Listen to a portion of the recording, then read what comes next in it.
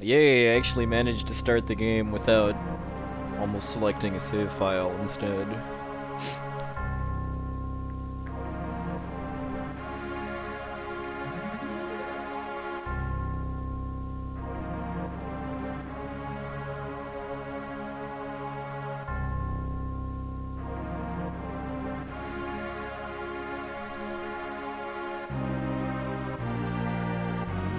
Hey, Keyfry, good evening, man.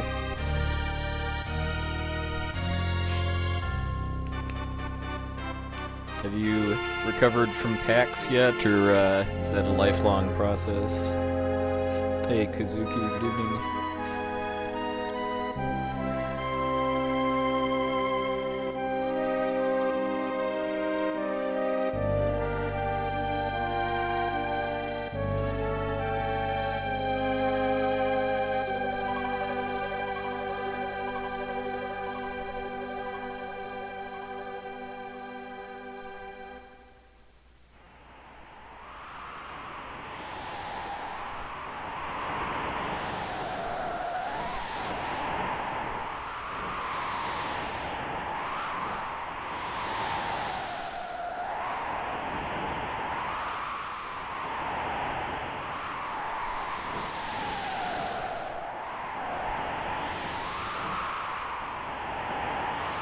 Hey, Nirim. Hopefully a full run. I'm gonna safety save in the tower just to make sure I can finish, but if I die sooner than that, I think I'll just quit. Hey, LCC.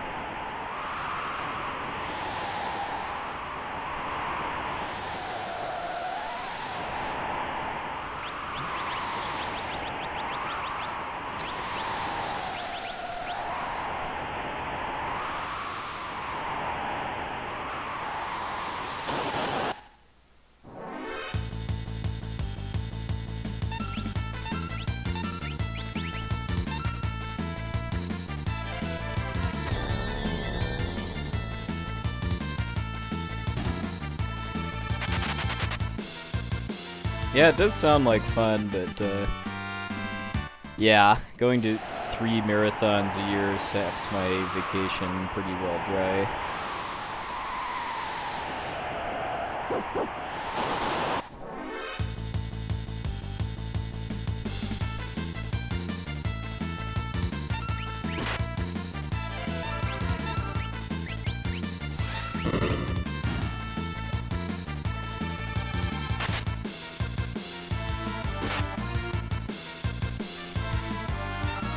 Thank you, everybody.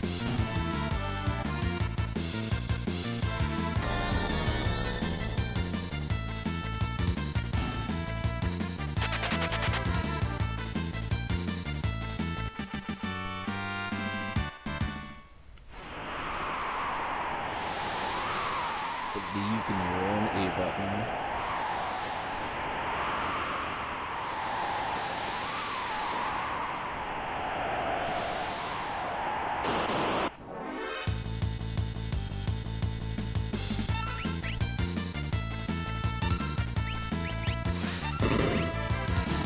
Thank you, thank you.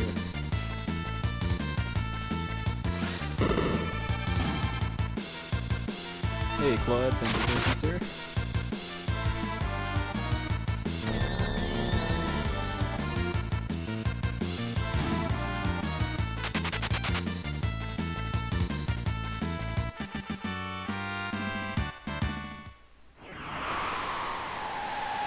Assuming this route works out fine, then it's going to be time for some menu grinding before I do it again.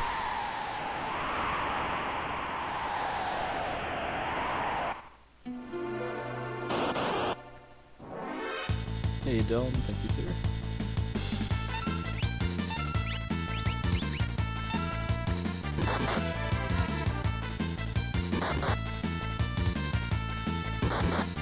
If there's anyone out there that hasn't seen an FF6 run before, what I'm doing here is getting Biggs and Wedge to run away from these battles in the Magitech armor so that Terra gets all the experience.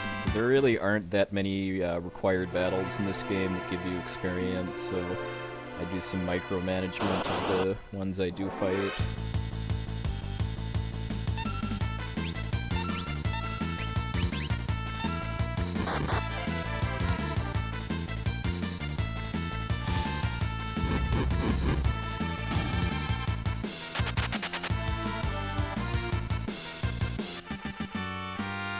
Hey, Ibiza.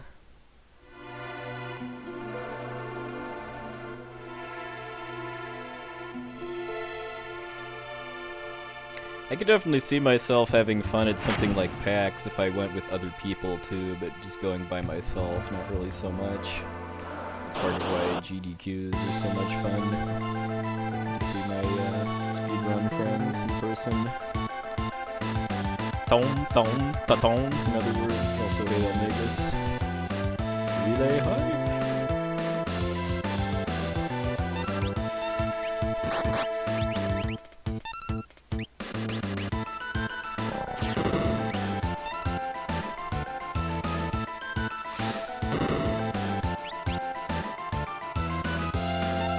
Once I'm seriously trying to beat Hodarubi's record, then it'll be time for the Welt quick kill.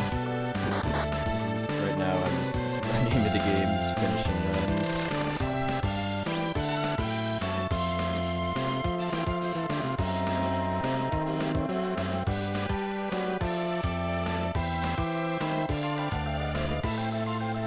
So in other words, birds are jerks.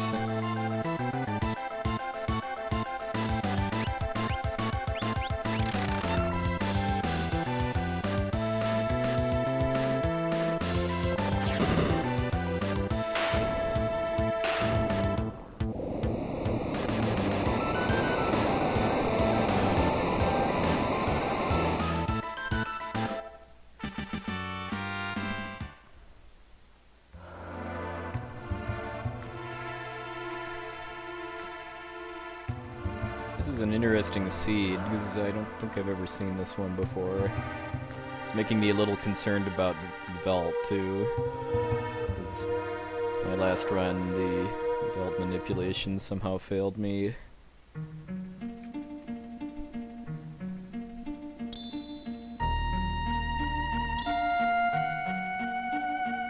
If it fails me again, I'll be at a loss, because I basically reset until I was on pack 7 and did 3 reloads and then 3 title screens. Hey, Blasdermal.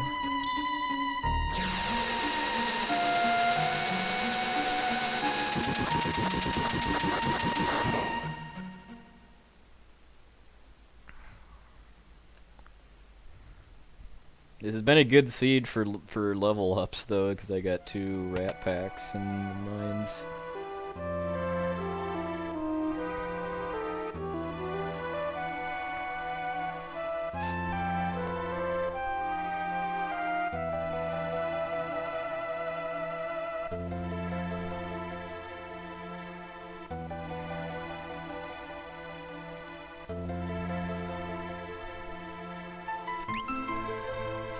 Say hello to Te.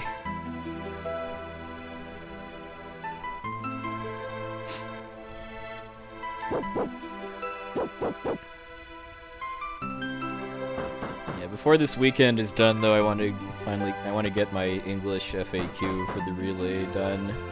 So I've had a Japanese FAQ for like 2 months now, but I haven't updated the English one yet.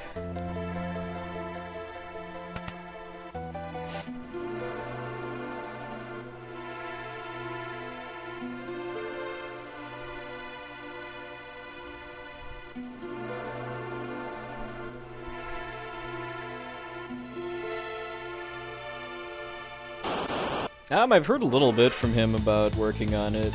I think he said he wanted to have it done like about a week out. I don't really know what he's putting in it though.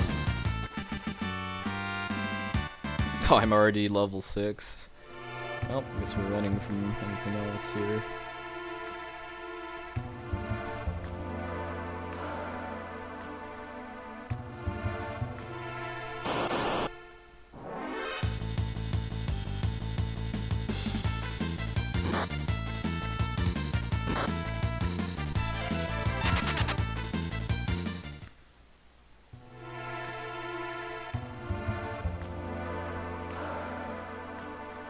Okay, so 1 extra battle.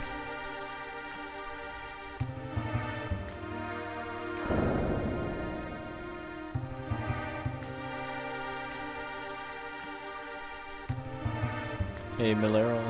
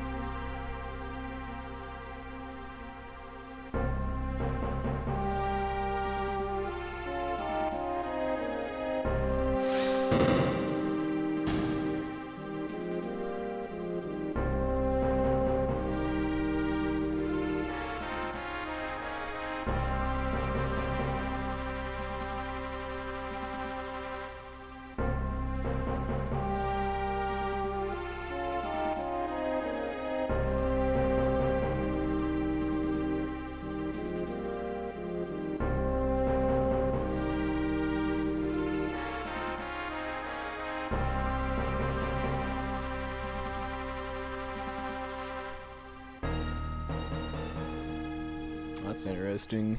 Twitch is all of a sudden unhappy with my keyframe interval.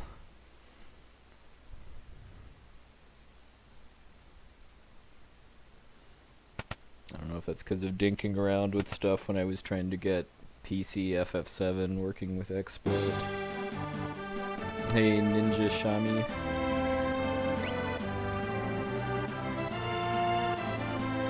Now we have our friend Ro here. Short for Roku.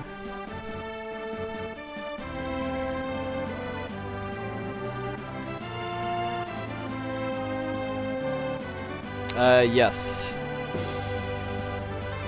I'm going to be using the... This is a glitched run, so I'm going to be using the equipment glitch and the Joker Doom and Vanish Doom glitches.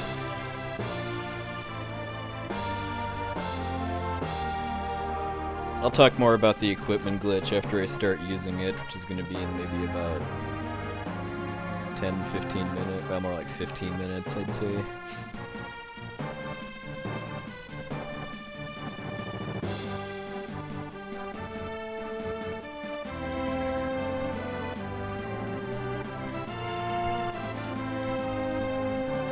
Hey, third policeman.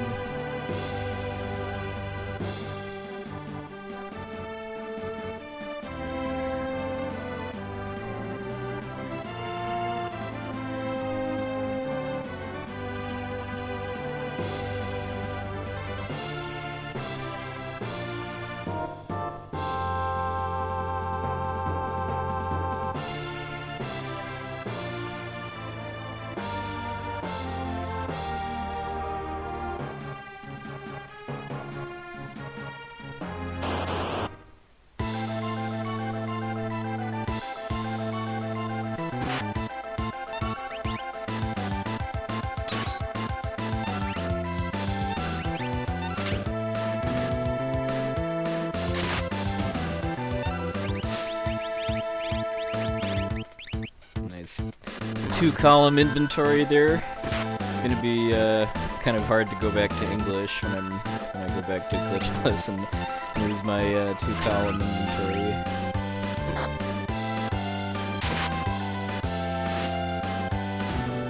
Alright, really good martial fight.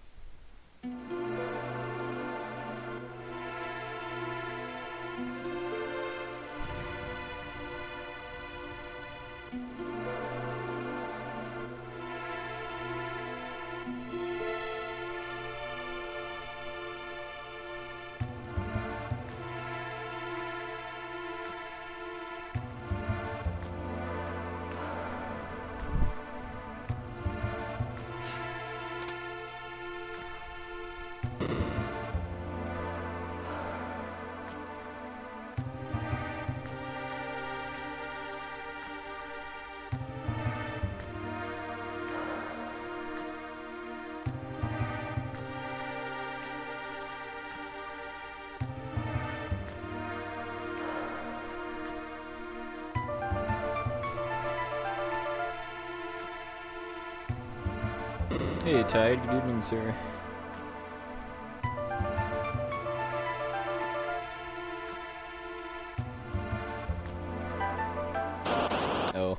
Reminder that I started my timer using Japanese rules when I powered on the console, so I get about a 2-minute penalty over Western timing, which is why my time is actually worse than it would be in an English version run.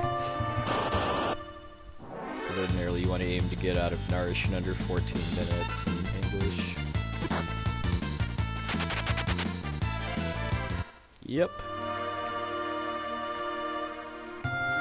Let's see if the dream is alive.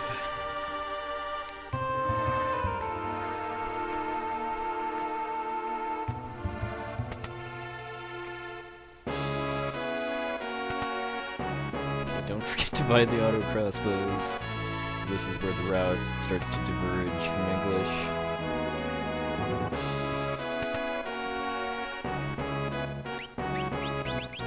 Oops, got an extra one. There you go.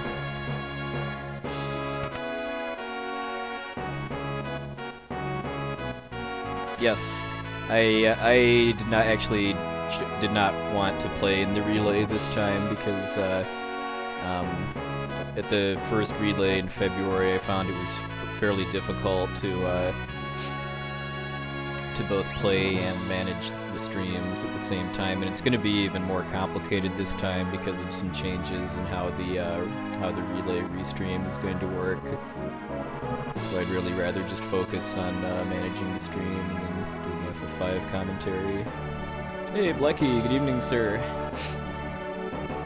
Hope everybody's having a good Friday evening, or morning depending on where you are.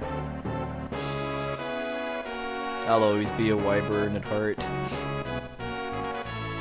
Maybe I'll wear my Wyvern's shirt during the relay, although no one will be able to see it because I won't be on camera at all.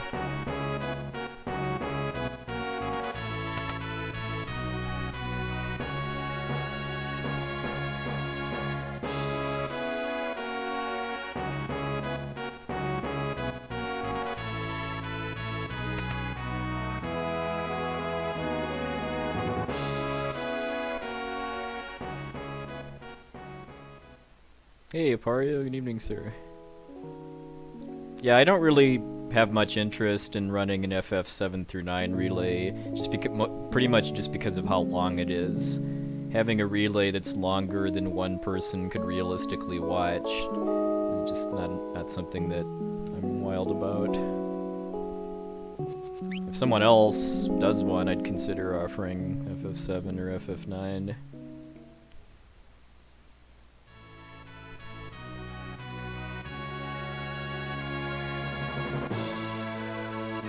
Yeah, it's actually the same weekend as our 4 through 6 relay. There's a 7 through 9 relay on Nico Videos, which is a Japanese streaming site.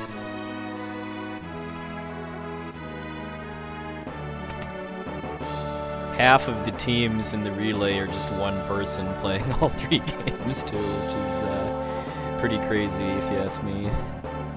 I'm kind of inching ever so slowly towards doing an FF4 through 6 gauntlet, which is about 13, 14 hours depending on versions and categories, but 7 through 9 is about maybe 26 hours or so.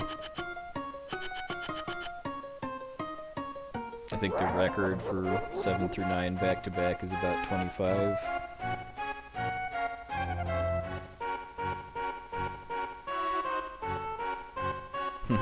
FF13 trilogy relay doesn't sound that ridiculous. Yes! Guard steering contest. It's the little things in life. Because I mean, FF13-2 and 13-3 are so short that I would think all 3 game relay would only be about like 12 hours or so.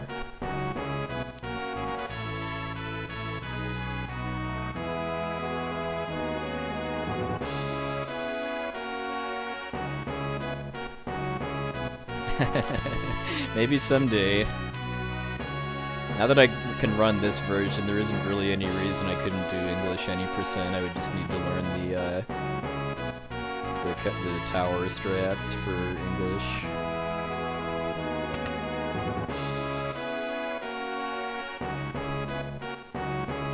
Oh, yeah, I didn't see that, but I know. Yeah, I'm quite well aware that there's Dragon Quest relays on Nico.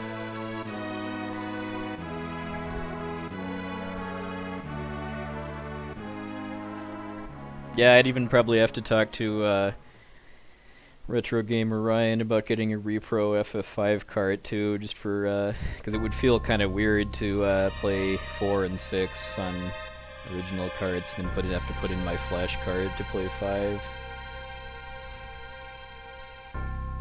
I'd probably also want to do that for if I did a Soul Blazer Trilogy Gauntlet, so I could have a Repro Terranigma cart.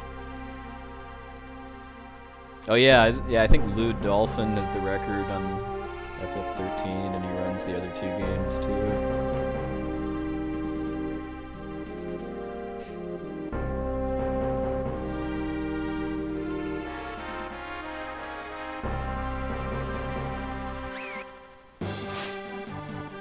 Do a better job in the Magitech armor battle this time. It's actually kind of complicated in this run because I have to do some micromanagement of my inventory to get ready for using the equipment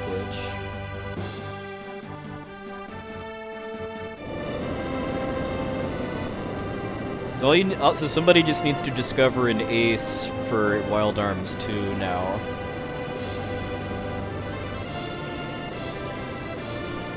And then all will be well.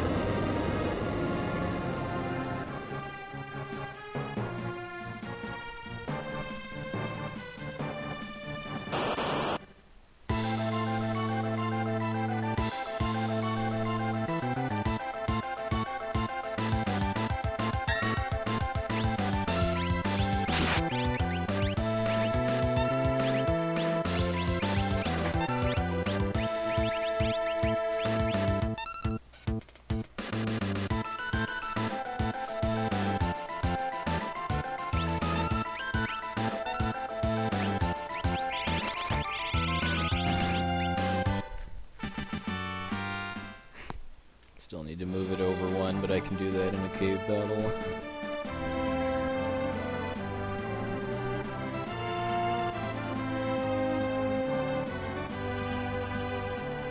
Probably should have moved the crossbow to the right column when I put Locke's cursor on it.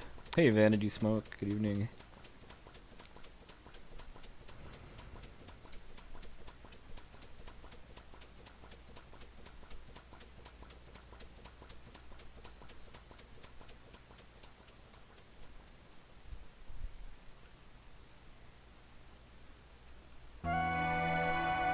Yeah, I'd say Wild Arms 4 looks probably like the most speedrun friendly Wild Arms game after 1.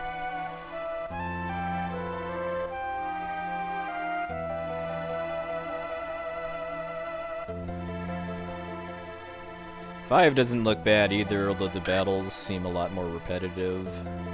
Because looks like you're just abusing high blast, double shot for a lot of battles.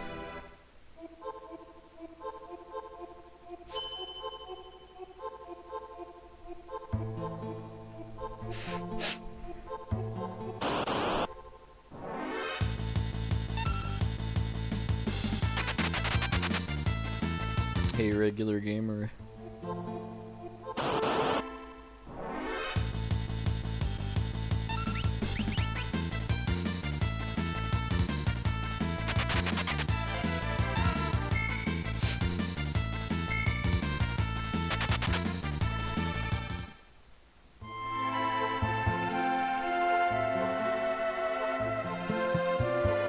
I'm playing on a Super Nintendo console with a capture card.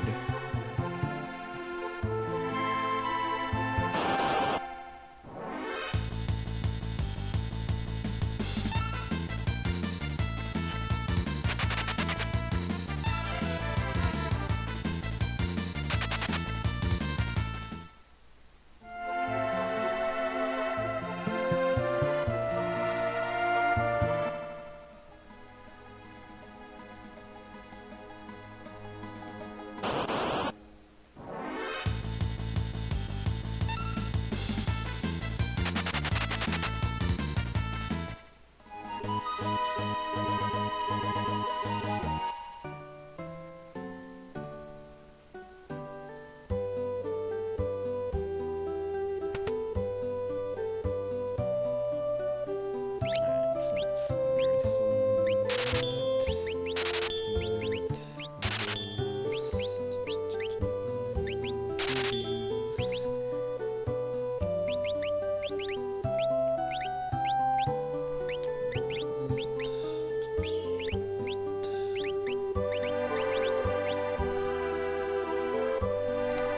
It'll get faster when I actually do some menu grinding for this run.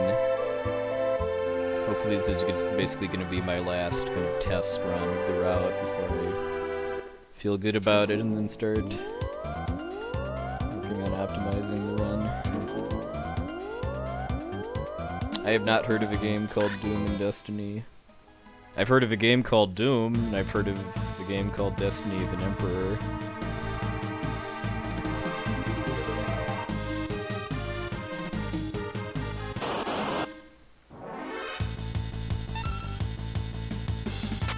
Yeah, so anyway, what I did there was I'm using a glitch that only works in Japanese FF6 called the Equip Anything glitch. And it's based around the bottommost slot in my inventory, which is why I had to move those auto crossbows down during the Magitech armor battle. And then I got rid of all of my shields so that I don't actually have anything that's valid to equip in my character's right arm slot.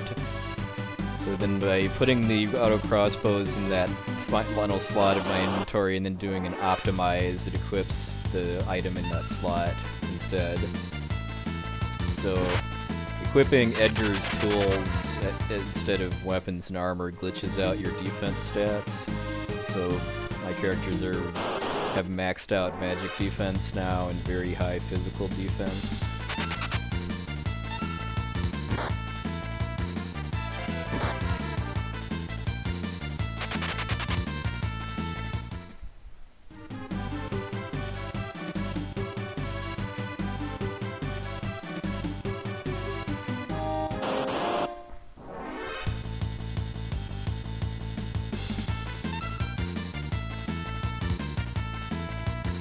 That's just the tip of the iceberg, too. There's some other pretty cool ways that I'm going to be using that glitch in this run.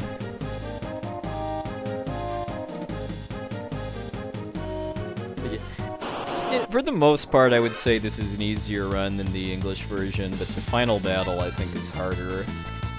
There's less ways to die, but the execution requirements are tighter.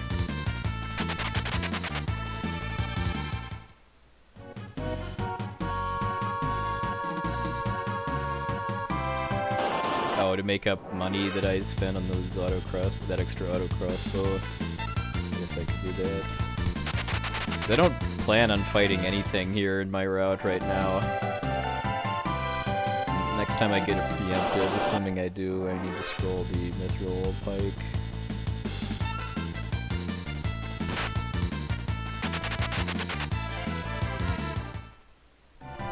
Hey, they're not debilitators in this version, they're weak makers. I love that name.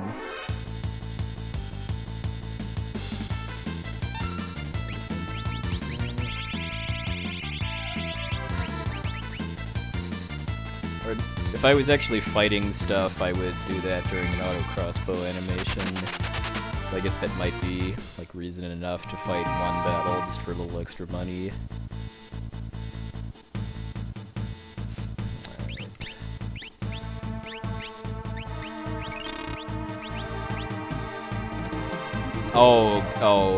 Okay, that's a good point, actually.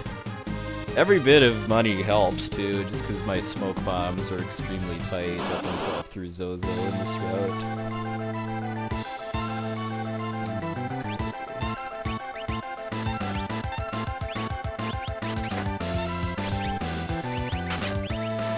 So I used the equipment glitch right before fighting Vargas to equip 2 weapons onto Locke, one of which is a mithril pike, which Locke can't normally equip at all.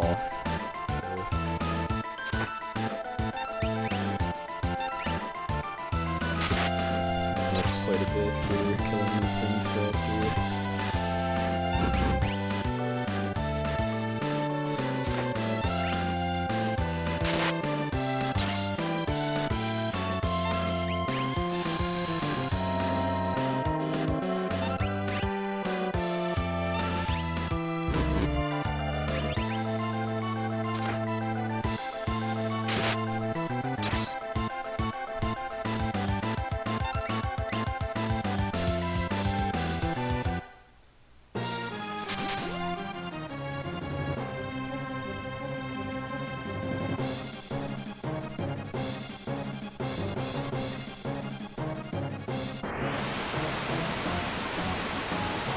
I got barely any preemptives at all, so I'm definitely gonna lose some time here. Doesn't look like that much, though. Especially if I get the Doomfist skip. Nice.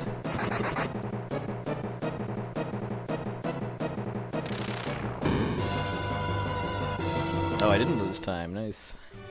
I guess I would have if he'd have Doomfisted me, though. Yeah, they're apple ipoos. Apple's answer to the teddy bear.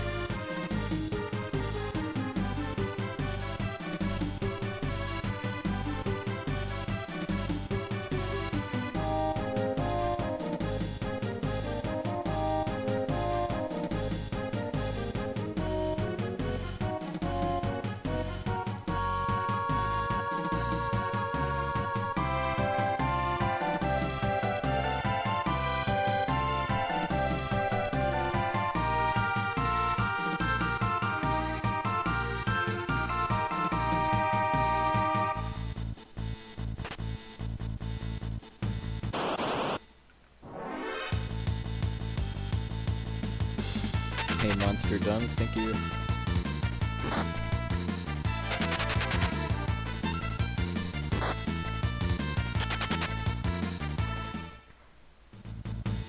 Yeah, yep, because the damage was really spread out because I had to take off Locke's auto crossbow in order to equip the second weapon.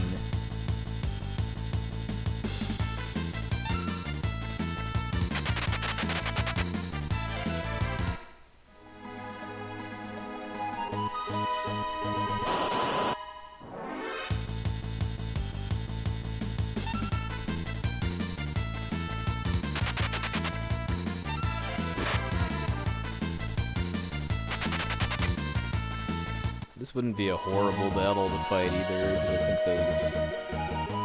think it's worth a decent amount of money.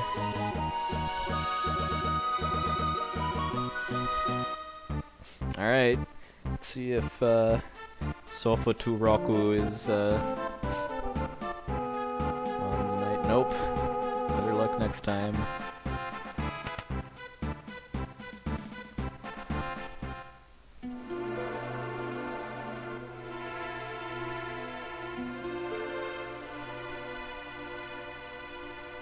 So I've started playing around a little bit with different setups for the river, because I'd really like to find a way to be able to not lose time to Ultros 1 because of not having the Atlas Armlet, because using the same setup, it takes a full extra round of attacks to kill Ultros without the Atlas Armlet, so I've been kind of starting to play around with some other strats, like using the equipment glitch to equip the Air Lancet on either Terra or Edgar. That's one idea I had. It'd probably be fast. Oops, why did I talk to that guy?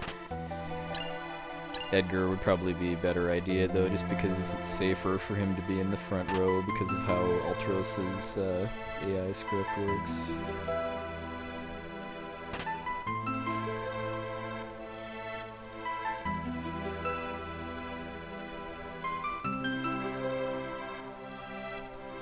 So okay, so just eating the ink then.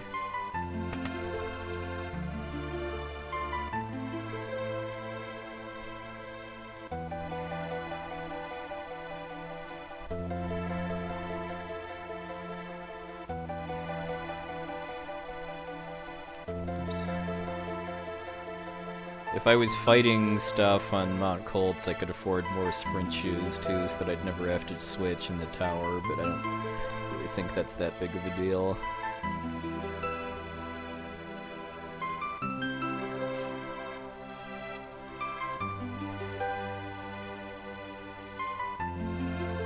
Okay, I'll give that a try then. Should I still wait trick the third Ourobolt? Well, I guess, well, if I'm not wait tricking the first one, then that means I won't get a second one off before the first tentacle.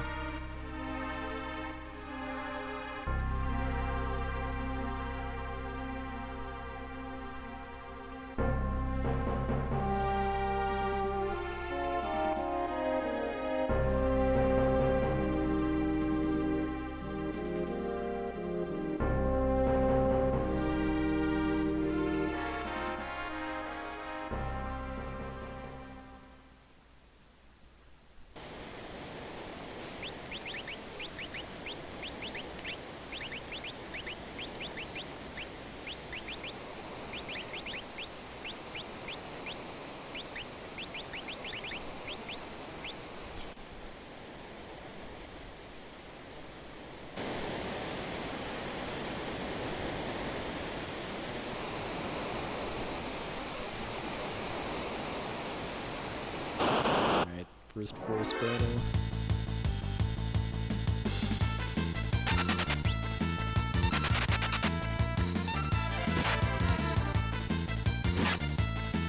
This is a little scarier in this route just because Bannon only has 100 hit points instead of 125.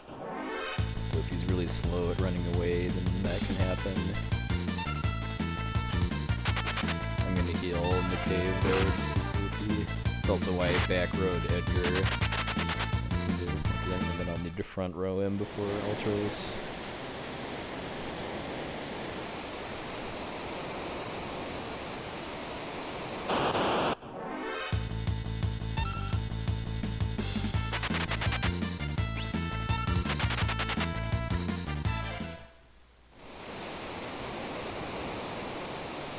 Okay, pretty good first section.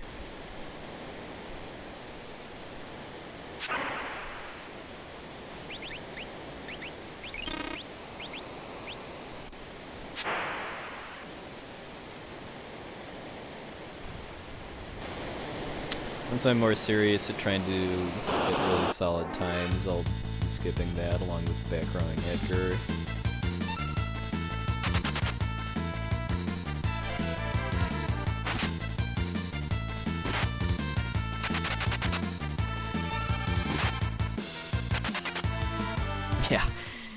Yeah, that's an age-old question. Where exactly are they running to?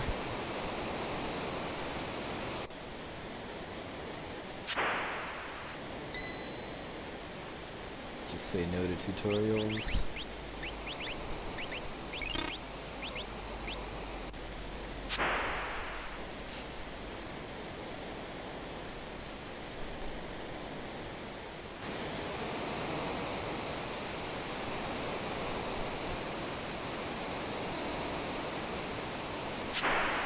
Banana!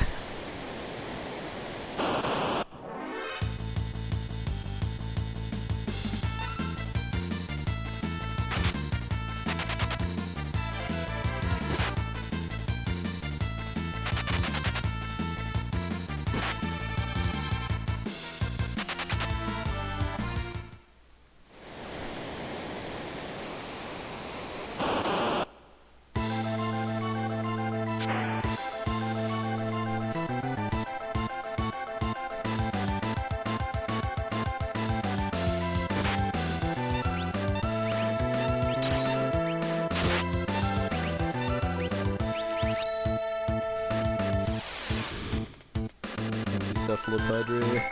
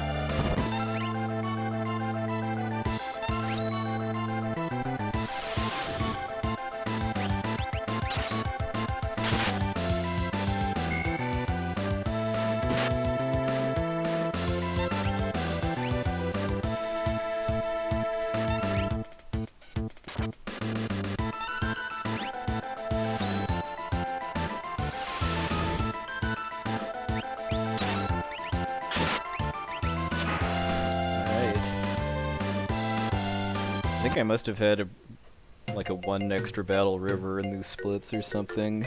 I don't think I healed twice too, so that cost me some time.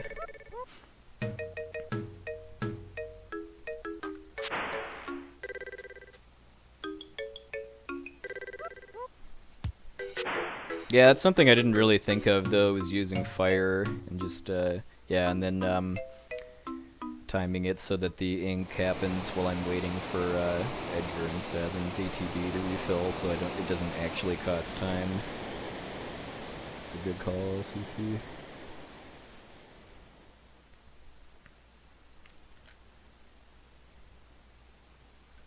Yeah, it seemed almost like it kind of like skipped his first tentacle, then pushed it later in the fight than it really should be. That was a pretty strange fight.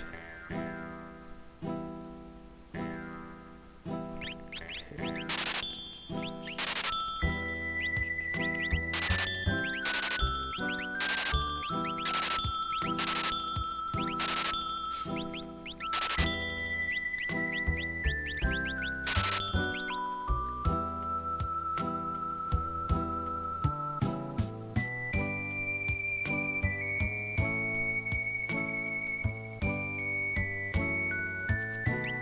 She.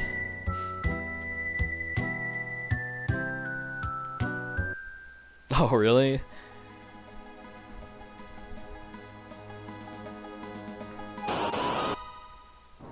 Are you looking at skipping the Atlas armlet in on other versions too?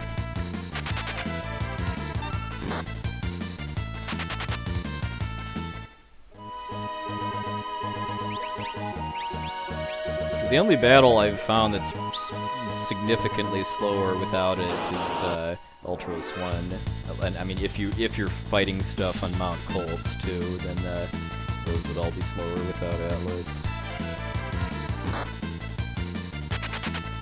Riot Blade, nice. I approve of Riot Blade.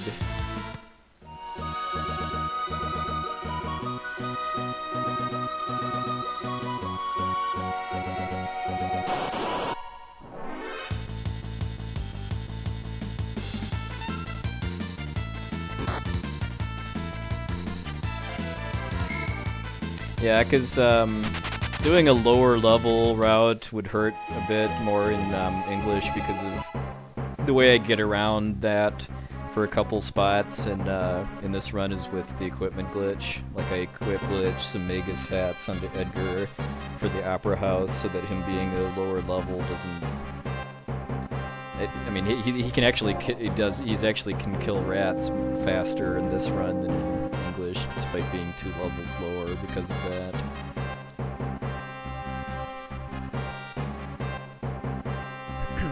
Oh, I wouldn't say that at all, Vanity Smoke. I mean, I would say enjoy the game the way it's meant to be played. Your first playthrough or whatever. Don't feel bad about taking your time. That's why I don't stream first playthroughs of RPGs. Like, I don't think I've ever actually done that, in fact, because when I'm playing an RPG for the first time, I like to do everything. And I don't really think that would be that it's that exciting to watch.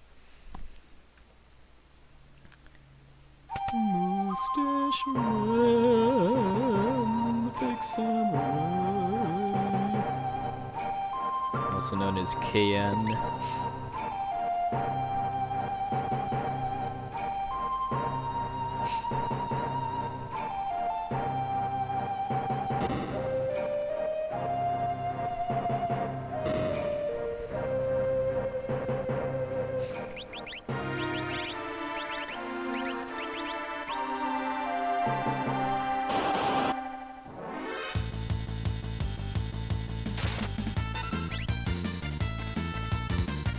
The reason I call him a fake samurai is because he's unable to make his problems go away by throwing money at them like true samurai can.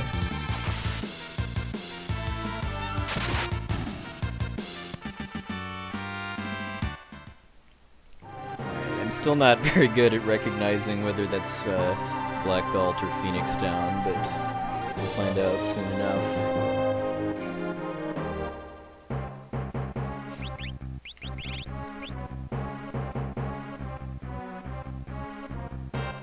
I wait until after the camp battles to take off Shadow's equipment, because reasons.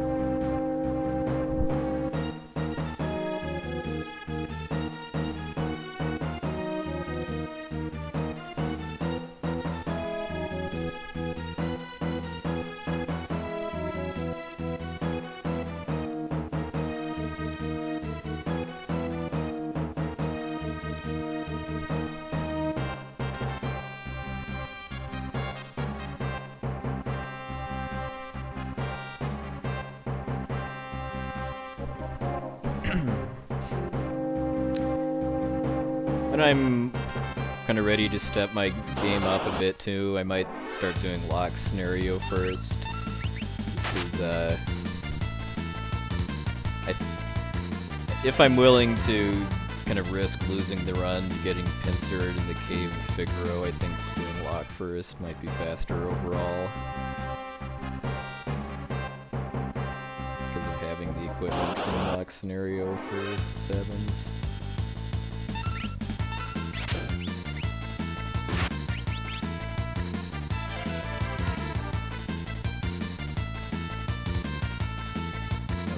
To hurry with that. I can always actually I should have gotten Shadow's cursor onto throw.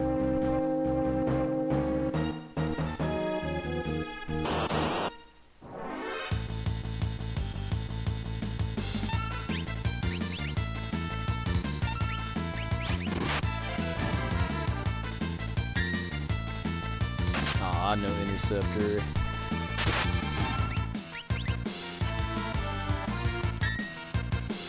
There's interceptor.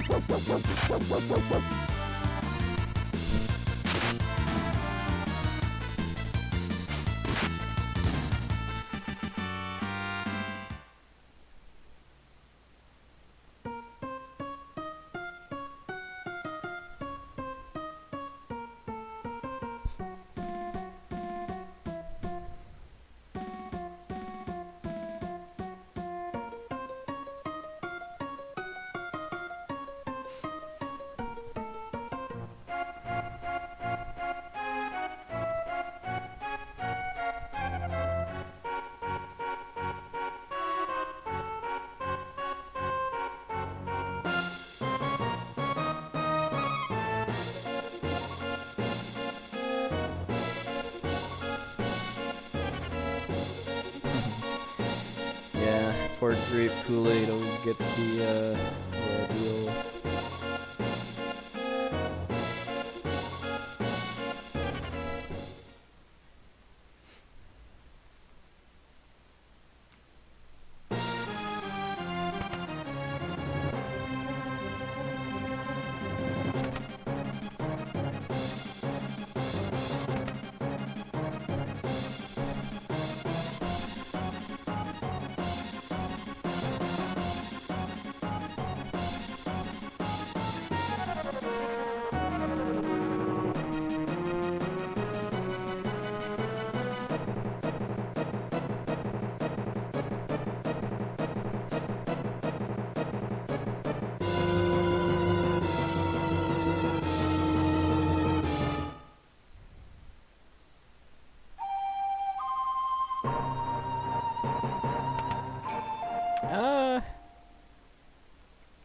There's enough RNG in this run. I mean, the first hour and a half, random battles play a pretty big role as far as how quickly I can get out of them. Later on, it becomes less of a thing, and but there's several bits here and there where bosses control me, depending on what they do. Ding ding ding ding.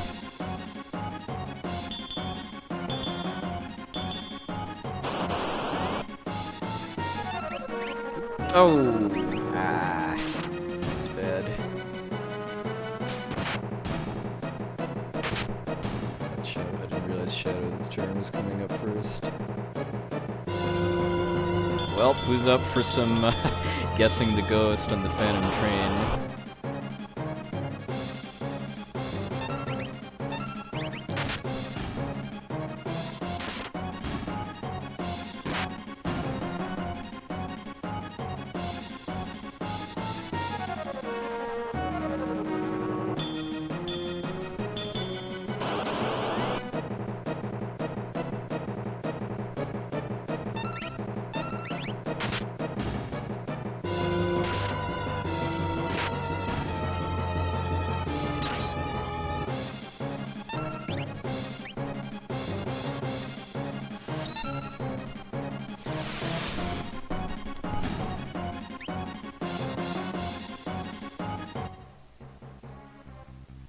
Either that or go back to that house.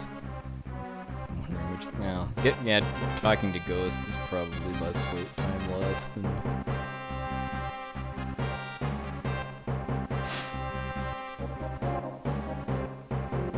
Just because that the merchant talks a lot before he sells you stuff too.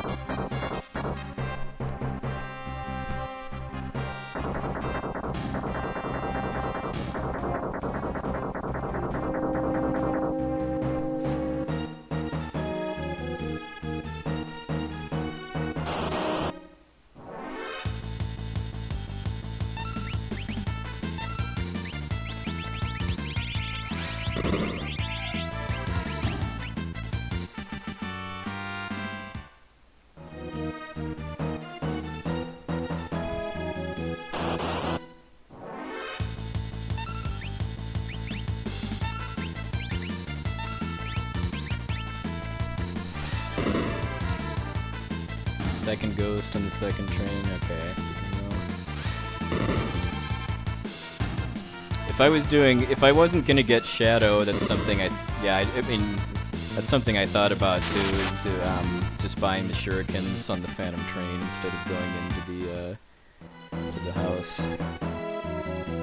But I'm doing a Shadow route, because otherwise the Templar battle would just be really slow.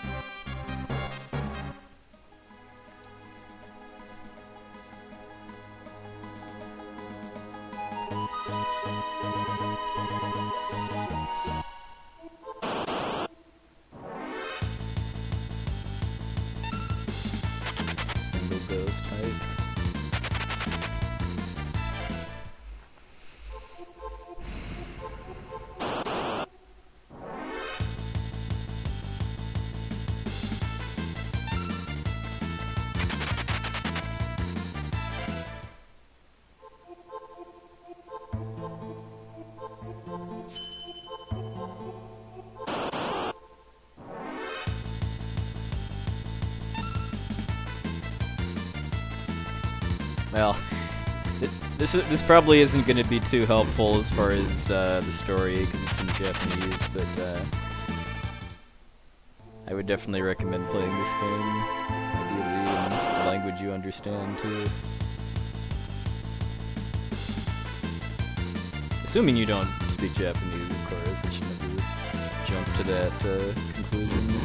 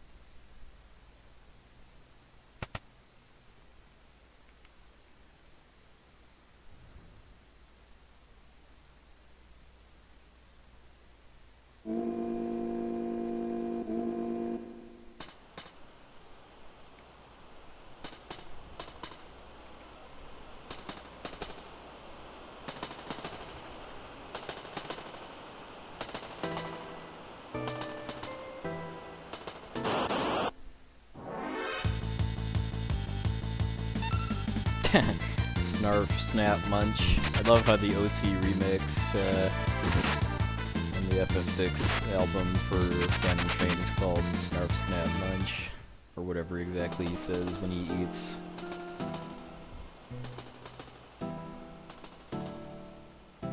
Alright, nice.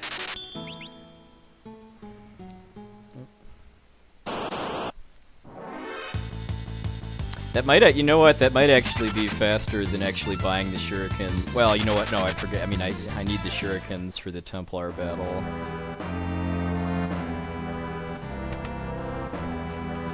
Otherwise, yeah, it'd be faster to buy the shurikens there instead of having, because the merchant talks for a long time before giving you the option to buy stuff.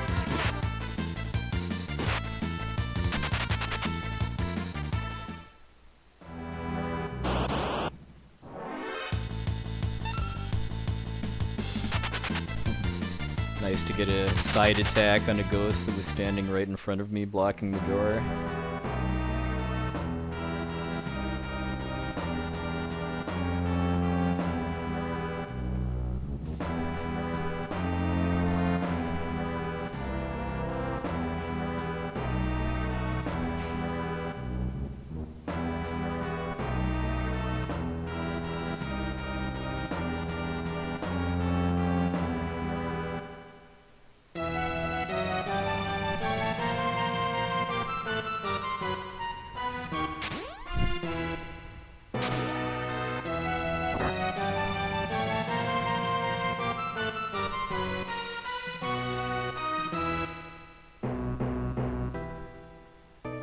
If I actually knew hiragana, I'd be curious what that ghost is saying, with the equivalent of no escape.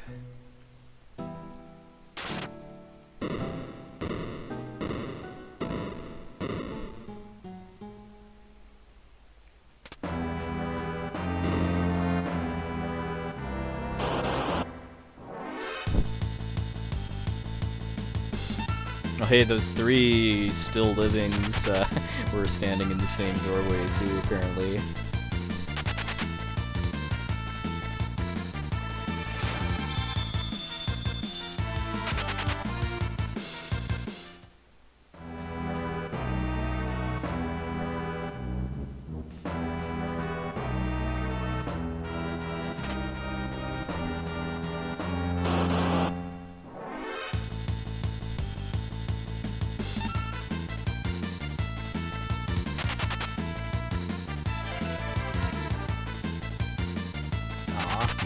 You have to miss him.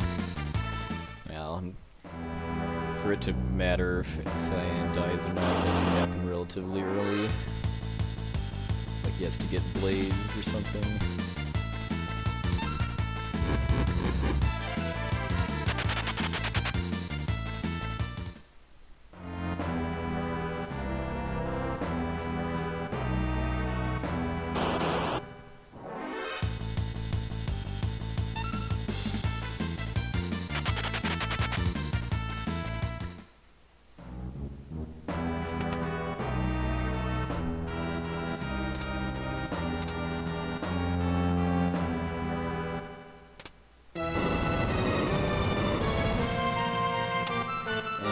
Before anybody asks, I cannot suplex the train in this route even if I wanted to, because Sabin's level is too low. I'm doing suplex at level 10, he's level 9.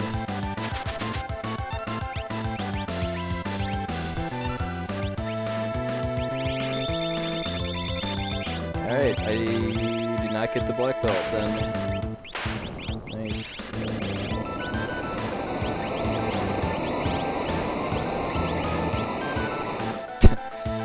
Well, I mean, I'm gonna pretty much have to buy more smoke bombs after Kefka at Narsh then. Hey, Dullahan Dark.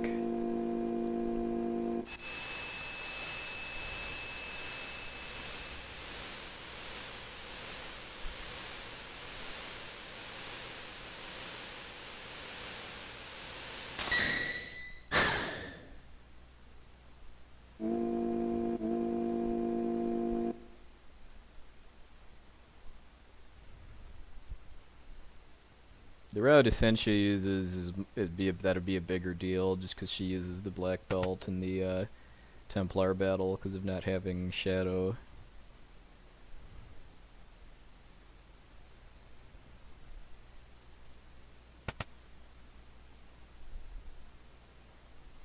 It's probably about the same speed as my fight was, I would say, just because you don't have to defend when you have an auto crossbow armor, so you can just attack and counter. Yeah, self-plex is where it's at.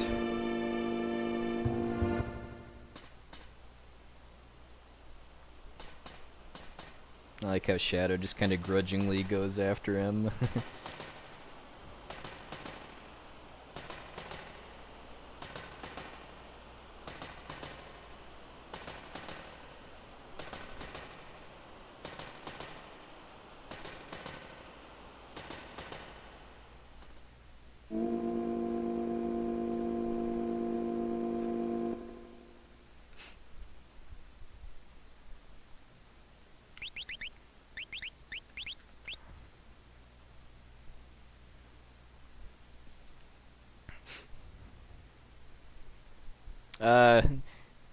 It's something you have to really see to understand. If you just look for Phantom Train Suplex on YouTube, you can find a video of it quite quickly, I'm sure.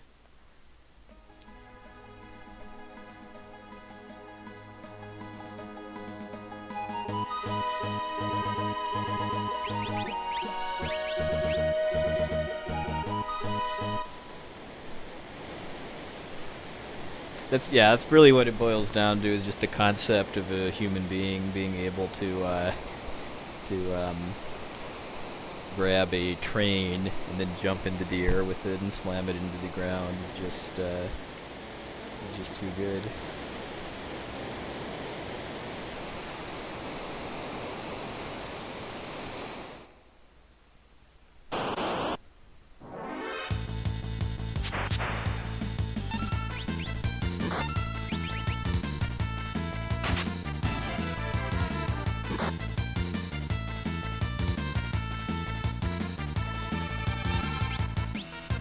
I'm sure these train suplexes can be a metaphor for many things in life too, like the little bit of Don Quixote that's in all of us.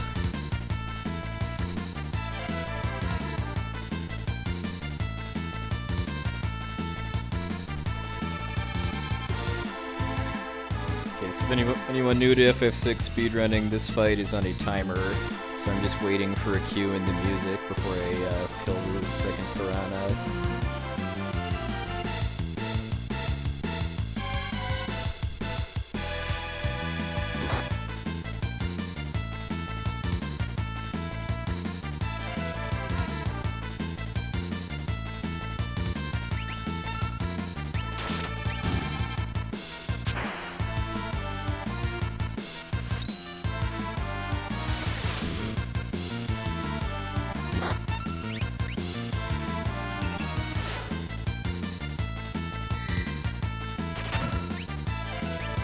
Don't let them escape.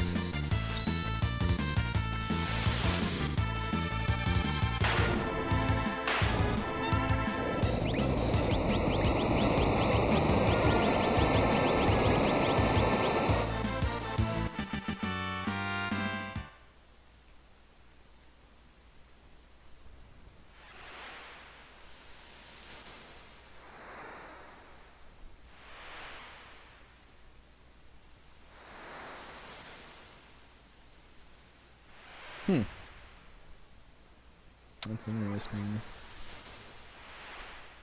Nigasuna. No escape.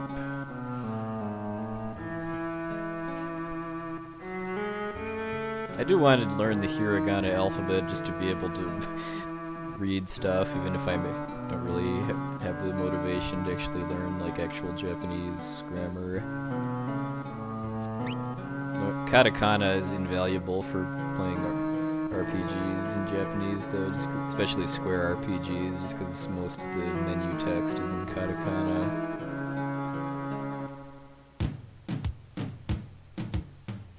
Yeah, well, yeah, I mean, that's what Sabin's blitzes are meant to be, like fighting game inputs. Thank you, Redman. Alright, so I didn't get marshaled this time somehow. Hey, Omni.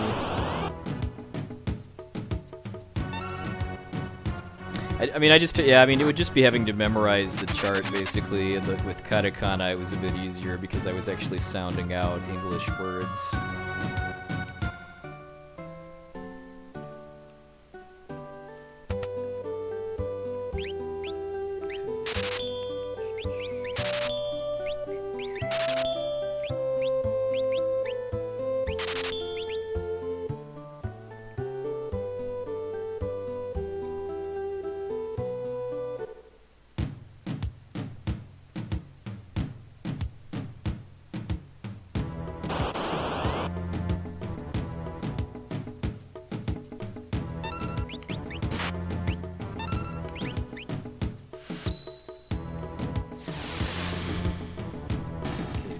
Bro, please go.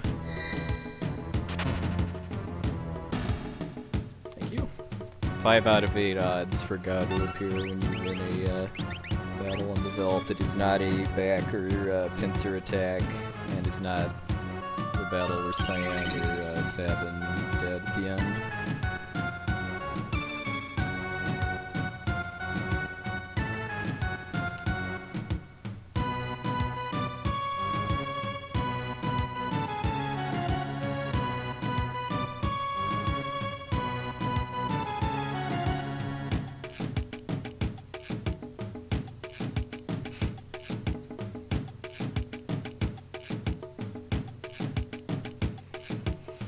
Hey, Nightwind Song, good evening.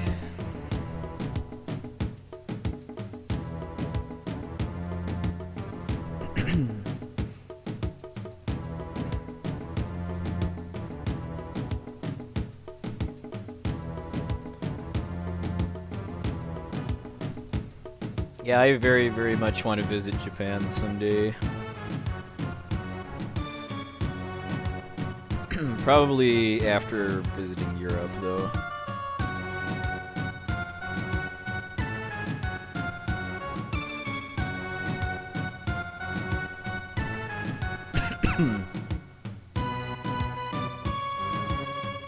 Yeah, I mean, most of my katakana I learned from translating Final Fantasy speedruns that are in Japanese.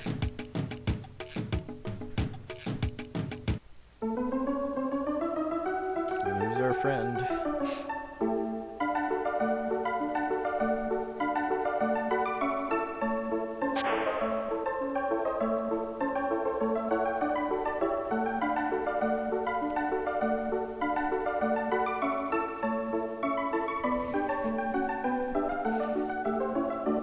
Kappa.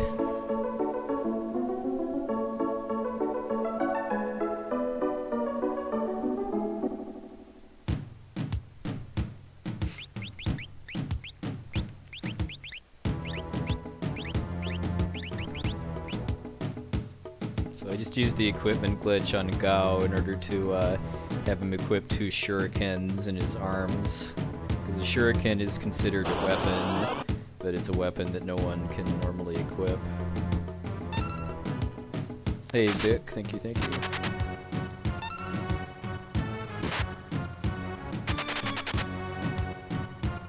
Okay, I'm liking Cyan being in low health, because if he dies during the Serpent Trench, then that lets me run away faster.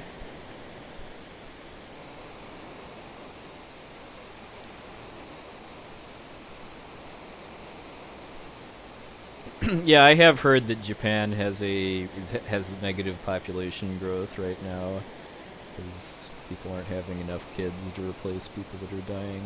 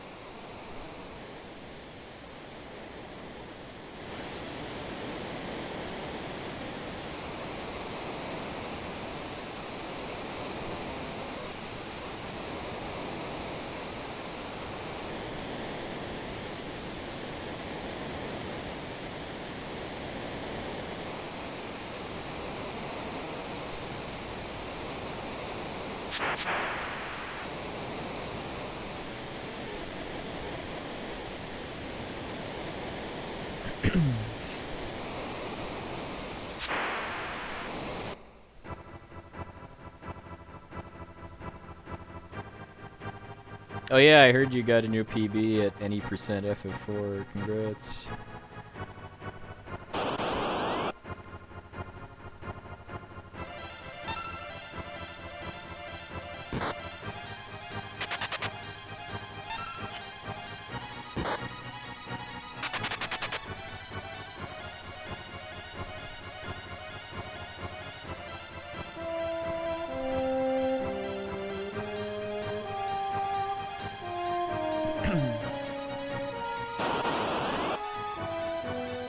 Ew. Alright, let's put shuriken arms to use. Alright, nice.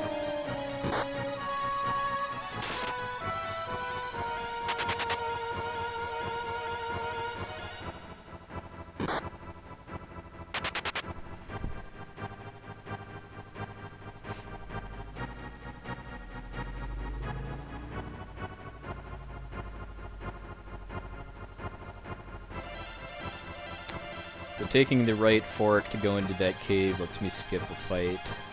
The second cave is a lot longer, so I take the left fork, which means an extra fight, but it's faster.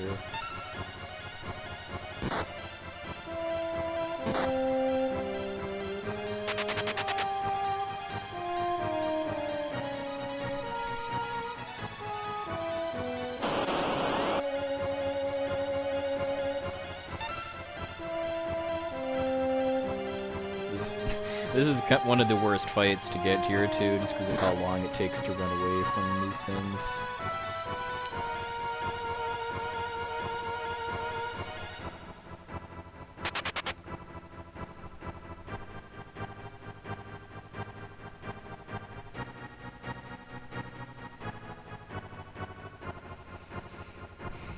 Alright, let's see how many smoke bombs I can afford.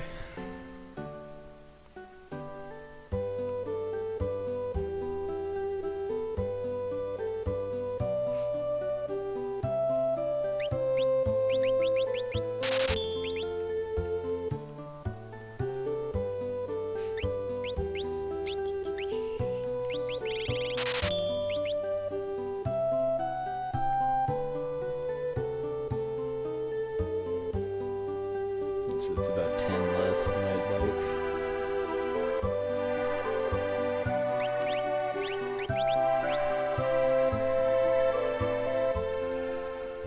Alright, I know I had a really bad Velt in these splits.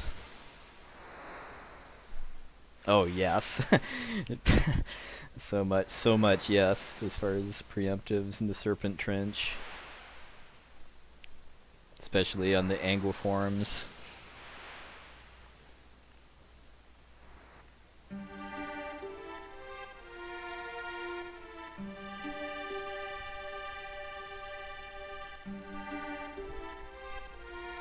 I'm gonna try to avoid using smoke bombs in Locke's scenario, at least once I get into the Cave of Figaro.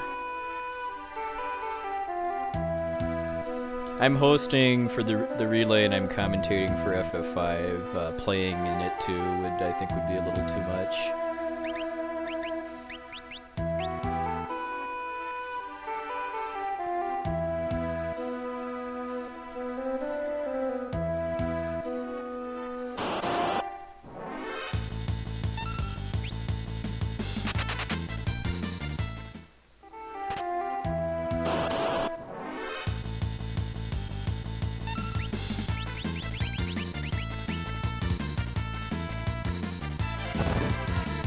Like to get hit once for so I can get a fast heavy armor battle.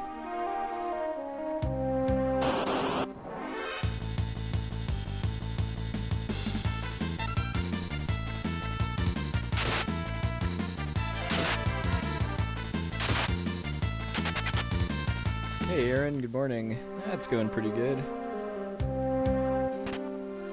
Settling in for a weekend.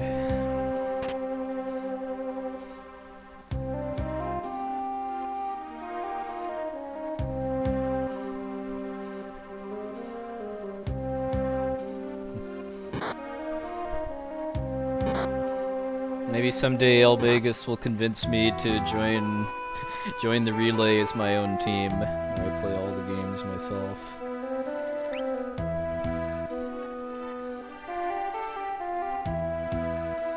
Well, there's nowhere near as many hidden passages in this game as in 5 or 4.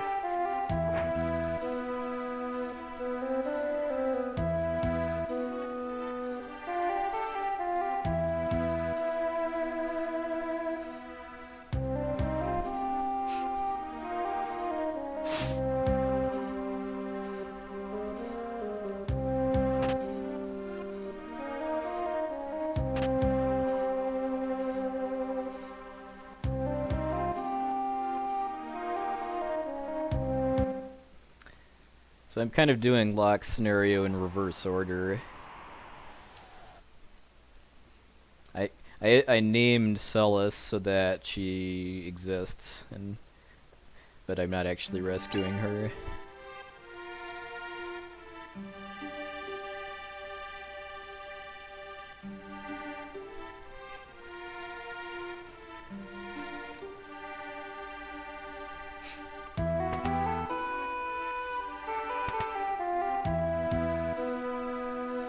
beat up by this guy in order to get warped back to the, oh nice, I got a preemptive on him, that's a waste.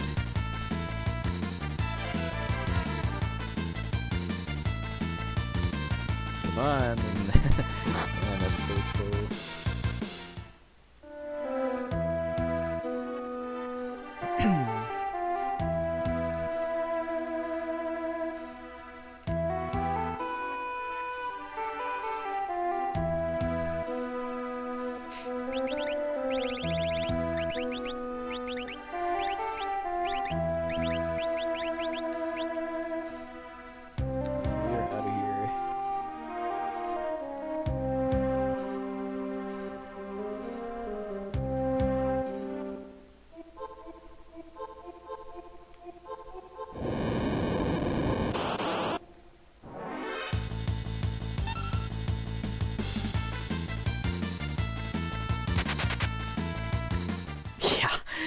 That's well, I think that's the only, that's probably the only battle in the game where it's possible to get a preemptive and where I don't want one.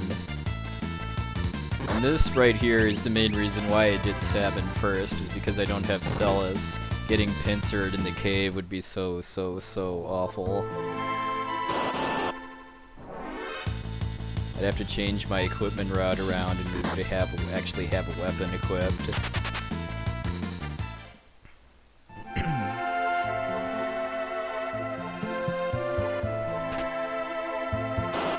Or I'd just have to be willing to reset if I get a pincer.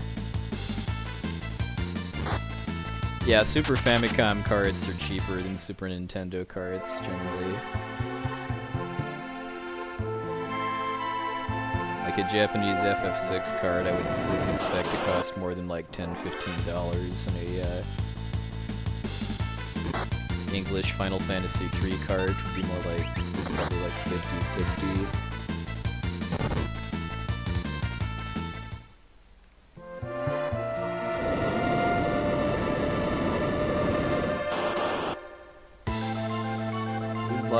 Who's Ro talking to? Oh, Seth? Who's Seth?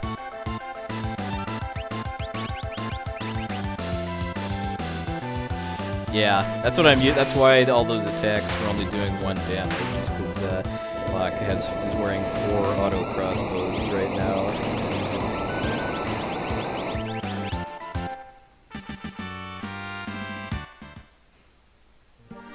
So if I actually attacked with auto crossbows equipped in both of my arm slots, that would be pretty bad. Actually, it has a pretty high risk of soft locking the game. I'm playing on a CRT TV using S-Video.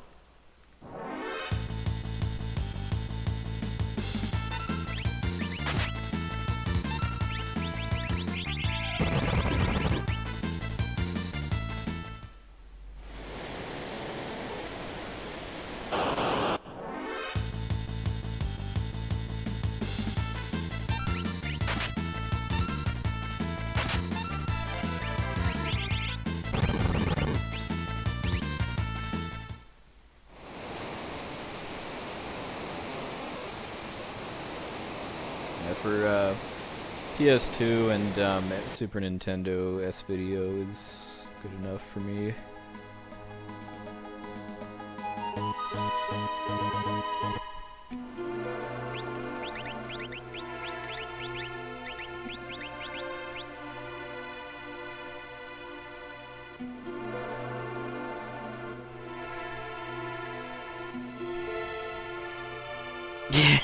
I'd like to see that too, Apario. Or like Sabin wearing 4 helmets, which he does in the Magitech factory in this run.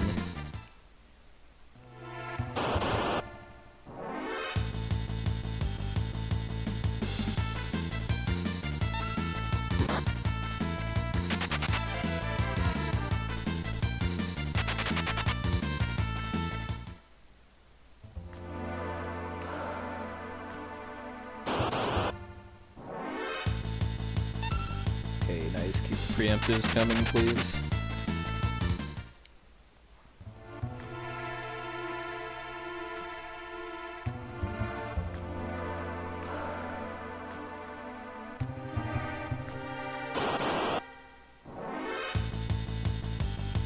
Keep the pincers coming, please.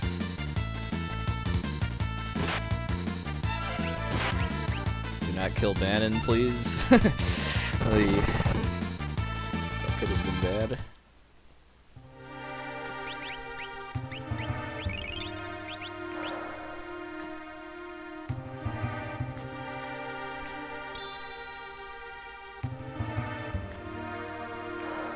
Yeah, I can't play retro games on emulators unless I'm practicing speedruns or something. It's just not the same for me to not be in front of a CRT TV and playing with an actual controller and everything.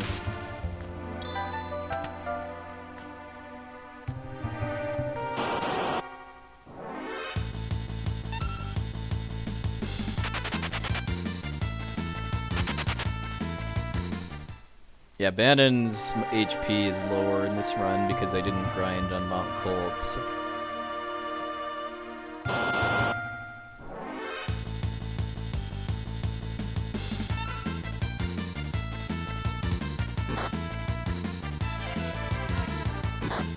Hey, Real Blue Wizard.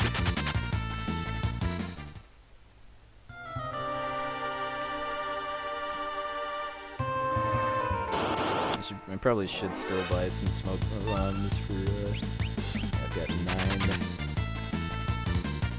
9. Might be able to squeak through Zozo with 9 smoke bombs, but it could be close.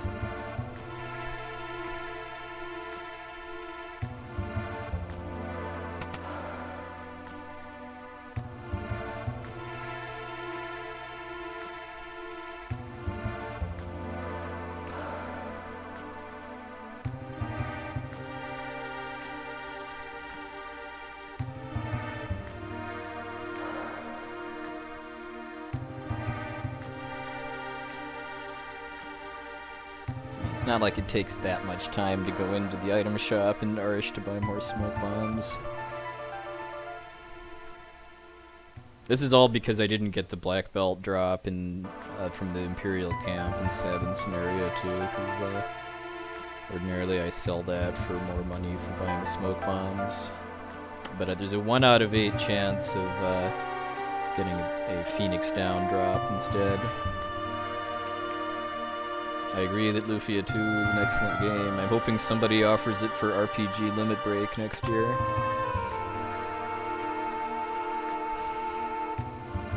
It would be quite awesome to have Lufia 2 with a bonus incentive to do Ancient Cave afterwards.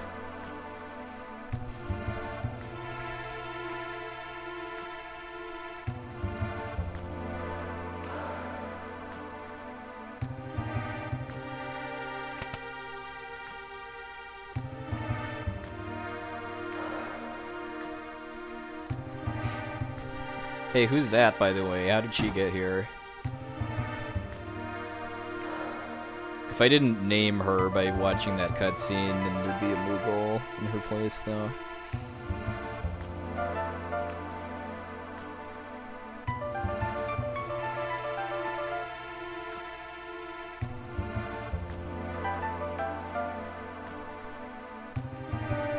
Oh, so Lufia 2 is glitchier than Espolis 2?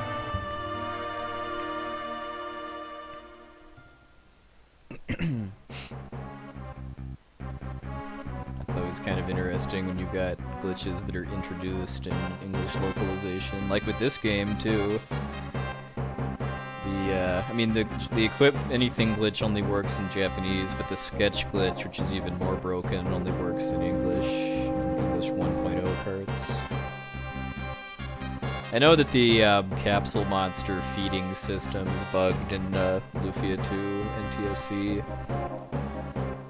along with the graphics for the dual sword shrine.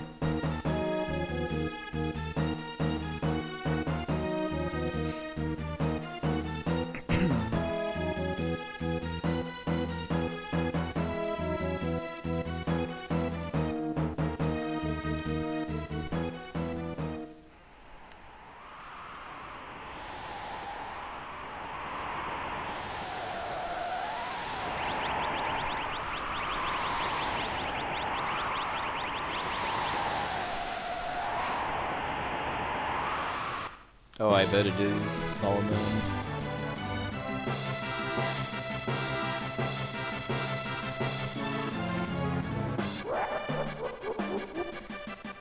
The reason I'm putting my battle party for Kefka in the second party is just because it starts 2 steps closer. So that gives me a little more time to get past the rider in front of Kefka.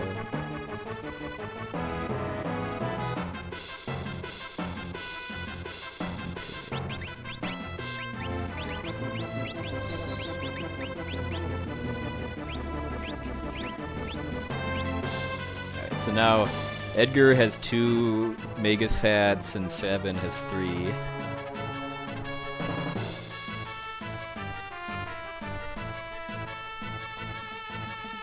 I'd love to see some fan art of how that works.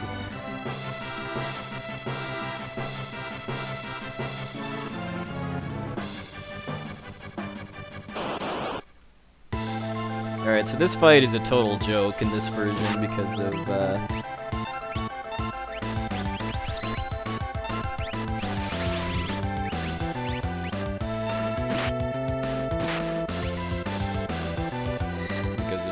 equipment glitch.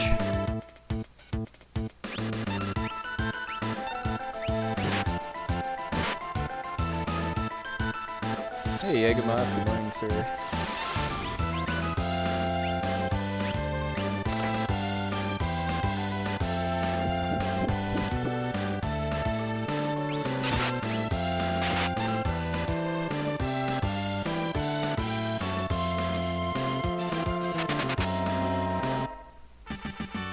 Okay, that was not bad at all as far as losing time because of not having enough smoke bombs. Because I got pretty lucky with preemptives in Terra's scenario.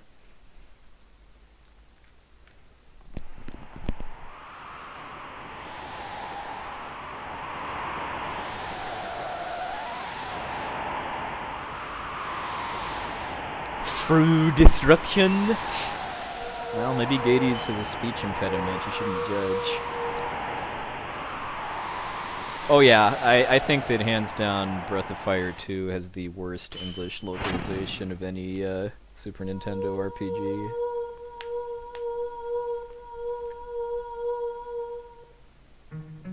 I mean, for starters, you've got like villains that have different names in the script and in battles. Because I know that one of the main villains of the game is called Habaruku in text and Babaruku when you fight him.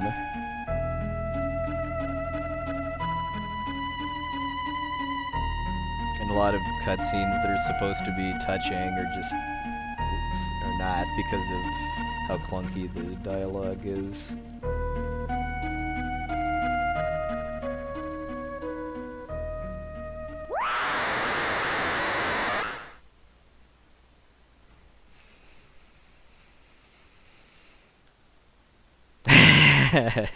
Zero Wing, yes. I kind of put RPGs in a different category from like shooters and stuff though, just because when you've got games where there's the only text in the game is like in an intro cutscene and or an ending. I mean that's the kind of thing where they probably just had one person translate it in like an hour or not even that, maybe like 10 minutes or something like that, as opposed to a text-heavy game where you're actually like having a team of people dedicated to translating it and localizing it for the culture of the country you're translating for.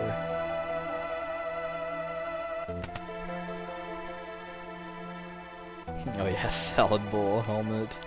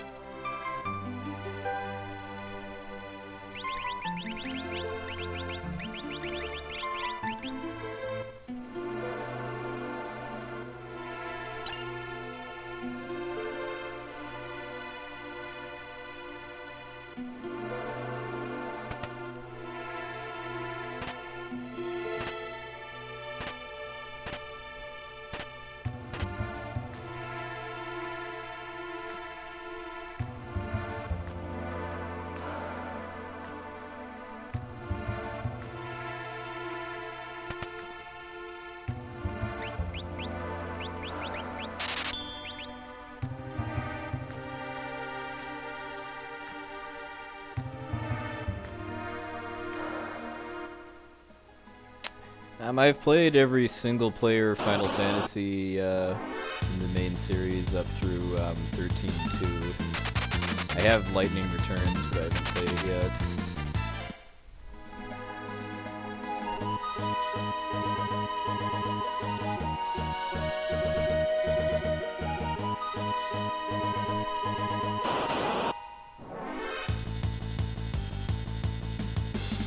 Rabbit back attack.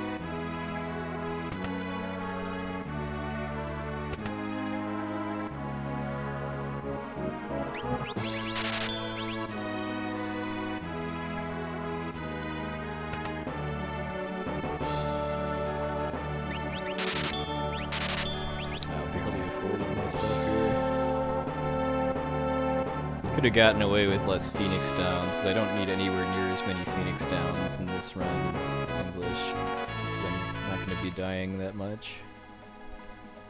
Thanks to auto crossbow armor.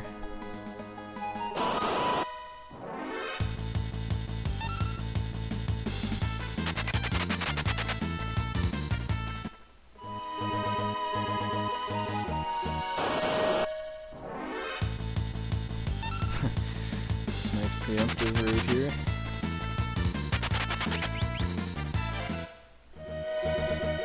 Don't forget me! Yeah.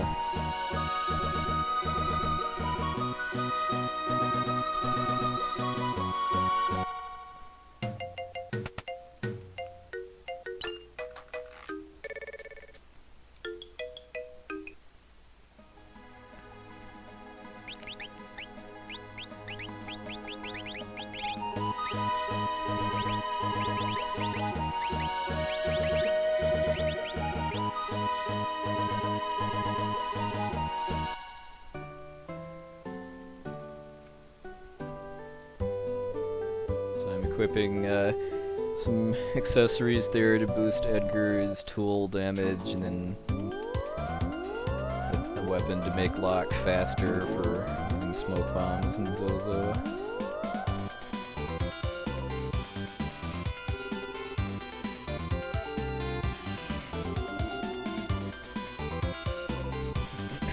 Well, the PAL version of this game has some issues as far as lag, because like Sabin's blitzes on the PAL version are very difficult to do, just because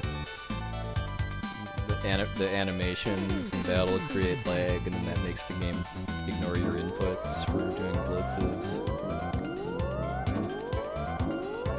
I know a guy that used to run the PAL version of this, and like half of his runs he'd die to Vargas on because he couldn't do pummel.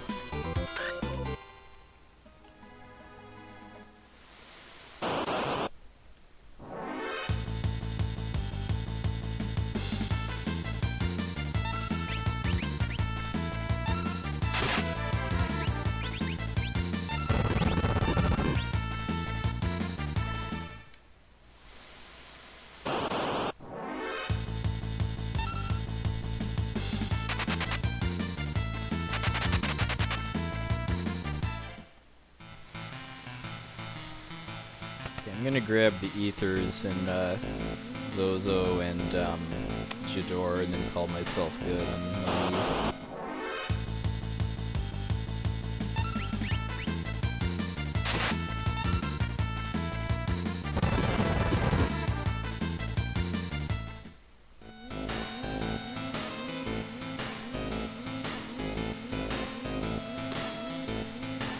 There's a couple places where I can die, but not anywhere near as many as the English version because of the auto crossbow armor.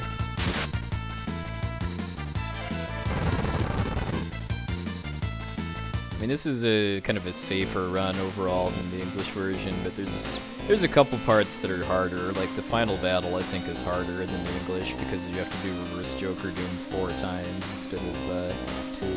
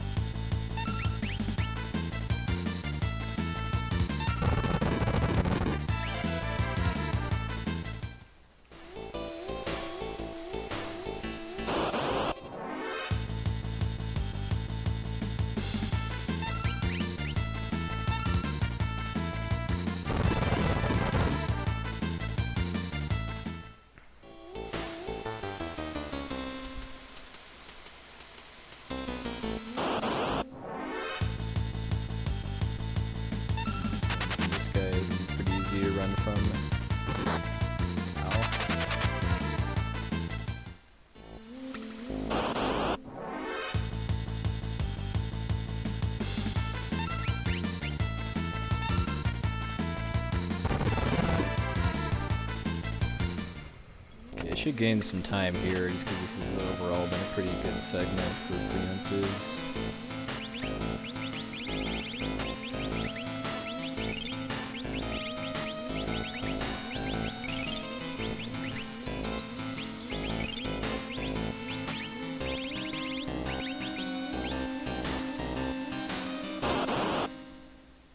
Oh, glad to hear Oli BP.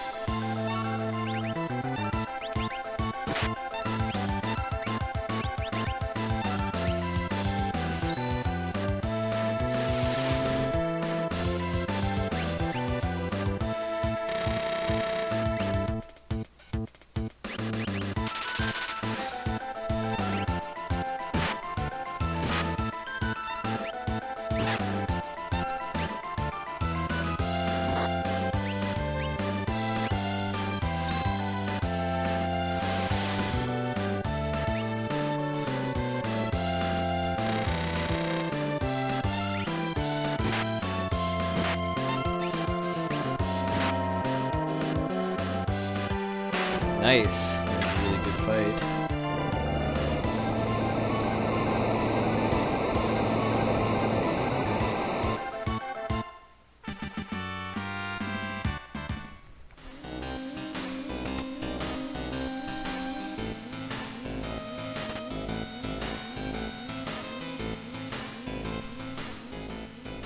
Yeah, that FF6 run was easily among my favorite marathon runs that I've been a part of. I'm gonna run a commercial during this cutscene here, so I'll be back in a minute and a half.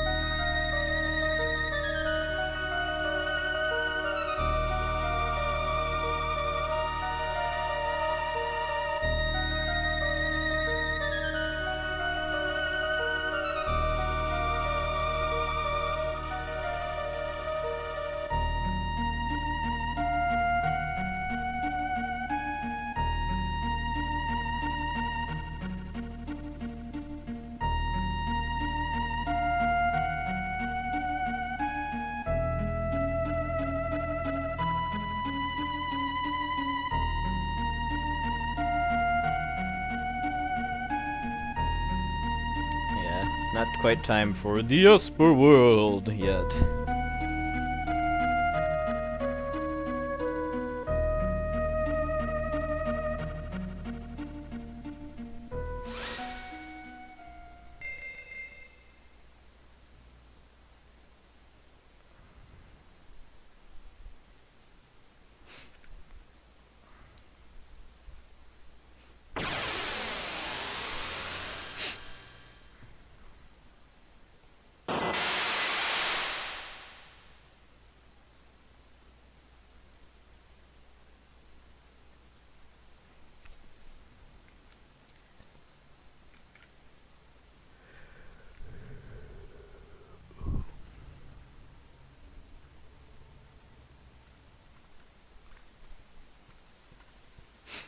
Poor Kieran, always alone. Outside of 100% at least.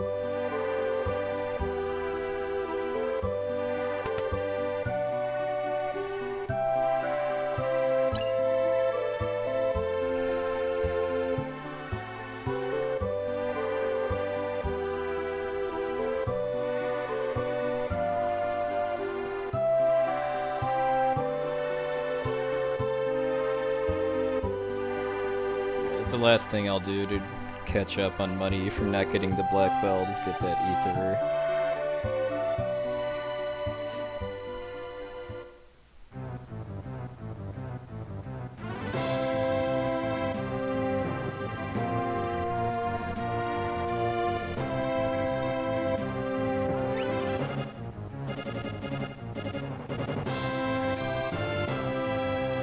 Hey, Emmy Pup, good evening.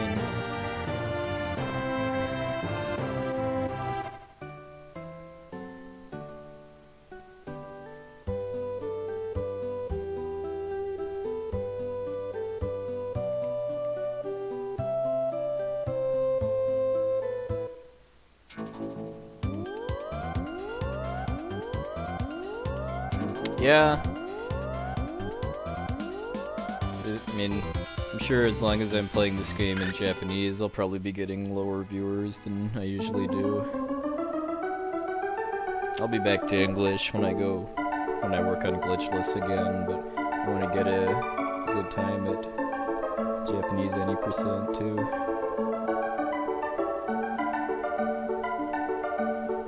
Sadly, there will be no opera singing tonight too because I didn't get the black belt. I have kind of a rule that if I don't get the black belt, I don't sing.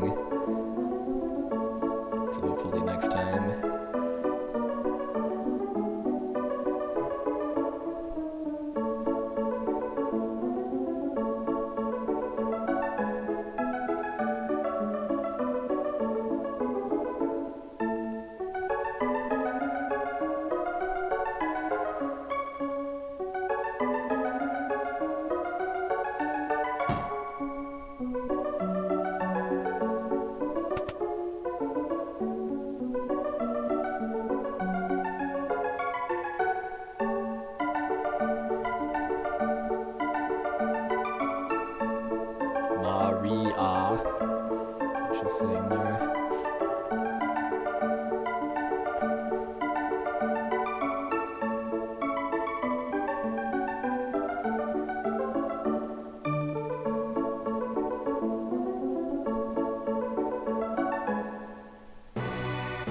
Oh yeah, I've got lots and lots of fun memories of playing this game after it came out.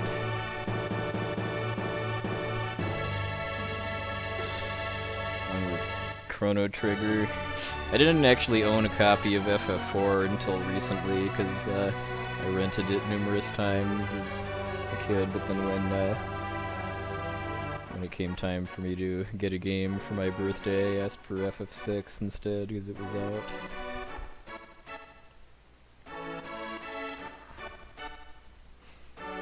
Friday night always seems to be kind of lower for viewer count on Twitch too for some reason. Like I always get a lot, like easily double viewers on Sunday nights when I stream compared to Friday nights. Oh yeah, I went to a Distant Worlds concert about... I'm blanking on if it was December of last year or of 2012, but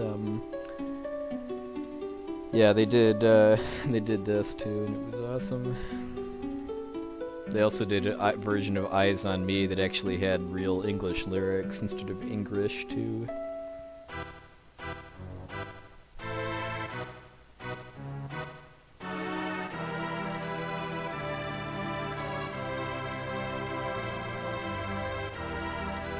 Yeah, they did. I don't think they did Dancing Mad though. I think from FF6 they just did the opera.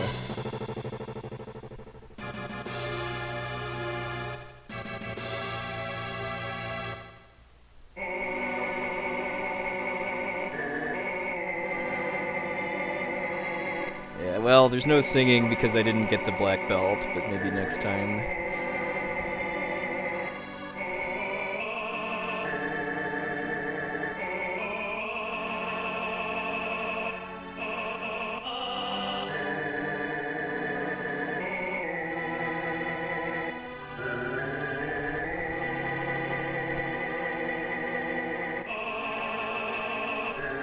Well, it was in Chicago that I went, but that was, again, like last year or the year before, which I cannot remember for some reason.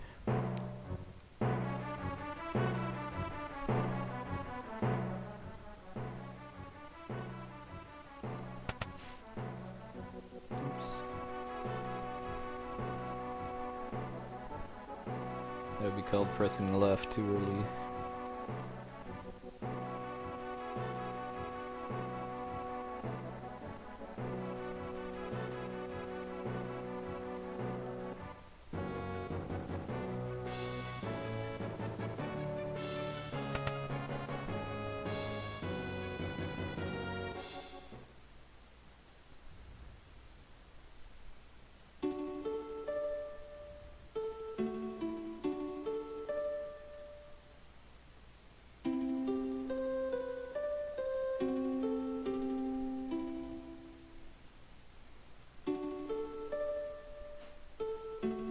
Yeah, they actually did the World of Ruin, the first World of Ruin overworld theme as kind of a chamber music thing in the lobby outside the theater before the actual concert. I missed the first like few minutes of it, but what I heard was amazing.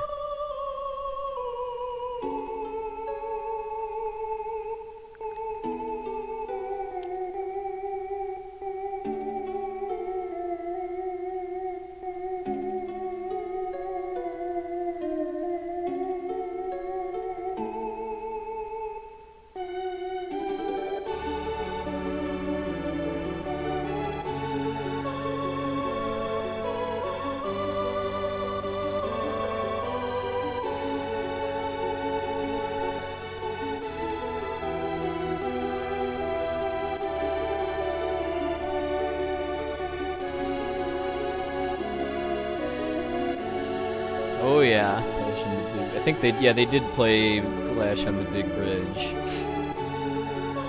And they did Battle with the Four Fiends for FF4. I think they said that was their first concert playing the Four Fiends yet.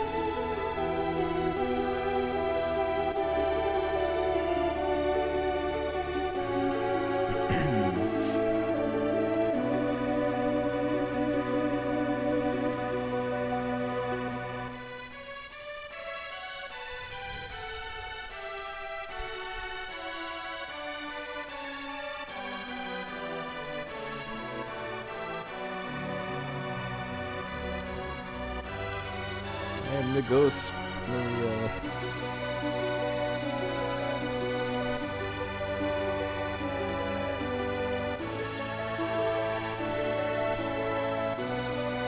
Oh yeah, hearing the Four Fiends theme and played by like an orchestra is really awesome, especially when they get to the B section.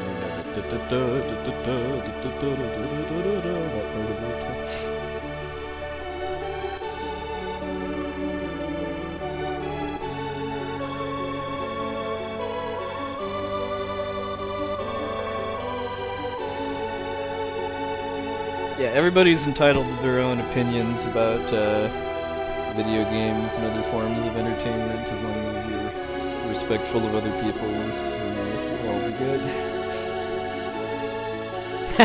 Yeah. Dorako is a rare string bouquet.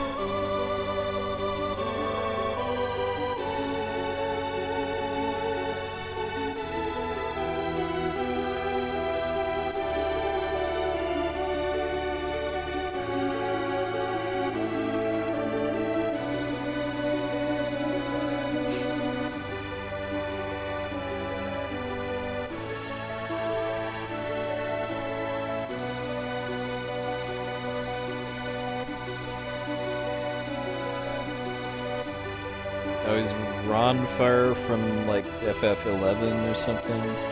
I've never played that, so I'm not really familiar with the soundtrack.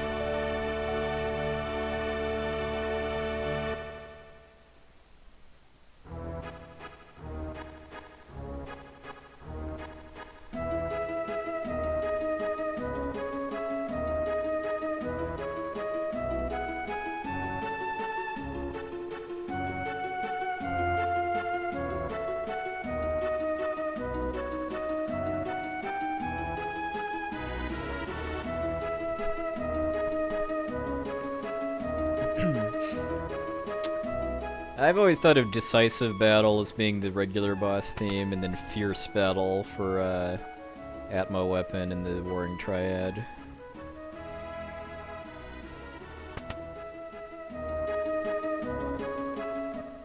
But since all of these English names for soundtrack tracks are translated as different names because of different translations. Like, I've also seen the Fierce Battle theme called Battle to the Death. The boss theme from FF7 is like 3 different names. I think I've seen it called Still More Fighting, Fight On, and Those Who Fight Further. Oh yeah.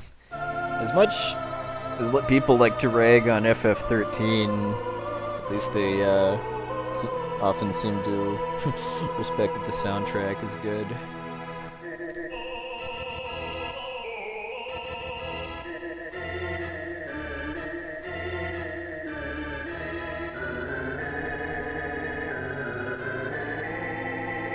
I mean, I couldn't really pick a favorite soundtrack, though. I think all of the Super Nintendo and PlayStation Final Fantasies have amazing soundtracks. I think the 13 trilogy does too, though not quite as up there with the older games, but that might be a nostalgia factor too.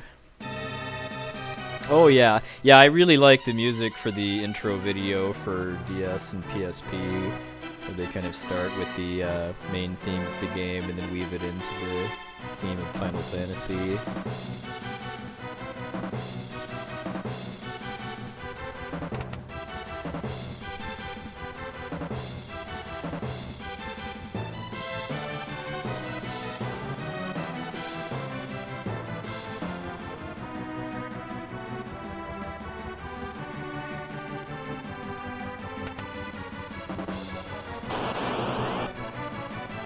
Ew.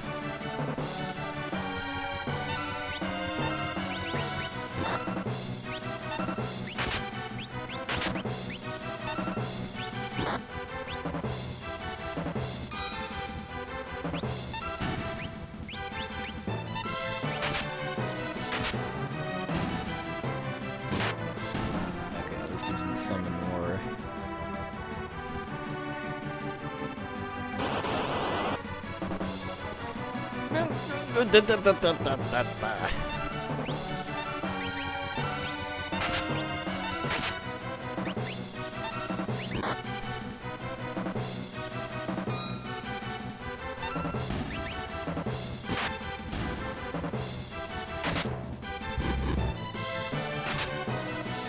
This is an auspicious beginning.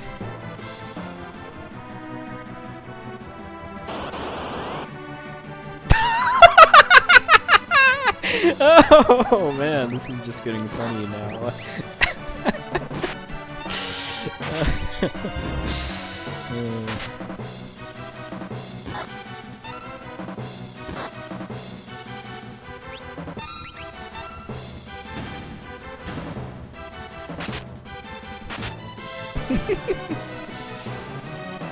Is there gonna be a 4-fer? No, it's just gonna be a 3-fer.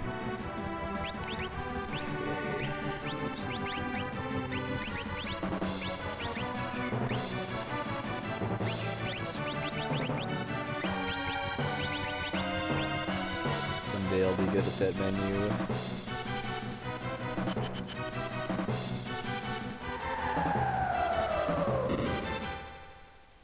Well, at least I only got 3 rat battles.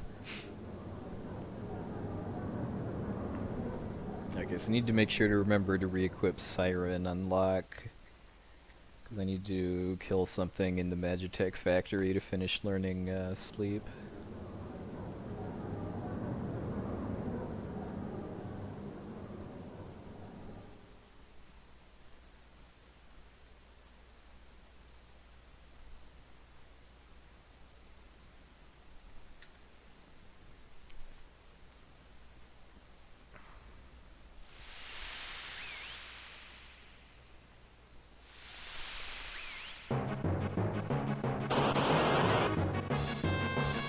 Criminally underused battle theme here.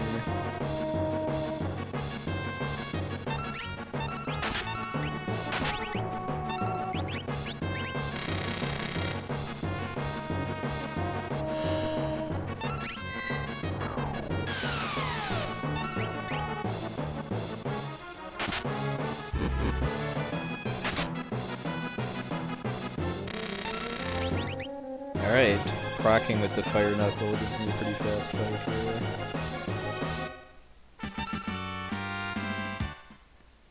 So I gained time despite getting 3 pincers too.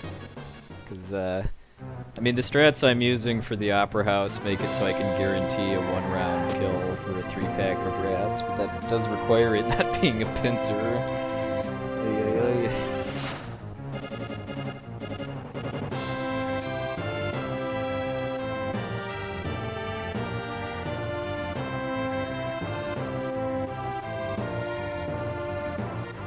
Oh!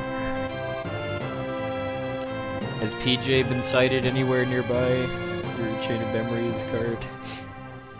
That would be my first guess. Oh, Chain of Memories. Okay, I missed the part.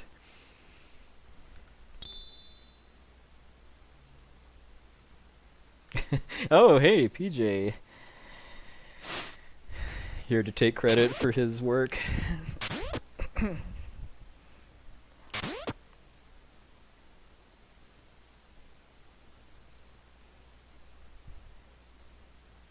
Now, if ever Hade is around, then we know who's to blame for those 3 rat pincers.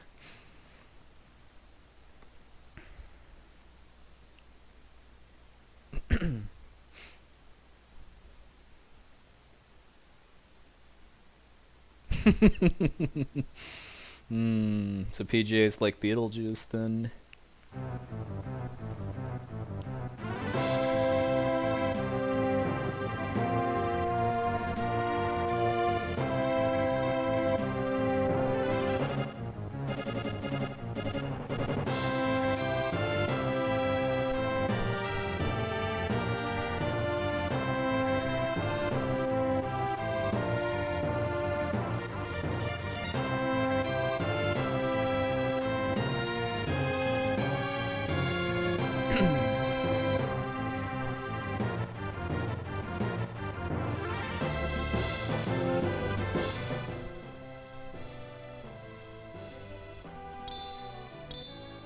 Nice.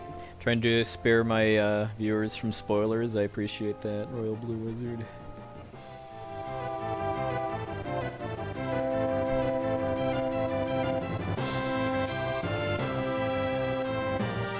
Well, if you're talking about this specific game, I think Mr. MV has the market cornered. Because he's both the only person to have gotten the Returner's Hideout softlock and the Banquet softlock recorded. Essentia has gotten the Returner's softlock like twice in her lifetime, but those all predated her streaming.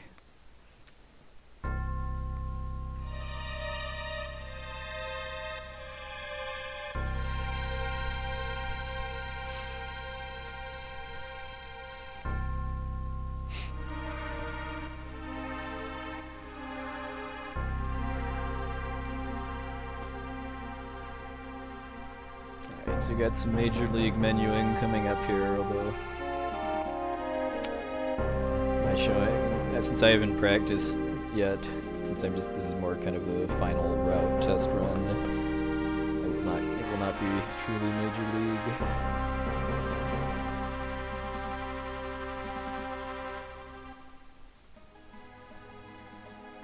We'll get there though.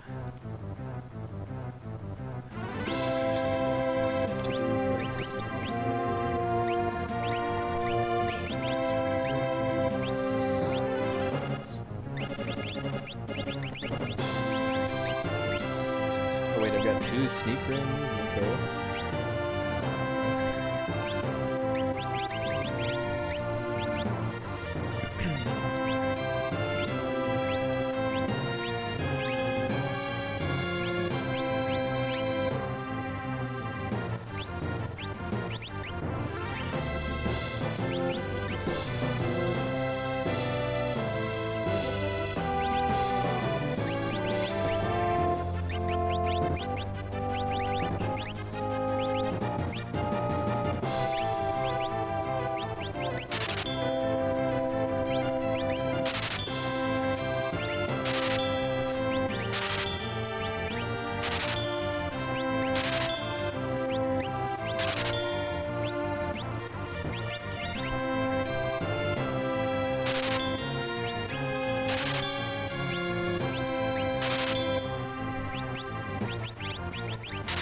I think my second reflect ring was a rare steal from Donnarumma.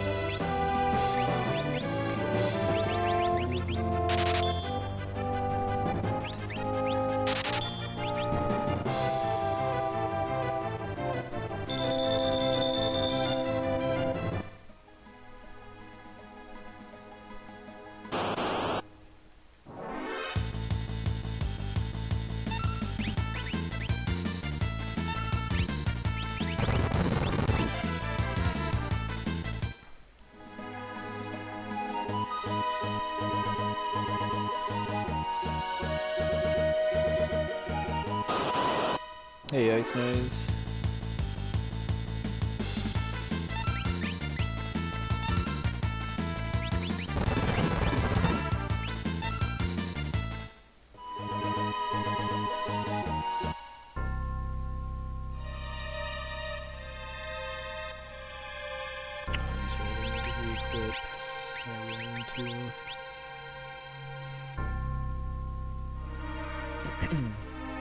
So I need to fight one battle in here to finish learning sleep on Locke.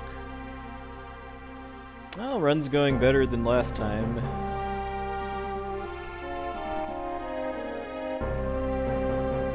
Oops, this way.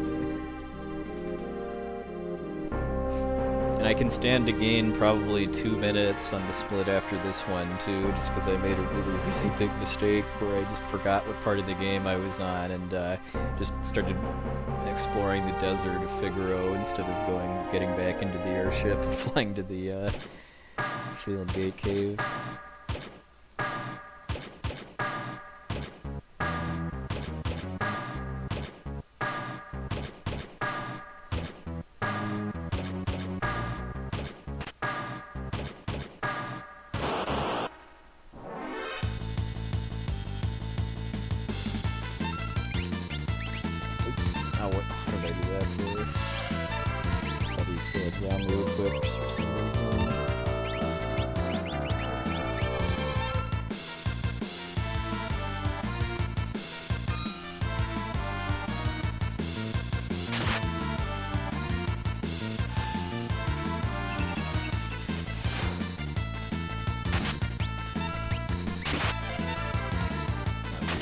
Flashes is the answer then.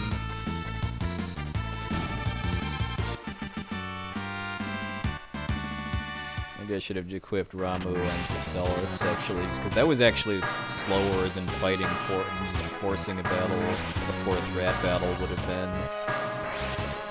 Just because it took 2 turns. Me summoning Siren notwithstanding.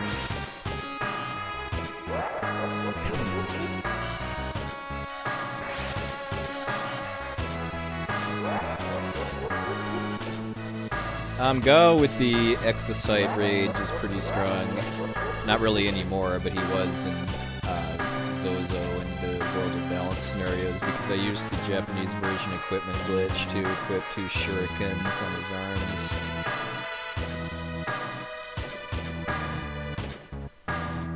Cat Scratch, or Stray Cat Rage would be even more OP, but it would take a lot of time to get, and because this is a glitched run, we're kind of getting to the point where I don't use damage to win many battles anymore. I use instant death glitches.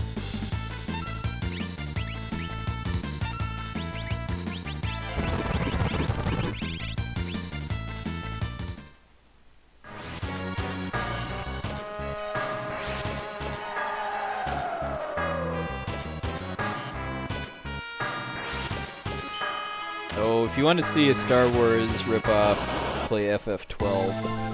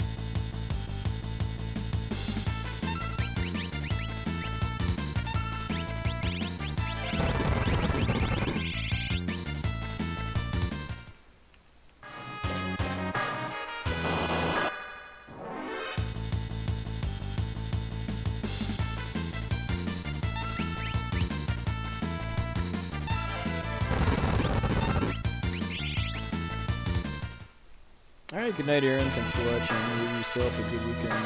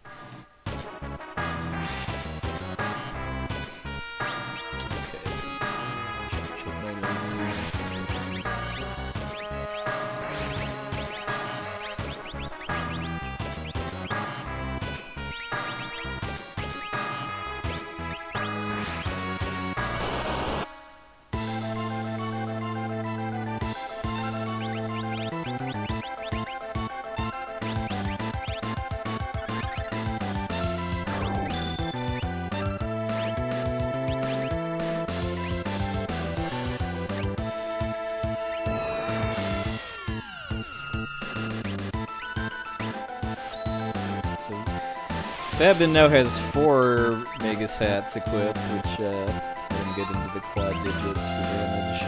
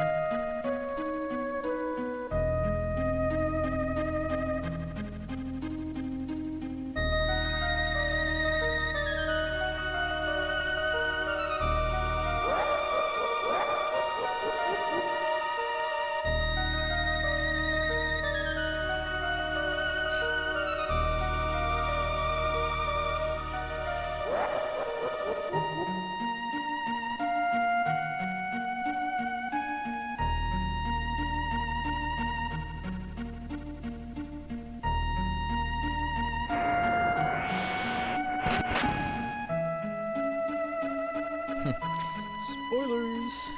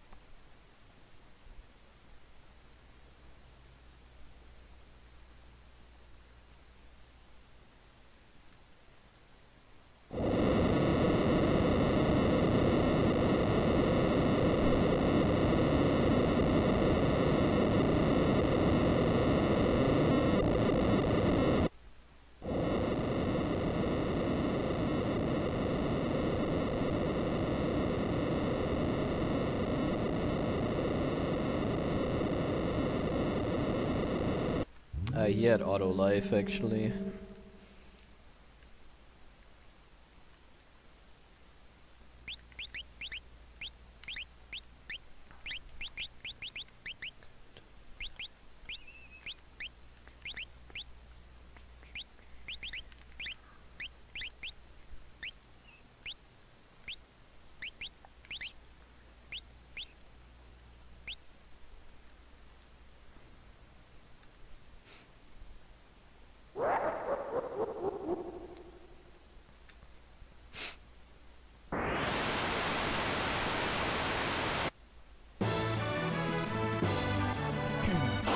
Modes? No, no, you came back to mode 7.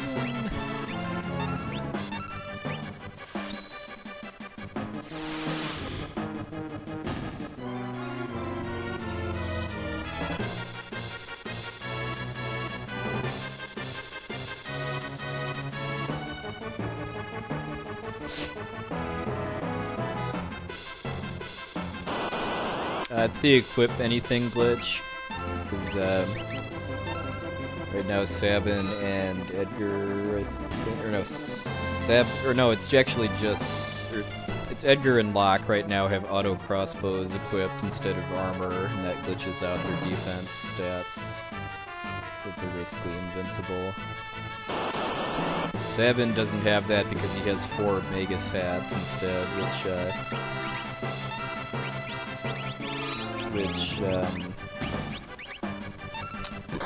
boosts his aura bolt damage really highly.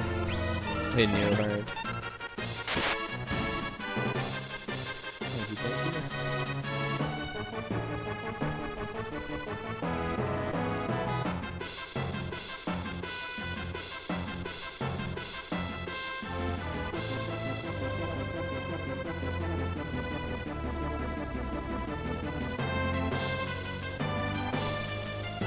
That's why I'm playing the Japanese version, because that glitch only works in Japanese.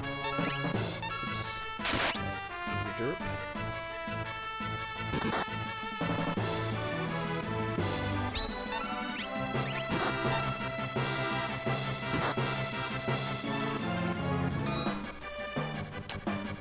I don't know about soon, but I am going back to glitchless on the English version eventually, because I want to improve my time.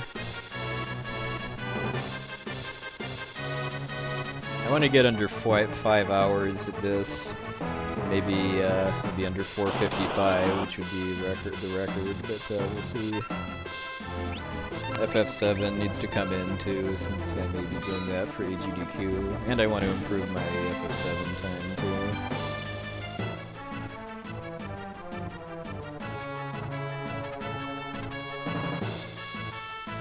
I enjoy glitchless a bit more overall, but I find this equipment glitch really fun to play around with.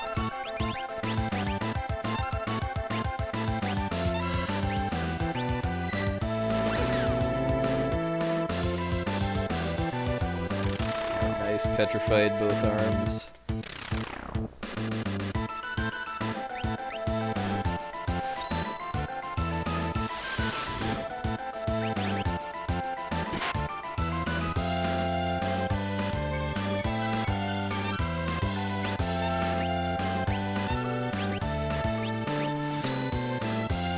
I've got most of this memorized, but I can read some of the text too.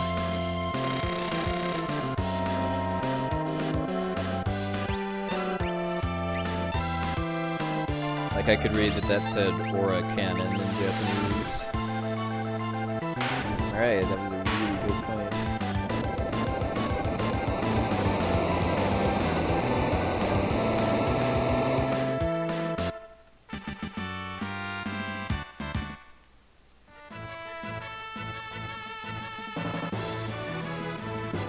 I can't read any of the cutscene text though. I can only read some of the menu and battle text.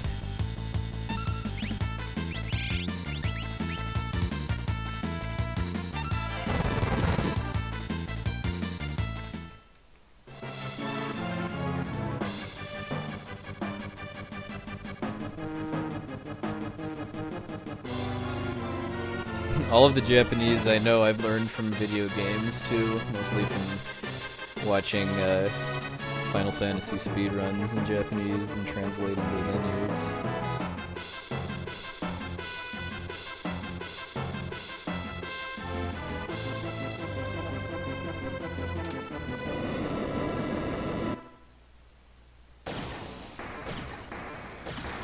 Okay, so it looks like I'm probably, I'm gonna lose time here.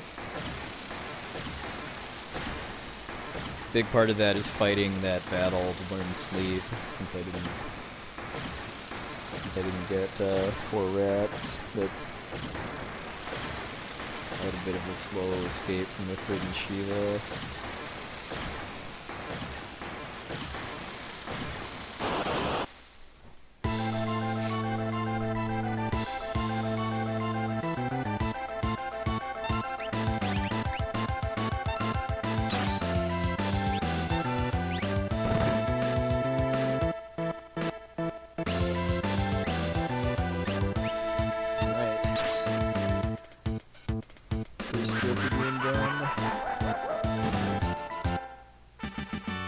what I did there was I used an echo screen to manipulate an RNG value that makes it possible for me to hit 777 on sets or slots, which is instant death to all enemies.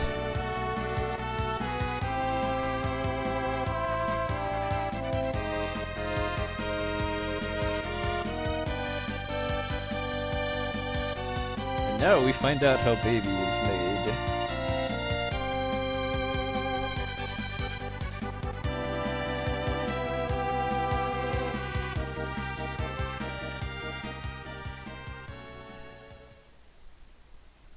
We still see that Kieran is still forever alone. I didn't get the Kieran Magicite just because I don't need it. So it would waste like a second or so to pick up.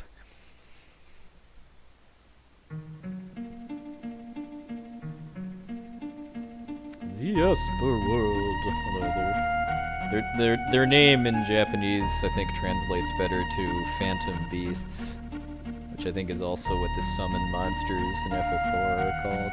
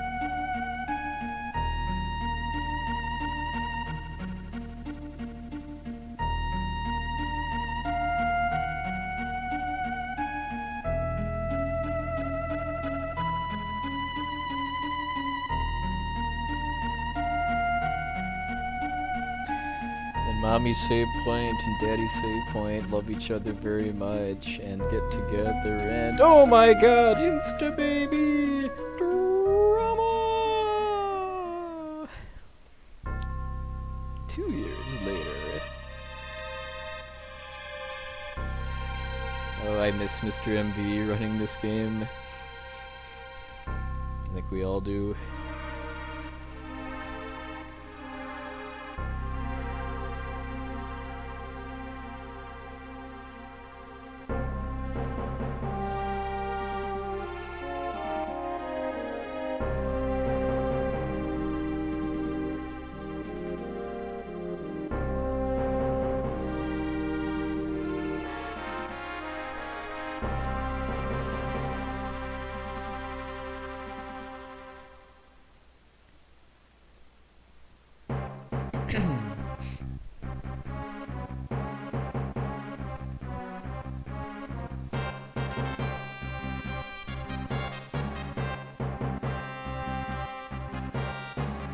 Ooh, shots Vargas.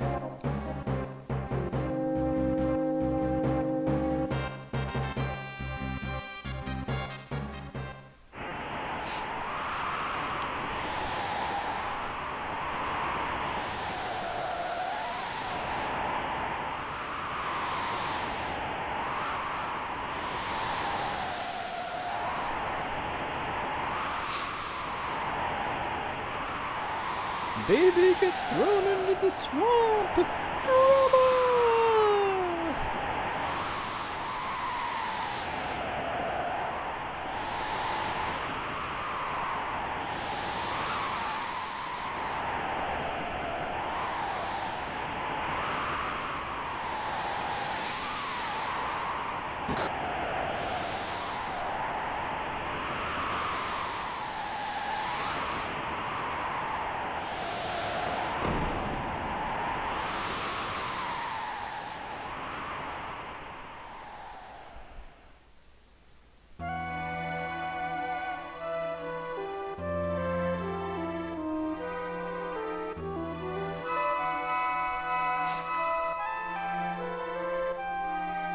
Yeah, he does look a little weird in fallen over form.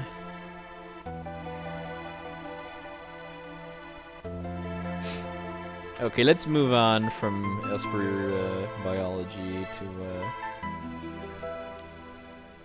getting to play the game again.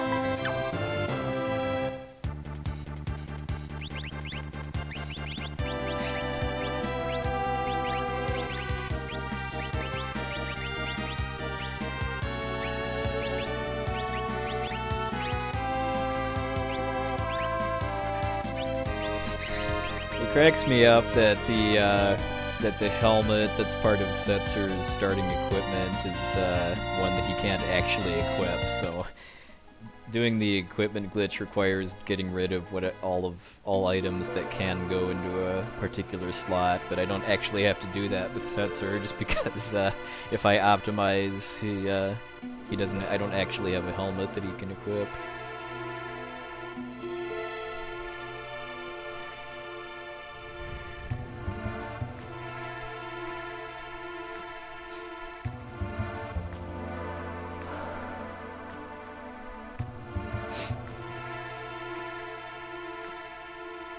Yeah, the bandana Setzer isn't actually capable of equipping. I think in the GBA version, he starts with something different, like a plumed hat or something.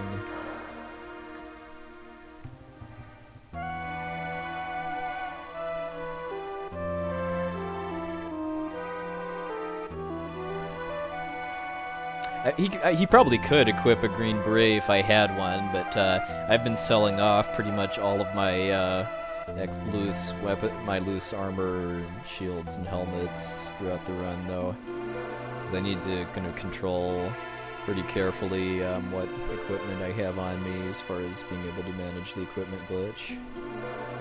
All right, so instead of going into a little jaunt in the desert, let's get back in the airship and go to a sweet cave here.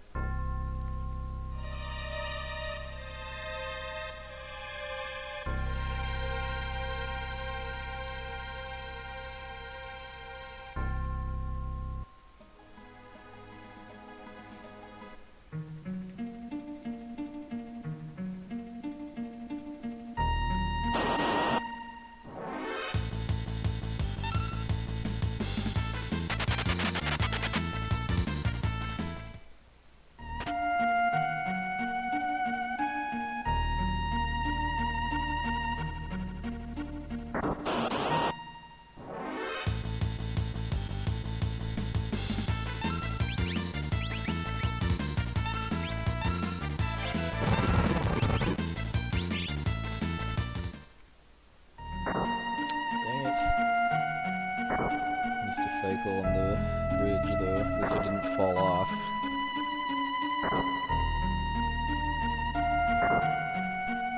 Okay, so I need to fight 3 battles in here to gain some morph power for Terra.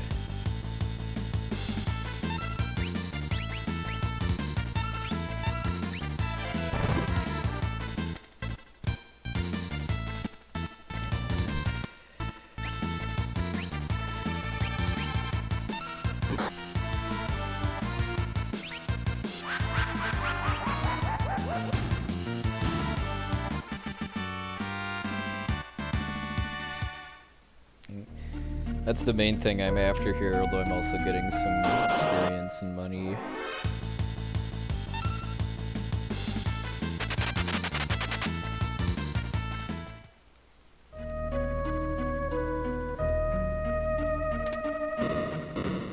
I need that for the battle with Flame Eater.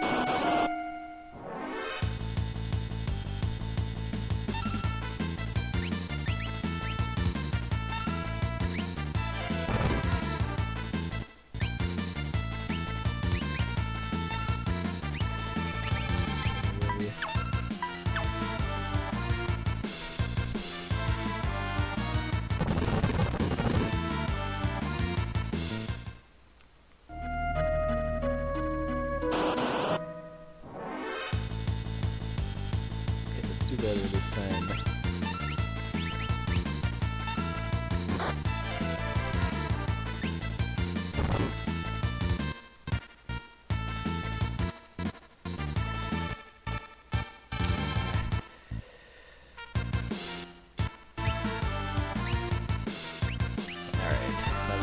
Pretty bad though, as far as how long it took me to get the first 7.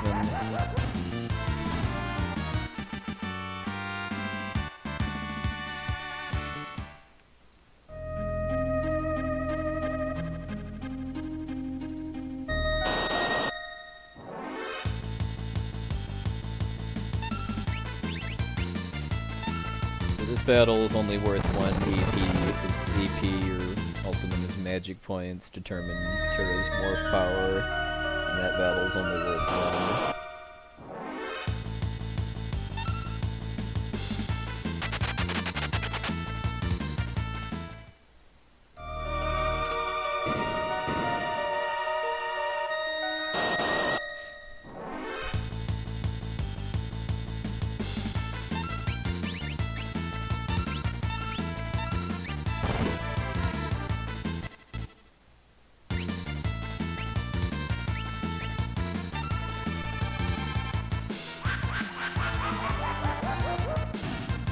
I'm still gonna gain a bunch of time on this split though because of not actually remembering to come to this cave instead of screwing around in the desert.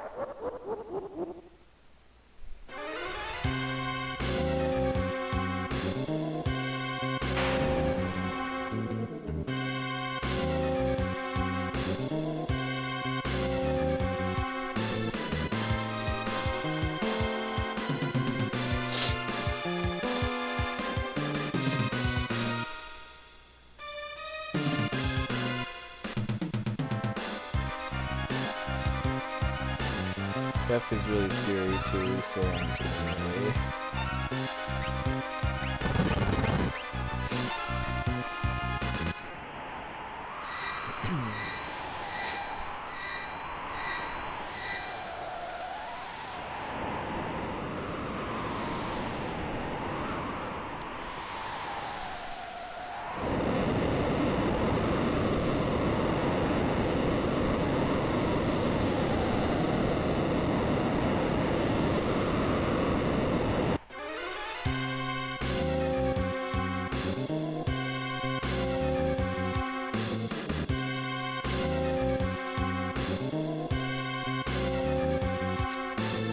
Out of morbid curiosity, let's see how I'm doing compared to the record.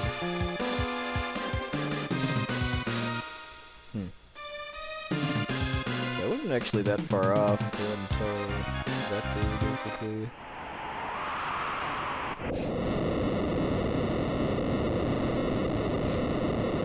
And that's a feature I like about live split.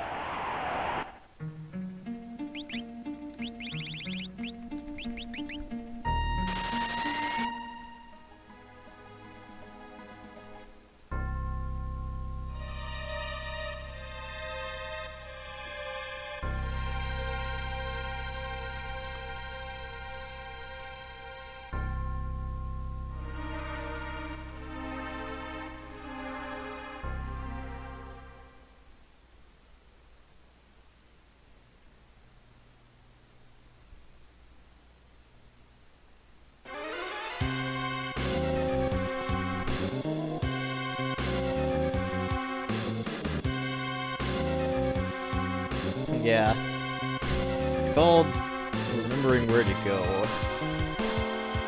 Because when I did the run that I got these splits from, I had to practice the world balance part of the run for probably over a month, and it definitely showed.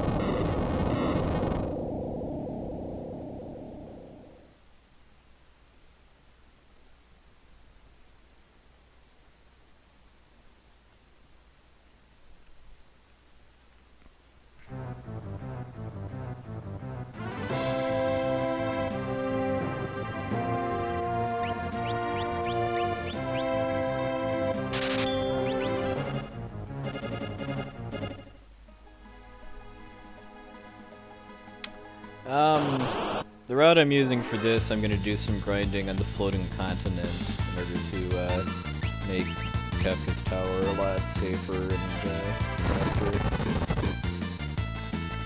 The no grind route I was using could be faster, but a little too much has to go my way in the tower RNG-wise for that to happen.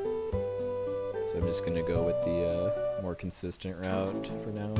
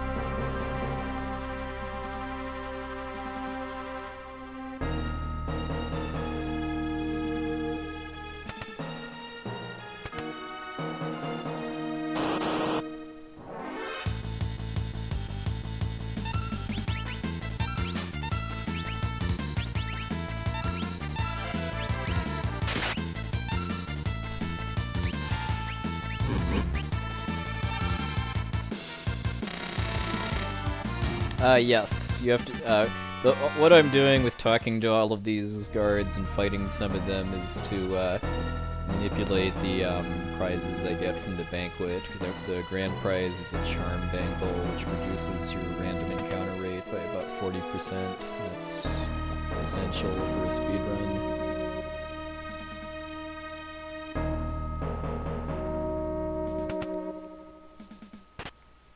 So I have to talk to at least 23 soldiers, including all of the ones that I fight.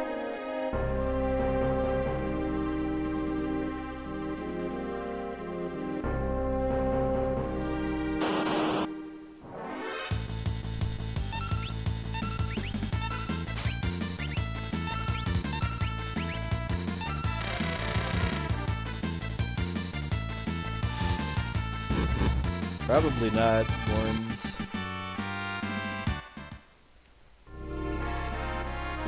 FF7 is a pretty convoluted plot. I didn't understand it until my second playthrough.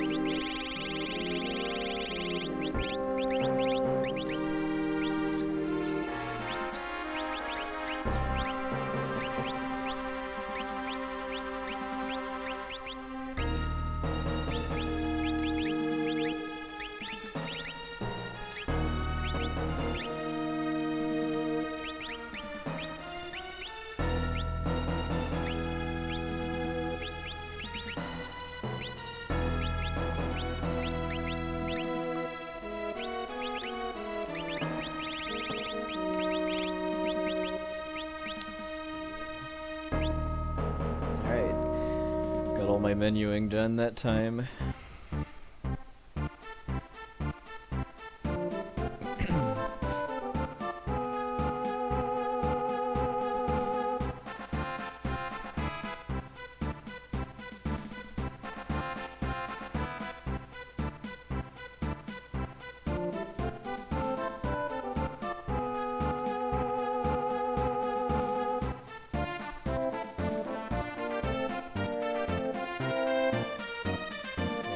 These questions affect my prizes too.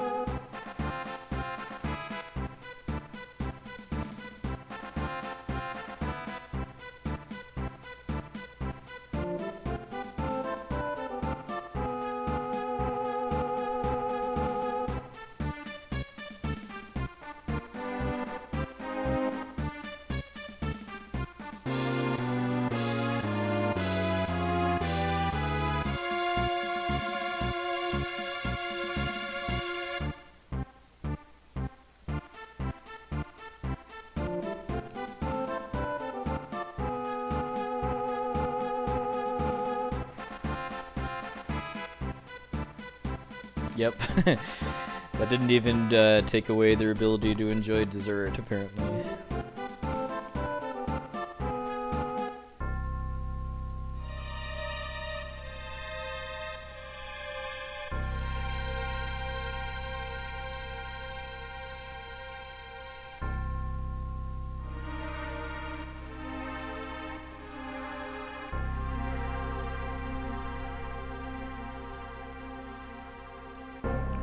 Played nice and didn't get in my way.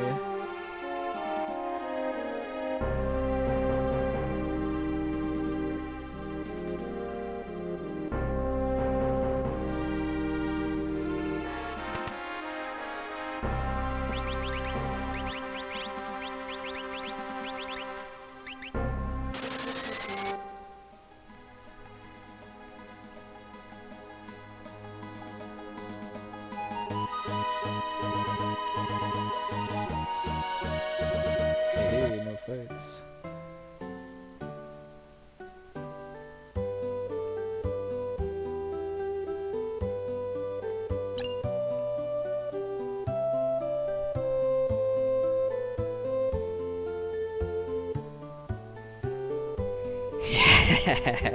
Yeah, having a bunch of dead Imperial elites at the table would be a little awkward.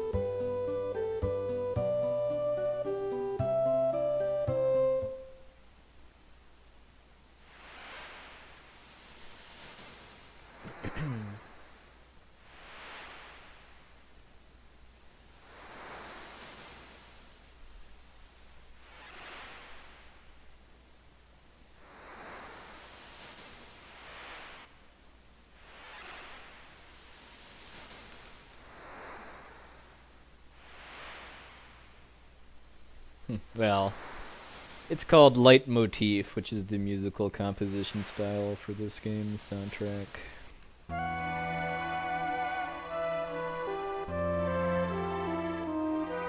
The opera theme is Solace's theme too.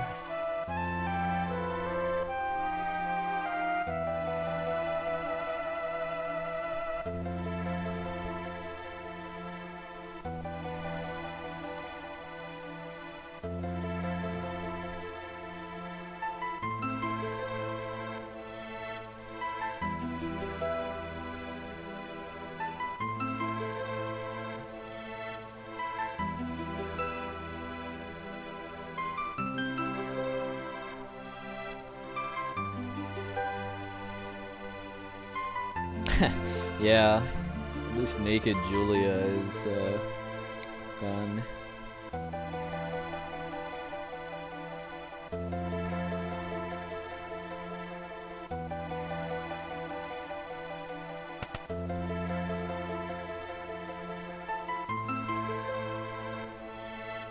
Yeah, that is a little creepy.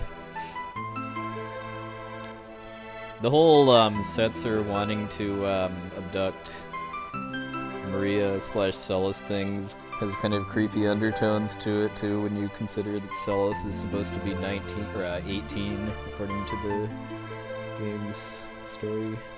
Terra and Celis are supposed to be 18. So they're kind of nemesis characters to each other as far as their like drawing style and abilities and stuff.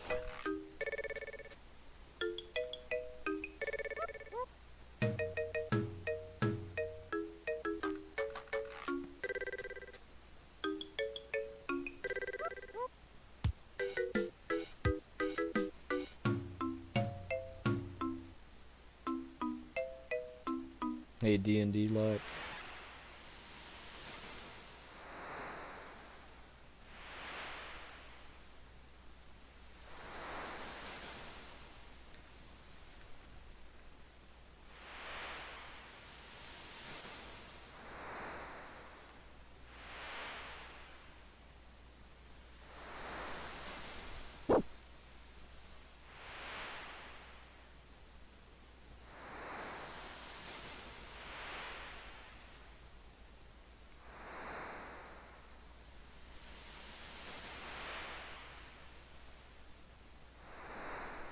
Well, it's going alright. No major catastrophes so far.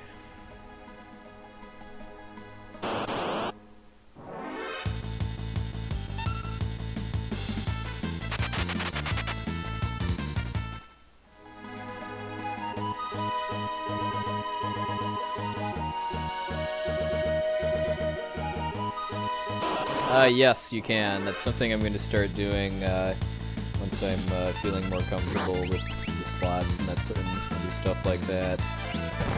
If you change the battle speed and then do the ATB weight trick a bit more heavily, you can kill Welk before it goes into its shell and save about 10 seconds.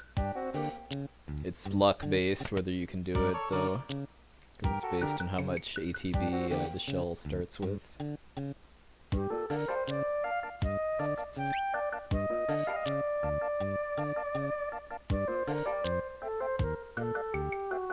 Really? I'm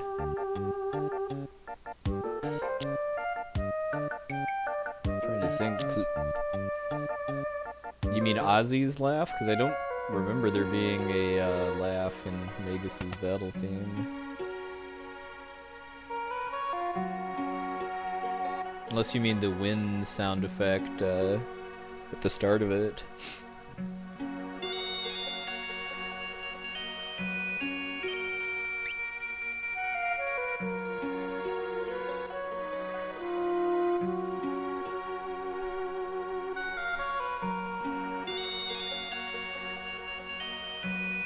So I know what I kind of want to aim for is to be in the cutscene in front of the burning house by the 3-hour mark. So definitely got some time to gain up until this point.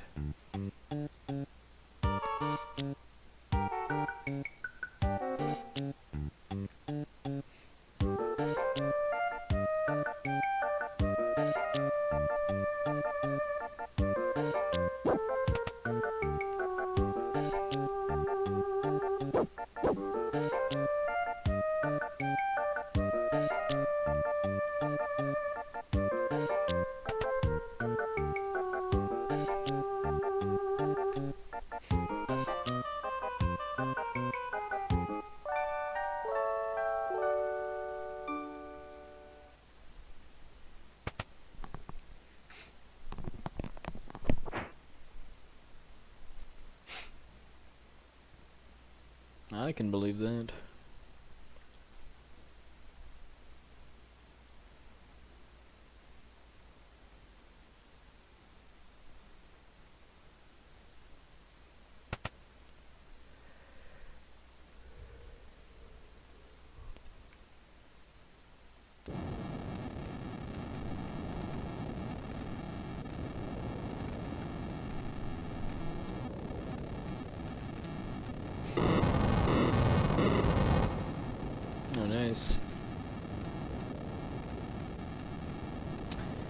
Never done any DS emulations. I don't really know a whole lot about that.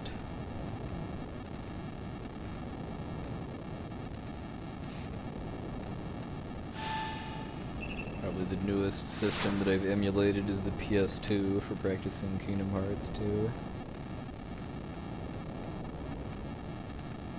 Well, I mean, I offered Final Fantasy VII, and it made it past round 1. So we'll see if it makes the final schedule.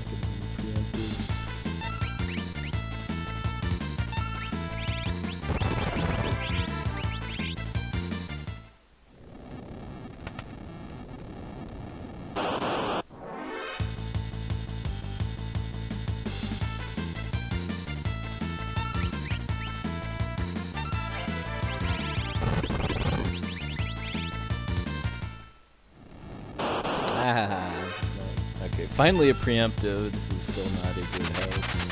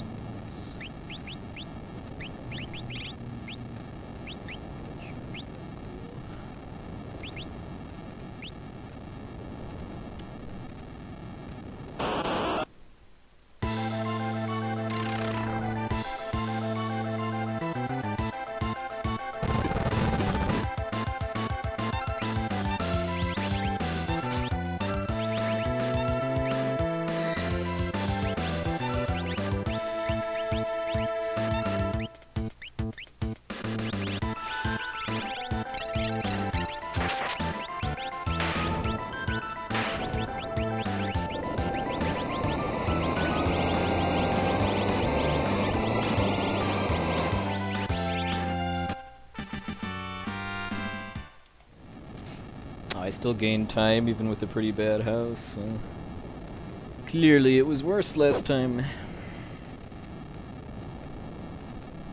I probably did that menuing slower last time too.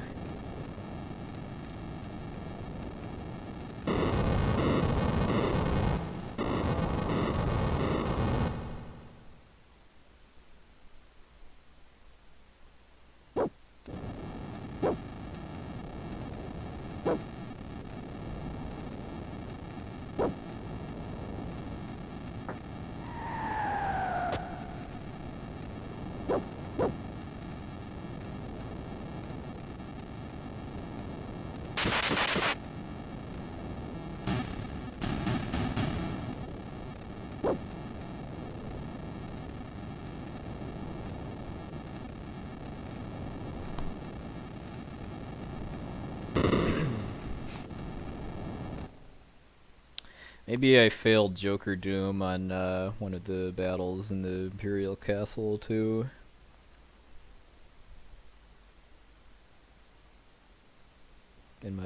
Last time.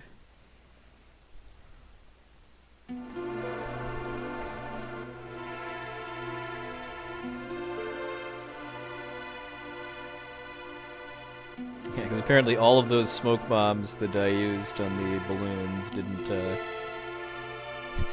weren't as potent as Shadow's one.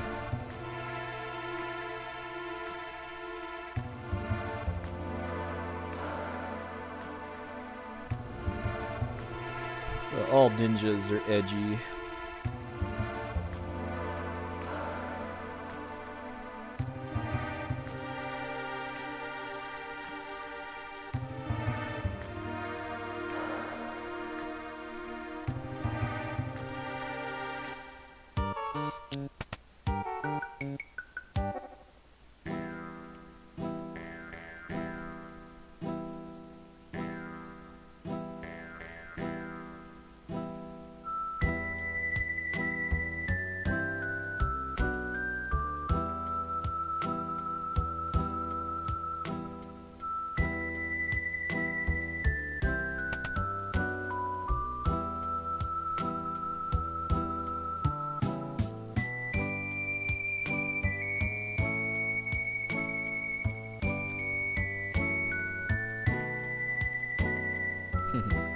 Well, not many ninjas wear auto crossbow armor, I'm sure.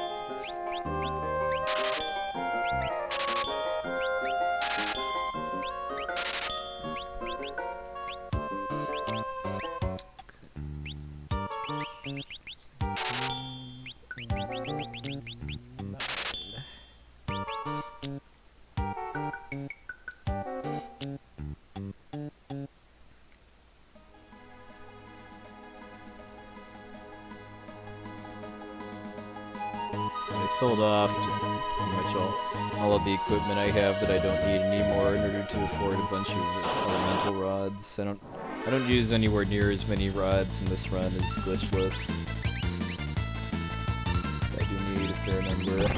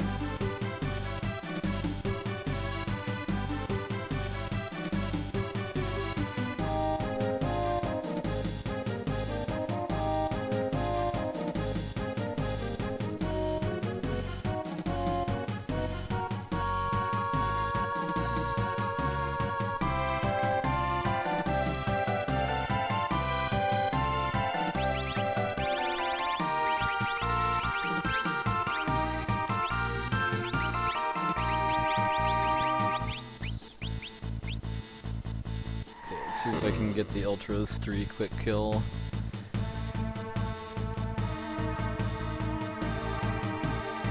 That's where I kill him before he buffs himself.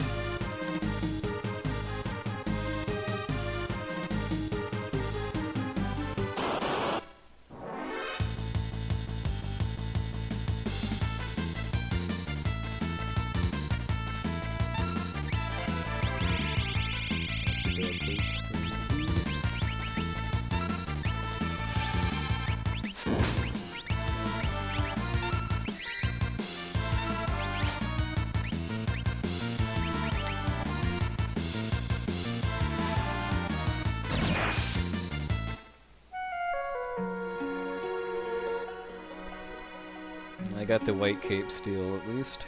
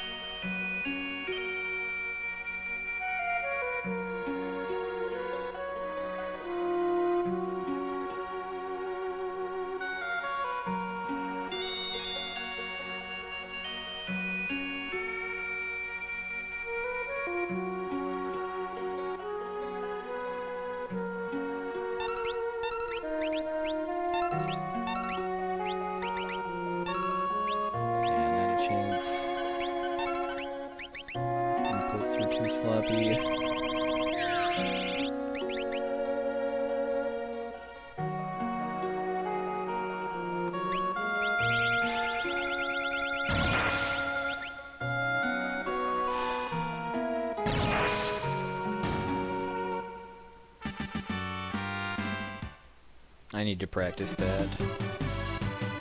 The timing on inputting all of the thunder and or fire rods is really tight to be able to kill him before he buffs.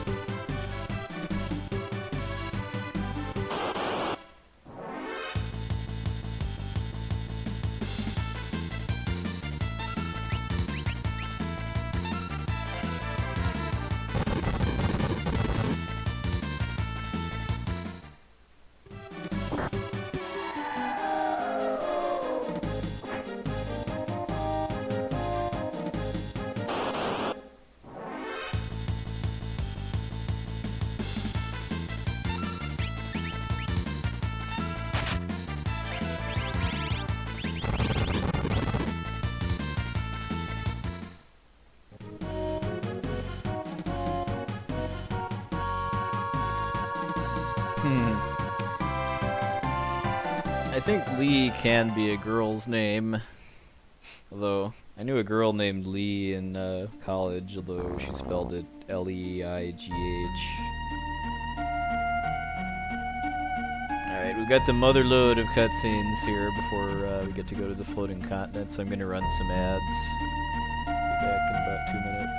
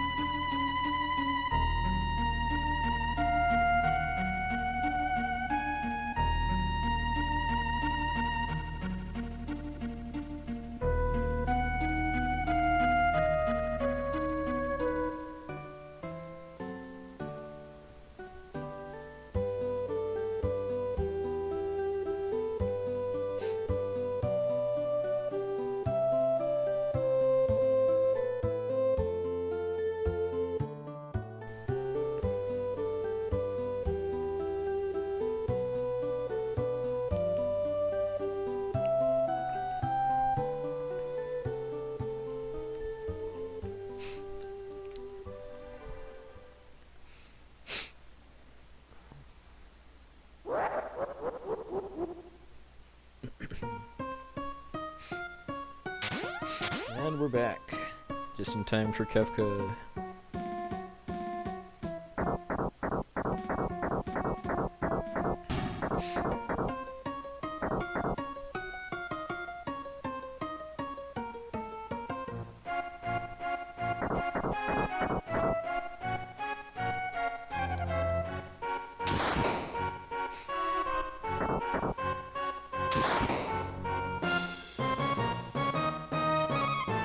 depends on where you live, too, what kind of ads you get.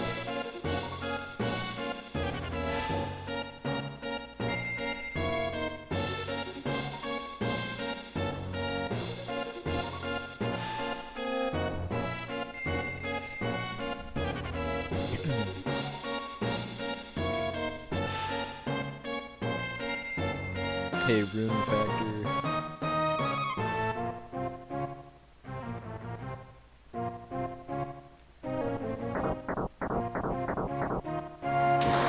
Yeah, and I do get a small share of the ad revenue if you don't block the ads, but I'm just glad you're here, whatever you decide to do or don't do.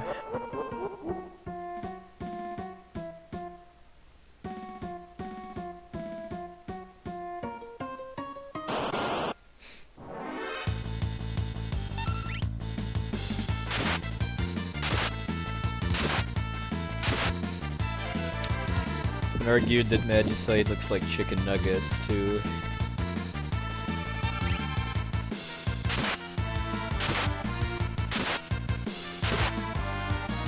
It's not much. I mean, I think the most I've ever made is like $1.50 an hour or something like that, and I've had like 4-digit viewers.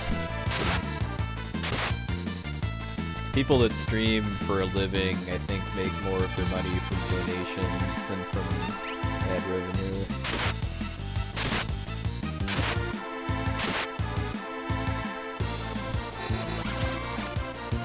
Yeah, I wanted to get a Chrono Trigger bad ending picture, but I couldn't find one that actually was recognizable in small size, so I just went with a FF6 End of the World.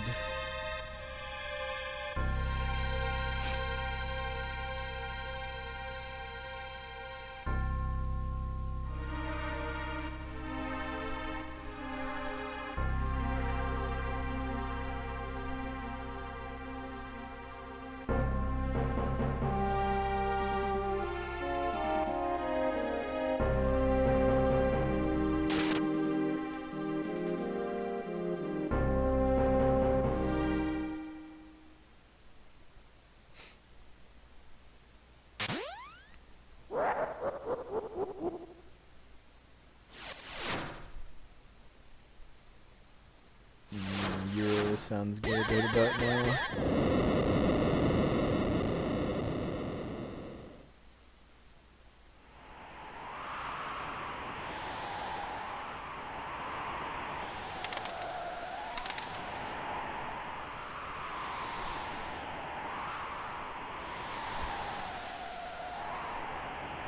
Reuploaded, by the way.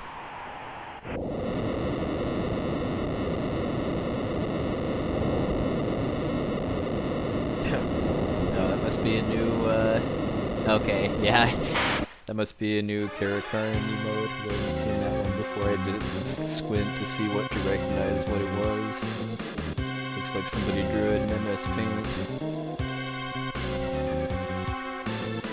Alright, thank you, Rune Factor. I hope your fingers heal soon.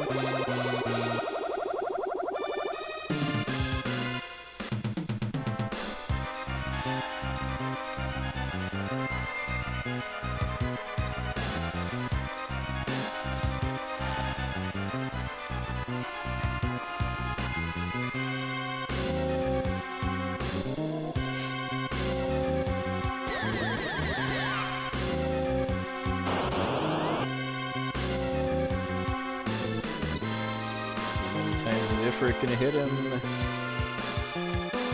0! GG effort.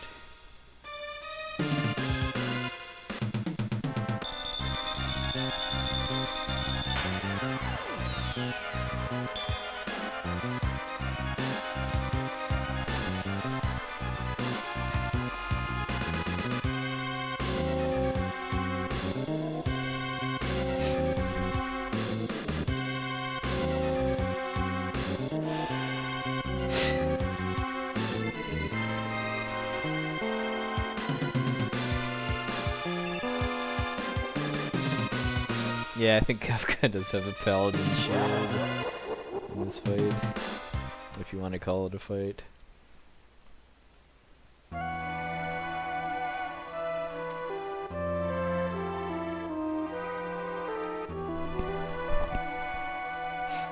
Yeah, better luck next time, Ifrit.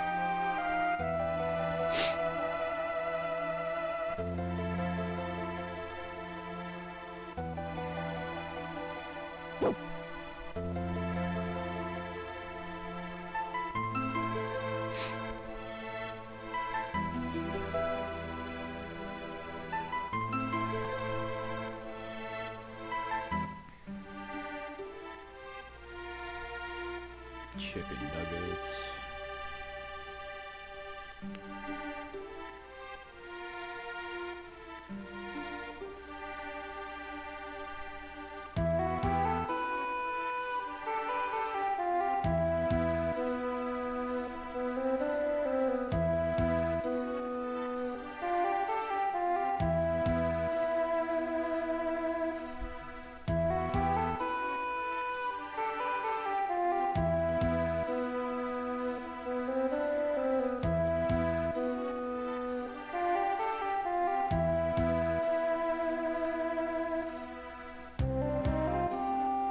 Yeah, because Leo is basically kind of a more mature version of Celis as far as like, background. Terra and Celis' relationship is kind of interesting too, because they don't really give them a whole lot of scenes together.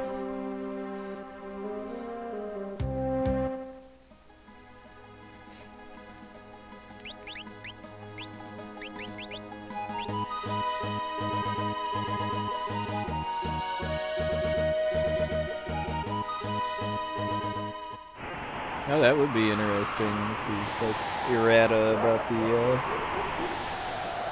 the story that expands on that. That's why I wouldn't mind if they did a kind of a remake of this game in the style of the FF4 Complete collection for PSP, where they keep everything about the game that's fun, and then just kind of modernize it a bit with just touching up like the graphics and controls and adding some more backstory and stuff.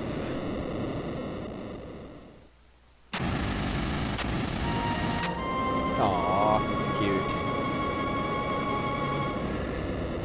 I didn't really get the impression that Terra was kind of controlled by the Empire for that long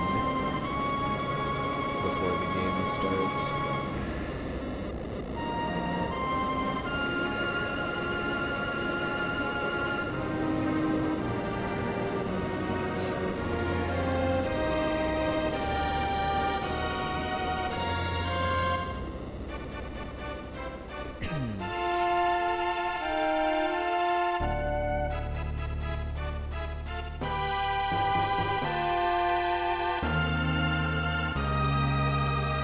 Are they in English or Japanese? If they're English, I'd be a little suspicious as far as if they're actually like licensed by Square or not.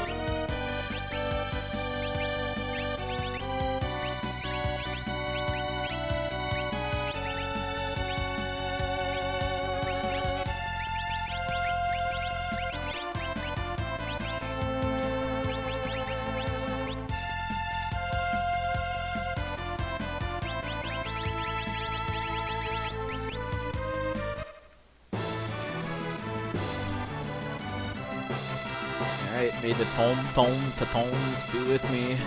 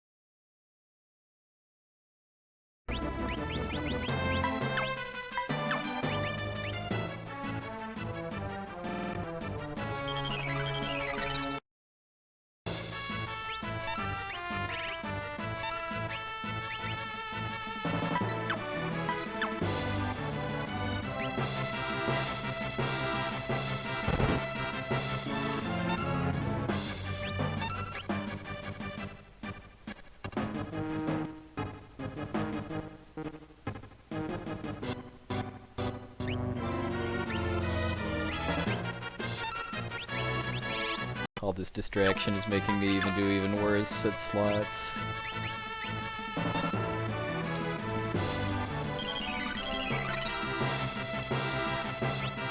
This happened once before too, where where my computer kind of locked up for a minute or so badly that my local recording got destroyed too. Yeah, I see my Amarek recordings now dropped about 5,000 frames.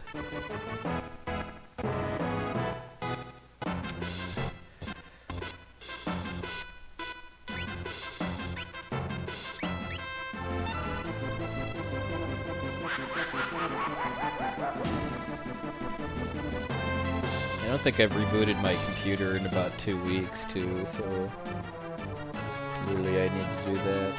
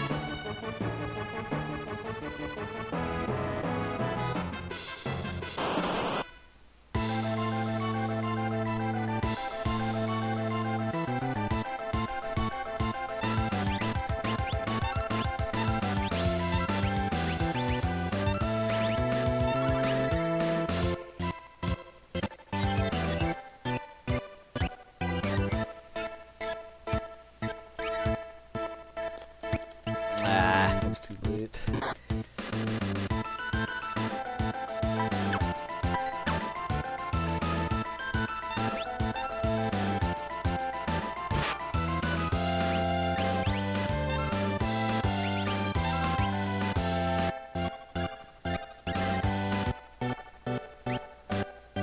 Alright, that's how it's supposed to be done.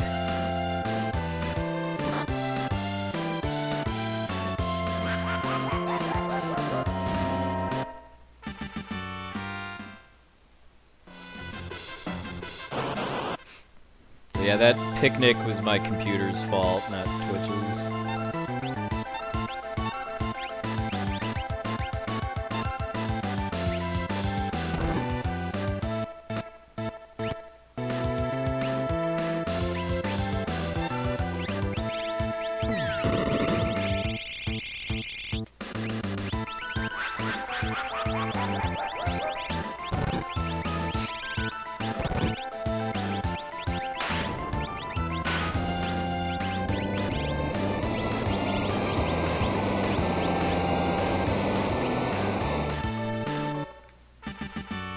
So yeah, I paused the timer a bit, but not for the whole time that I wasn't playing, so that's part of that, and then failing a bunch of slots part.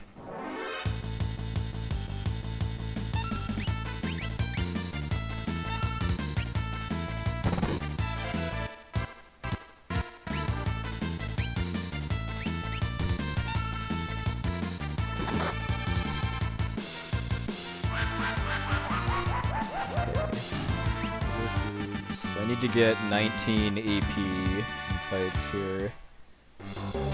That was worth 4.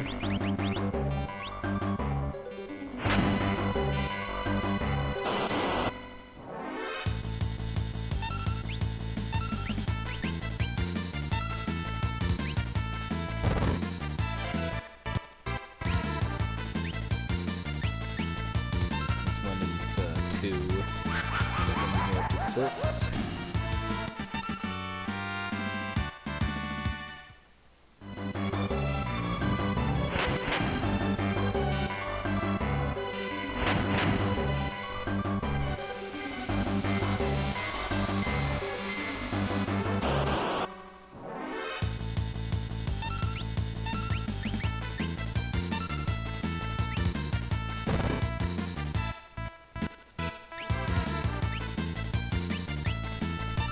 This one's 5, so that's 11.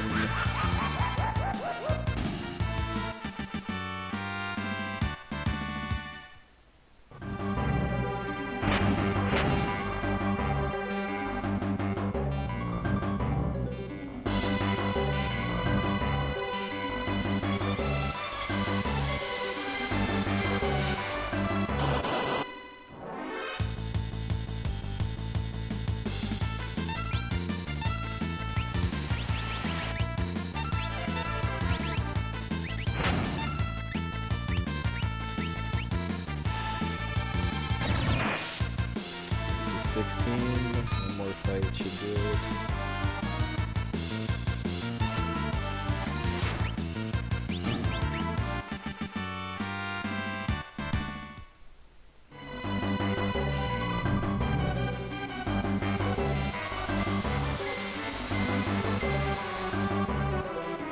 What I'm doing here is I'm grinding mostly to learn Vanish and Doom with Edgar and Celis for Kefka's Tower, and also to gain some levels too.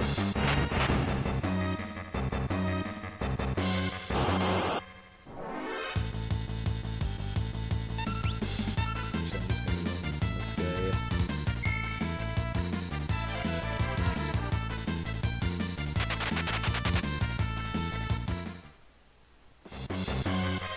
That would only give me 2.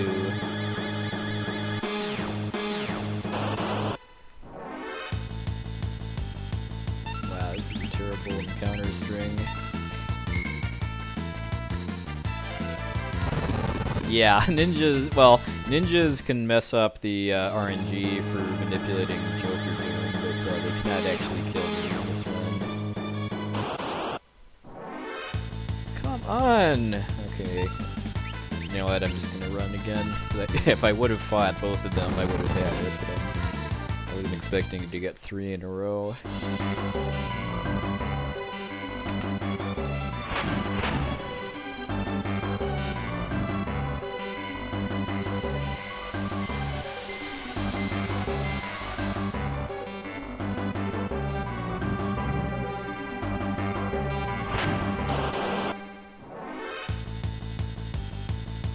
Keep doing it until you give me a better battle, even though I've lost a lot of time from this. Because I still have more fighting to do after that, too.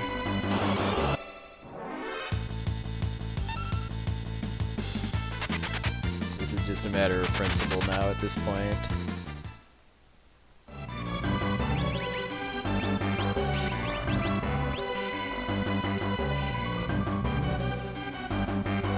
Any fight on this entire continent except that one will give me 3 AP.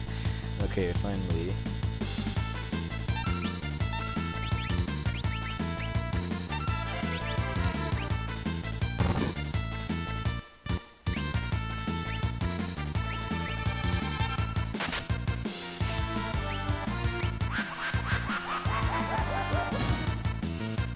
But now I need 12 more, and ideally I get that without having to farm battles in front of Atma weapon.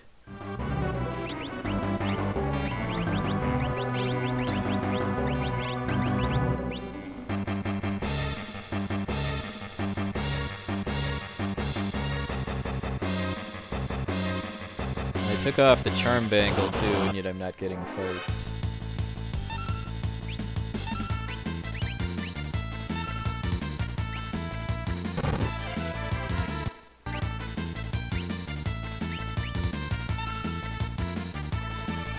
This is 5, so 7 more.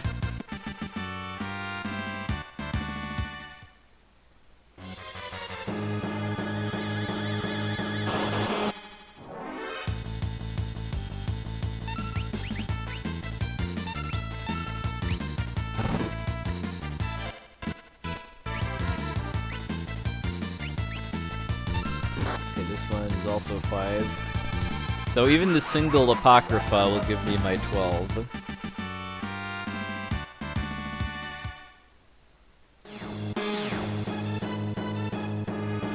I'm gonna be in the red after this too, not only just because of this, but because in these splits I'm using I didn't do any grinding at all here. But I'll gain a lot of that time back in the tower. As that happens.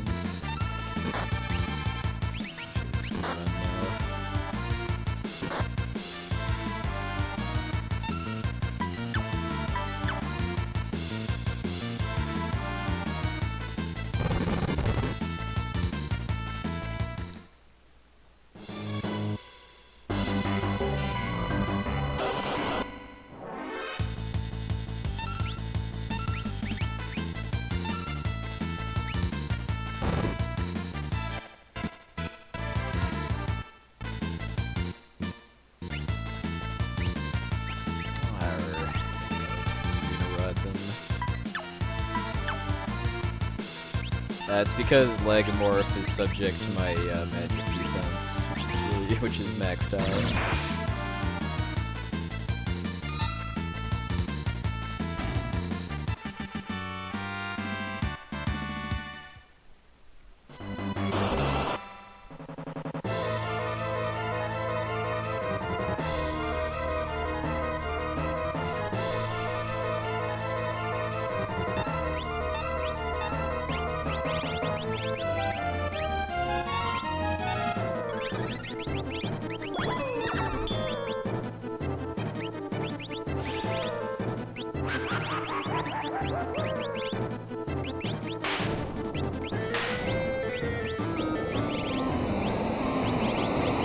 Pretty anticlimactic, but when I get back to glitchless, then we can see a real fight.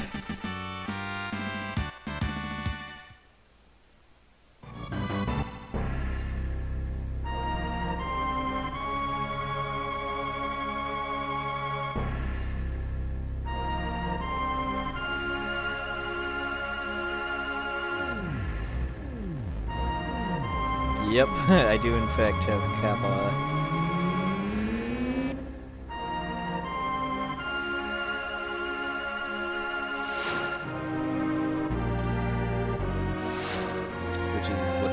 Spell and status are called in Japanese.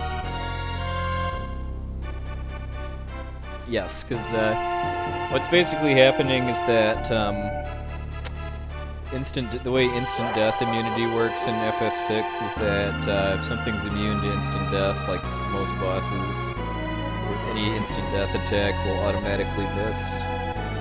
But Vanish causes something to have no magic evasion, and the game checks for that before it checks for death immunity, so that's why the Vanish Doom glitch works.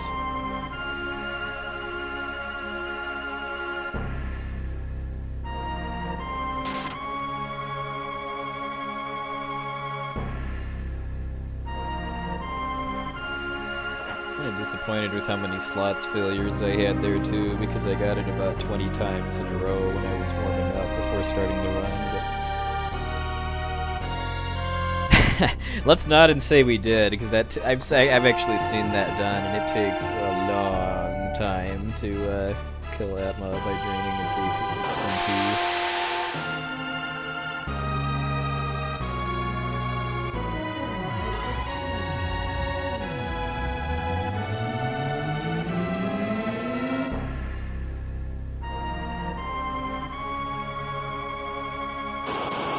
So assuming I PB with this run, I'm going to need to delete this split here, my gold split here, because it's impossible to match with this route. Because in these splits I didn't grind on the floating continent. I just used different strats for the World of Ruin, which are slower and less reliable.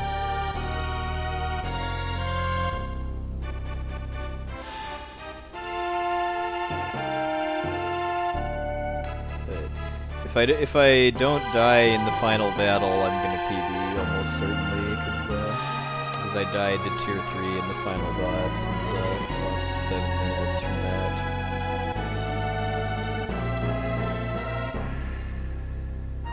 Of course, with how minor league my slots has been so far, that's certainly not a guarantee to beat the final boss first try.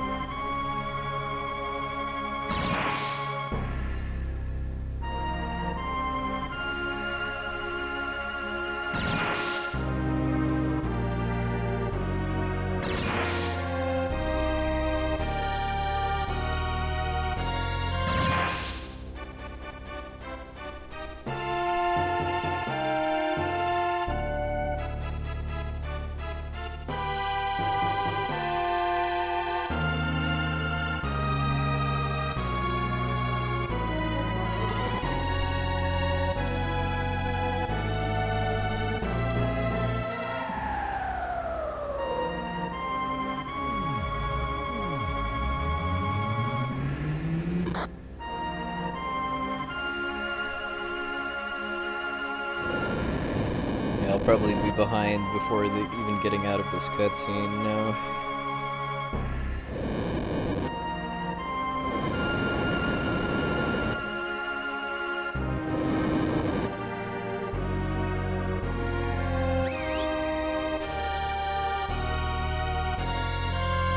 Maybe not quite, 'cause this is almost over.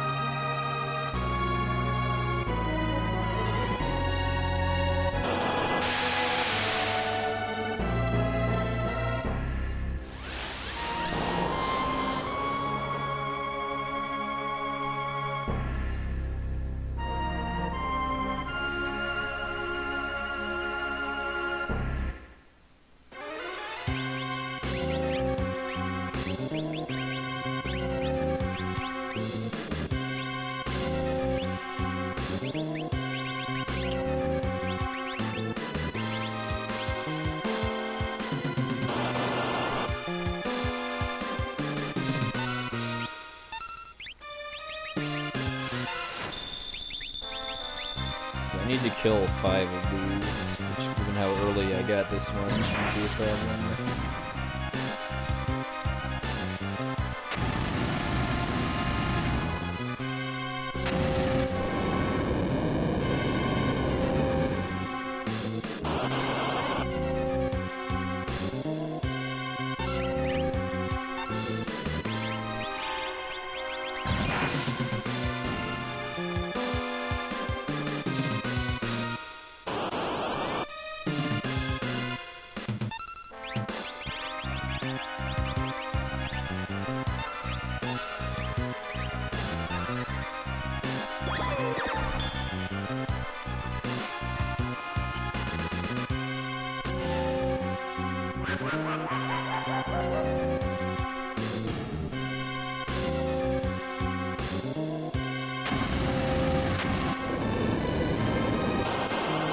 This one's always here, though. This is a forced encounter.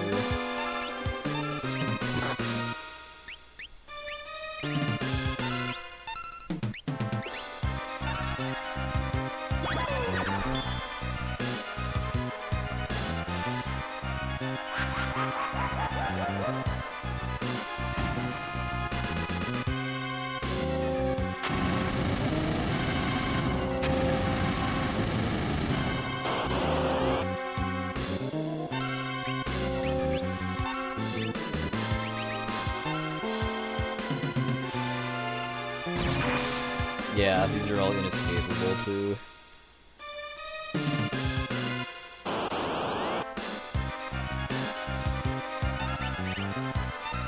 Alright, got the quick kill at least.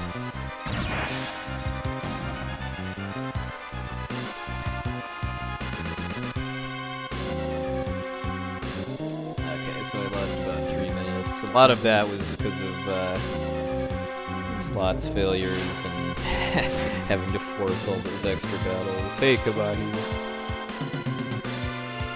But this is very, very much possible to come back from. I lost about 8 minutes between 2 deaths in Kefka's tower, and having Vanish and Doom on 2 characters just makes the fights faster from this point on.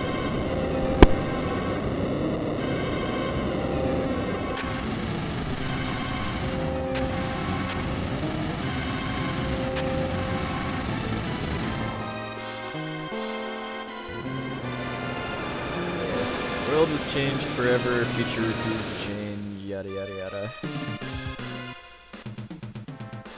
Oh wow, 10 seconds. Wow, that is close.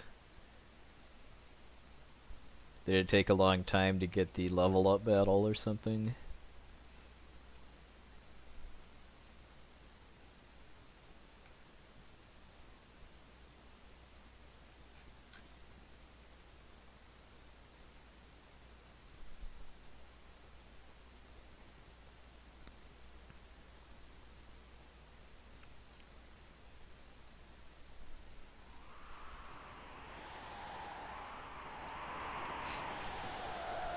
Okay.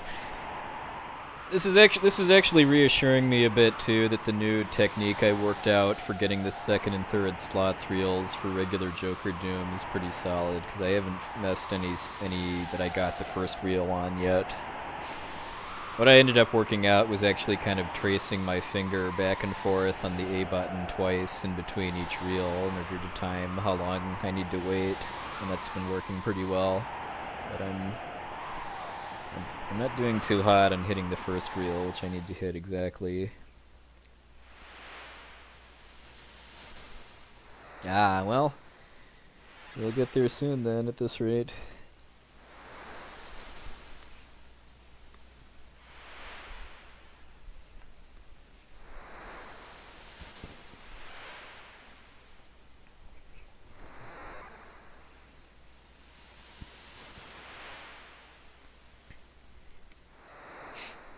Time for some amateur bass fishing now.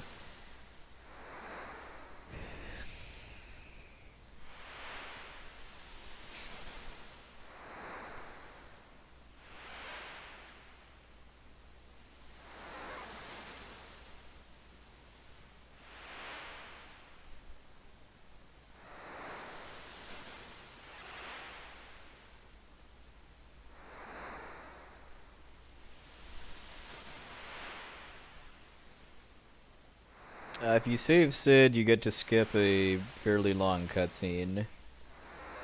Like 4 minutes or so, I think. So it's well worth it to get the good fish, which you can identify by how fast they move and what position they start on when the map loads.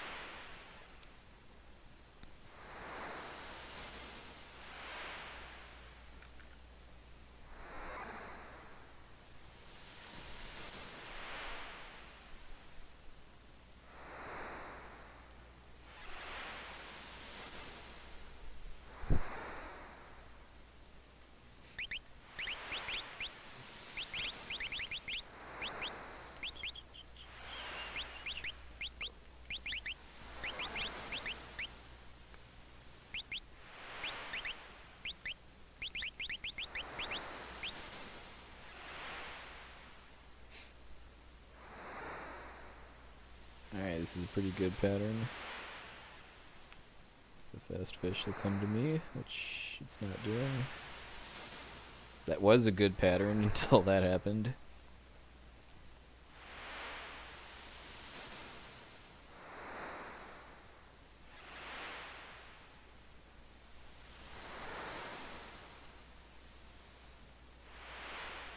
I have to talk to Sid in order to respawn the fish, but I can talk to him while he's still getting into bed so that it doesn't actually open a text box, but it still counts.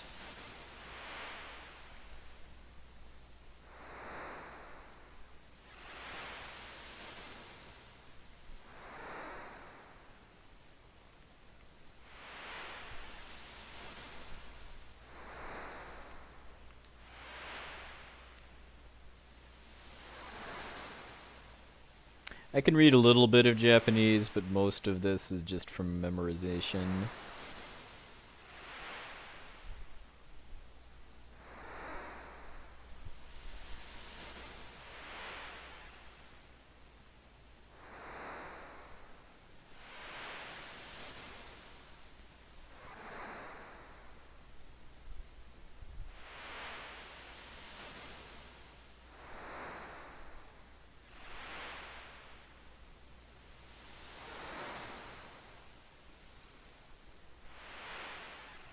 And having played the game in English a ton.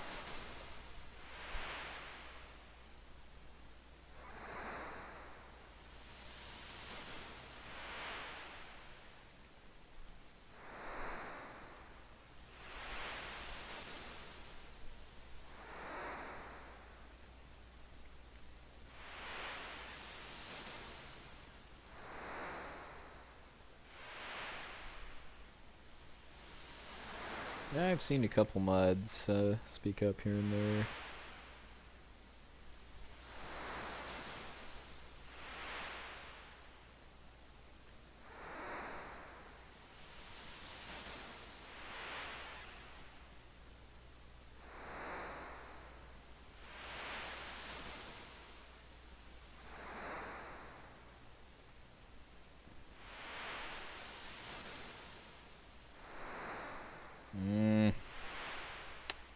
Fish, please.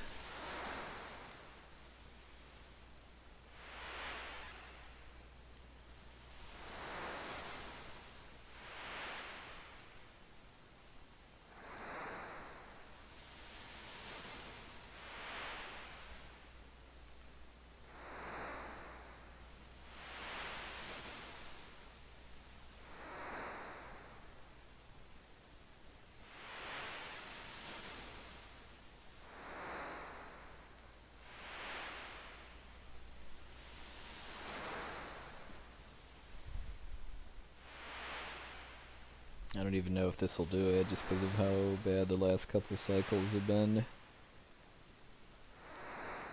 Really? Well, just as well that I'm getting trolled by the fish in a run where I'm not going to have a good recording of it because of my computer freezing. Rygarbling. I approve of Rygarbling.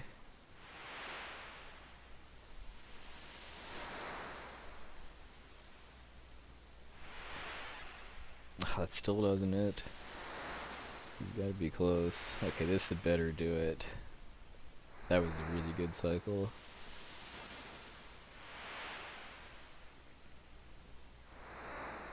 Yep. Alright, that was terrible. But I don't really care anymore. I just want to try to finish a run without dying. And then let the chips fall where they may.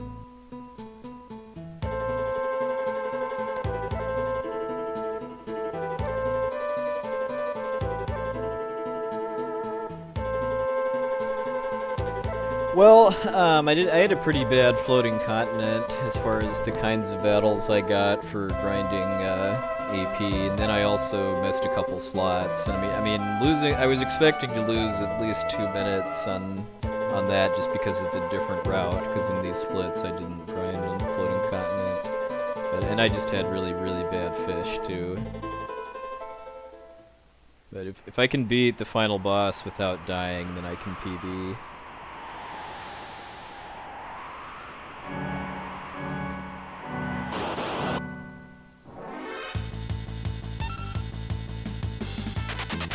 I lost about 8 minutes between 2 deaths in the tower, one of which was on tier 3 of Kefka and cost me 7 minutes.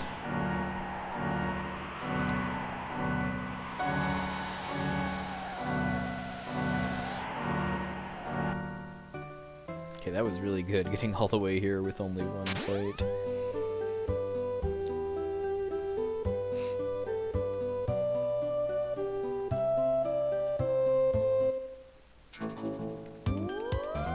Also, my computer froze for about a minute during the IAF, which distracted me a bit, caused me to miss some slots, and also means my recording is missing about a minute.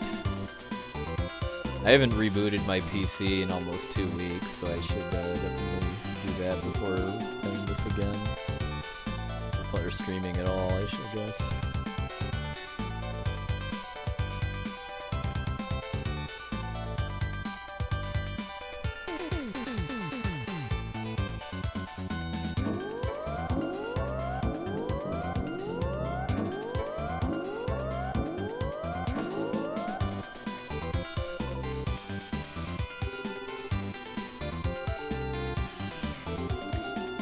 Hey, Kasumi Blue.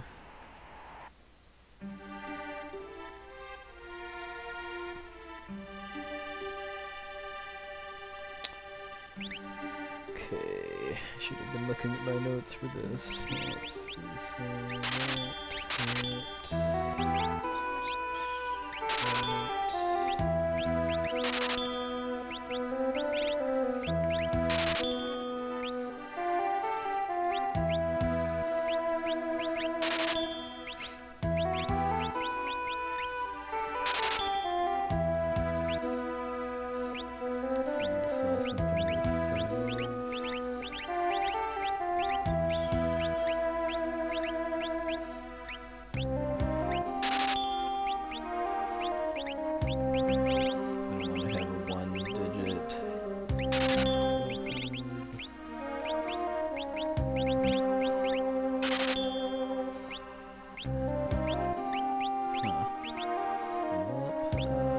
I can sell one elixir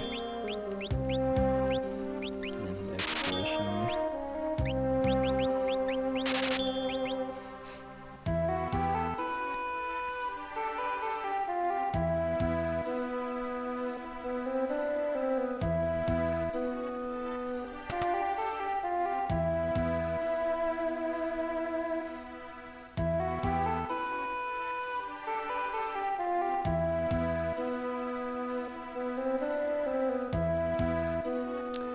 I'll be able to do this faster when I practice it too. I mean, because I have to look at notes just to remember what I need to sell there too. Once I have that memorized, I can do it a lot faster. Because I know what pretty much everything in my inventory is, even if I can't actually read all of the text. But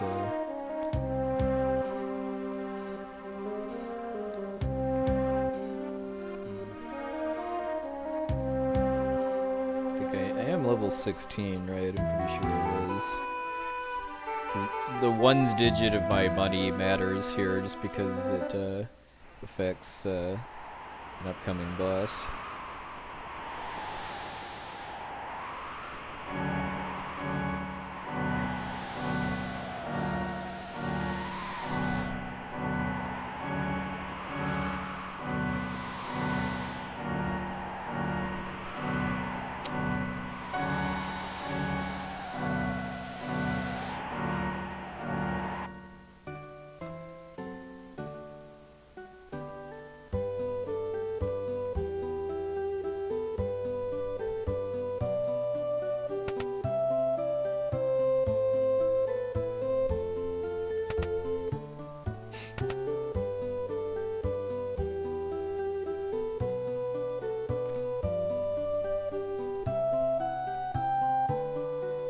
Wow, the bots are out in the forest tonight. Yeah, level question mark, holy or pearl. The question mark is the ones digit of your gill.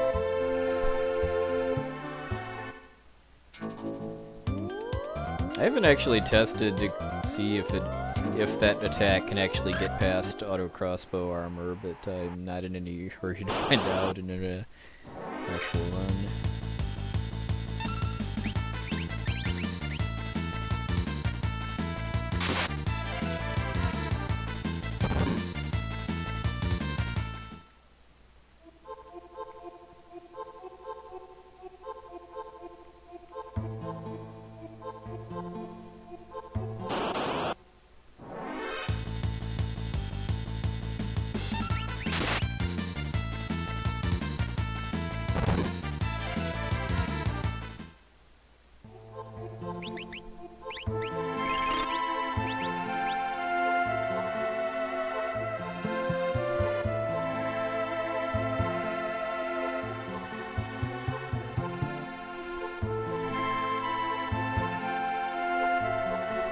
Definitely starting to reconsider not unequipping Strago and Realm before the Floating Continent too, because one thing I could do to speed up that shopping too is to arrange the stuff of theirs that I need to get rid of during like Atma weapons death animation.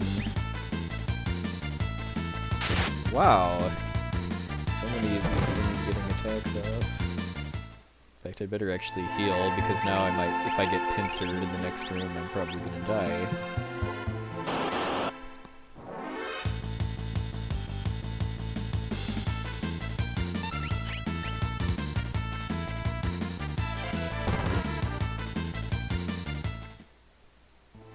And I missed the cycle on the turtle, because of getting disoriented by so many fights, too.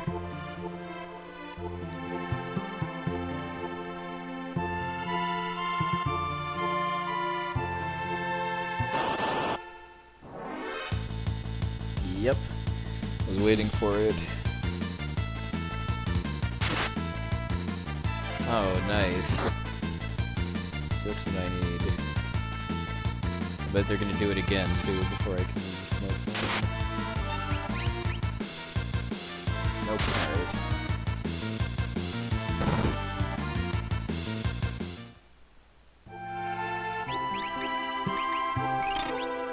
Could have been worse though. Could have been the 4 monster battle. Because if I get pincered by that, and depending on what they do, I can die, even with an auto crossbow armor, just because of how much damage they do.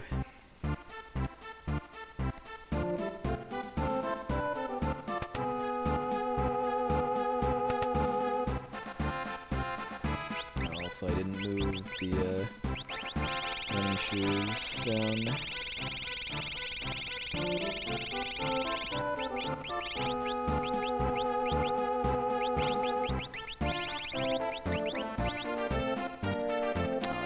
Wasn't supposed to do that yet, too.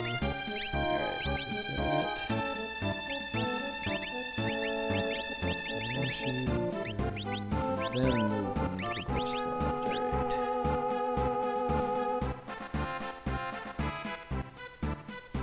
Alright. PSN version is quite a bit slower because of loading times. You can move faster, but the loading times are a big thing. Hey, Proot.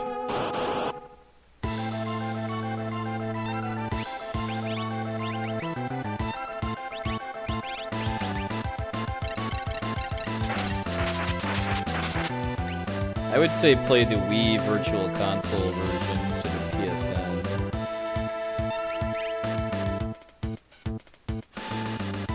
Because the Wii Virtual Console is pretty much the same as the Super Nintendo version.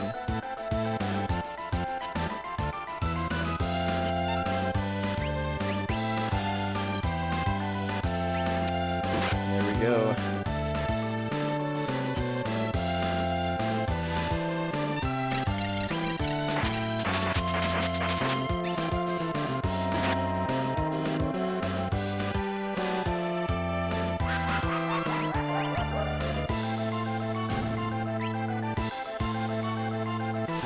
I don't know which version of the game the Wii Virtual Console uses though, as far as whether sketch glitch works or not.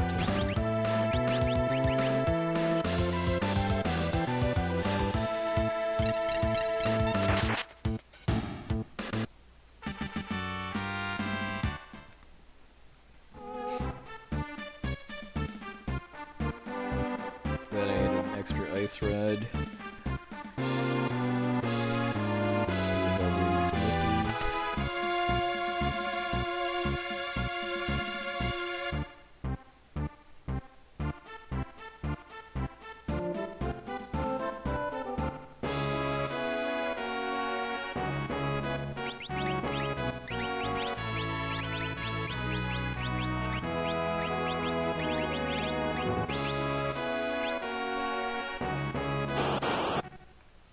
Yeah, that is a pretty tough battle if you don't know the gimmick.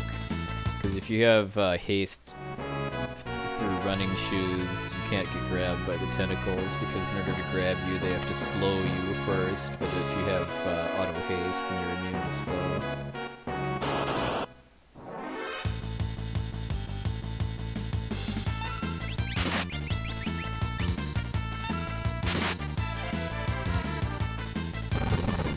Hey Andy, my Japanese FF6. A PB is still possible too, just because I died twice in Kefka's Tower, once on Tier 3 of the final battle too, so... Less of that I can pull this run back. Yeah, I didn't know, I mean... I never broke rods when I played the game as a kid, too. I mean, the whole concept of stats was kind of lost on me. And I don't know if I don't think it said in the instruction manual or anywhere that rods ignore magic defense, because that's what makes them so strong.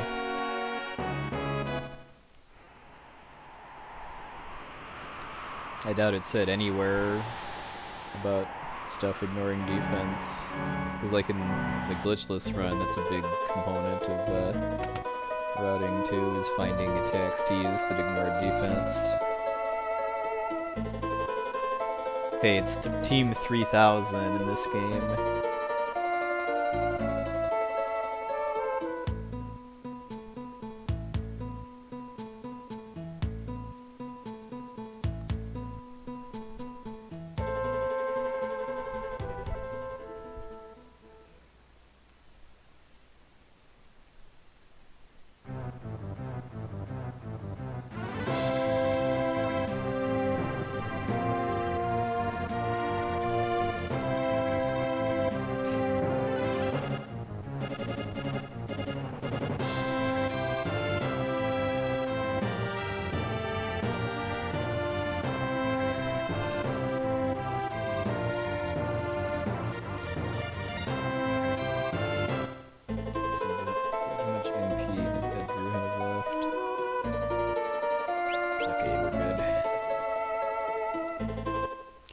One version difference too is that in the Japanese version you gain more MP when you gain levels. That's they fixed that in the PlayStation version along with GBA too. It's only the English Super Nintendo version that with less MP.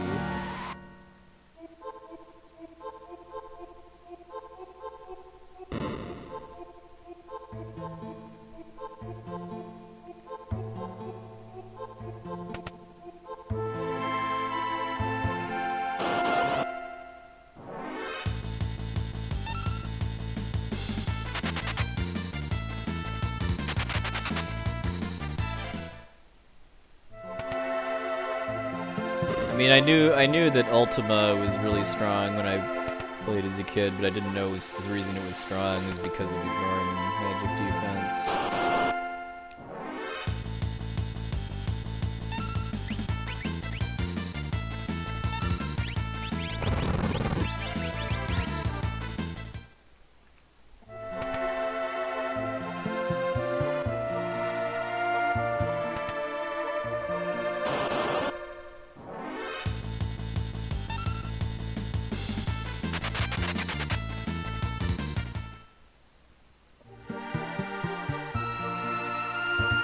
Let's not forget to hit the switch this time.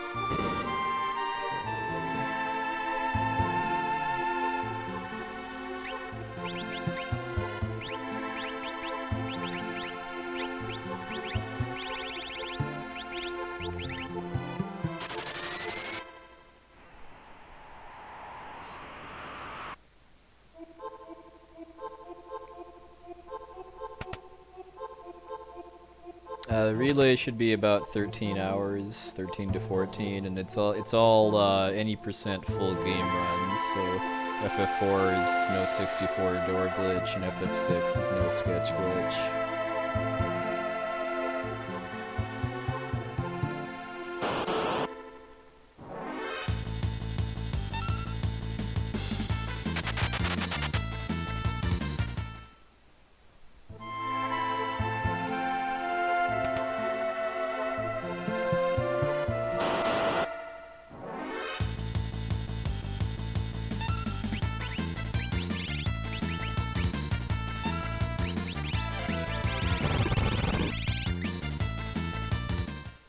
I keep forgetting that if I unequip something during battle, it goes to the first empty slot instead of to wherever I have the cursor.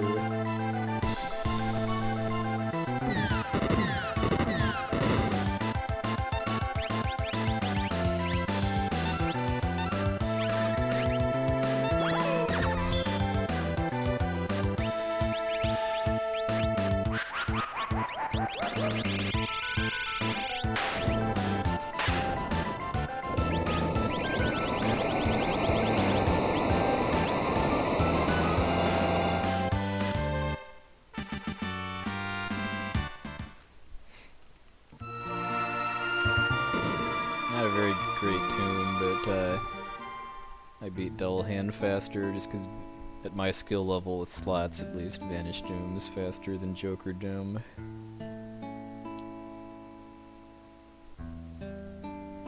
Hey, if you think that's long, you should see an FF7 through 9 relay. Those are about 26 hours long. I look perplexed, eh? I mean, like...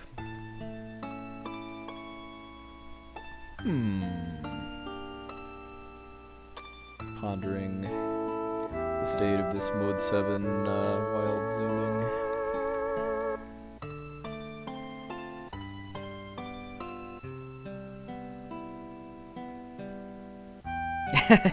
Yeah, have every Dragon Quest game ever made in a relay. That would be pretty long. Although, if it would probably depend on what version they're playing, though, because all the Super Famicom versions of the earlier Dragon Quest games are very short.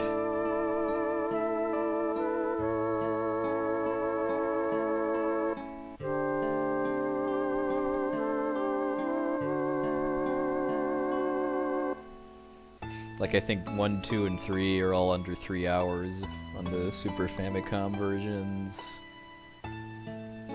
4, I think, is about 5 hours. I don't really know 5 and 6 that well. Or I don't know anything at all about 7. 8, I know on the Japanese version is about like 10 hours, I think.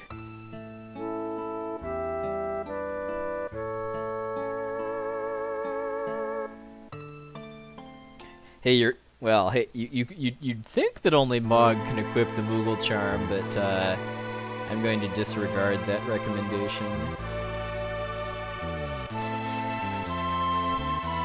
Yeah, the Fanatic's Tower is hell. I mean, the fact that your abilities are mostly locked out other than magic, and that a lot of the battles are inescapable, and that some of the enemies on the upper floors can cast Meteor, and I forget if any of them have Murton, but Meteor can kill you because it ignores your defense. Plus it has...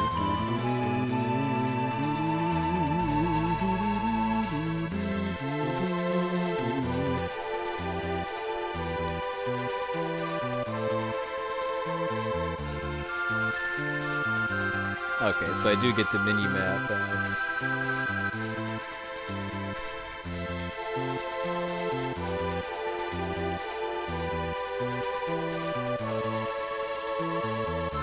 Sure, why don't you do a run of that, too? That sounds like a ton of fun.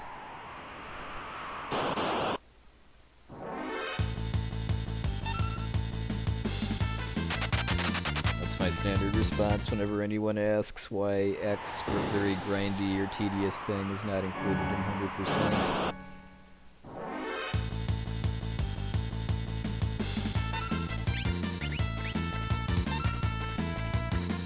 Yeah, Wild Arms Relay, I mean, unless you can find an ace or something for Wild Arms 2, that would be pretty long.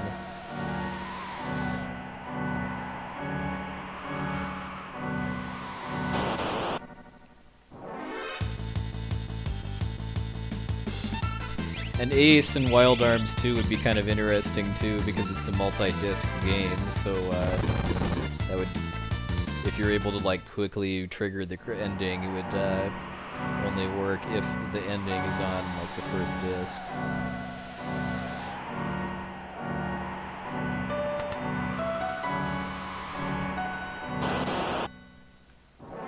Well, I don't think...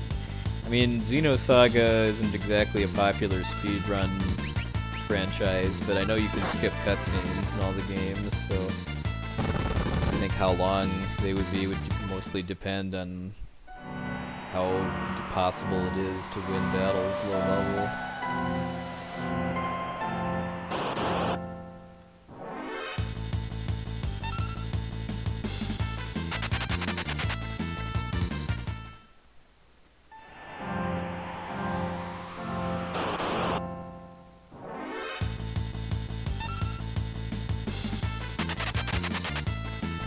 One other thought for a relay theme that I had, though, was Broken Fantasy, and that would be FF4 64 Door Glitch, FF6 Sketch Glitch, and FF7 Yuffie Warping.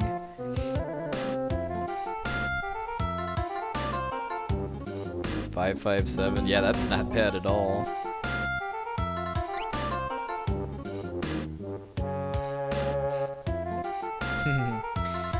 Yeah, I think I quickly discovered what Life 3 was after getting wiped by Magimaster for the first time.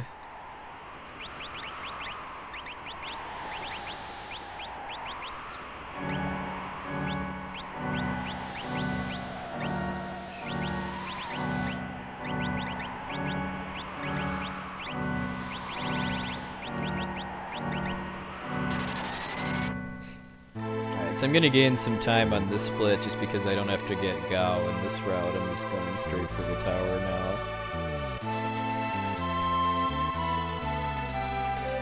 The comeback begins. Yeah. Easy every time. Just use Palador to yump the Ultima. I kind of miss having a Magimaster be part of Glitchless Any Percent, though, just because that was always a fun battle.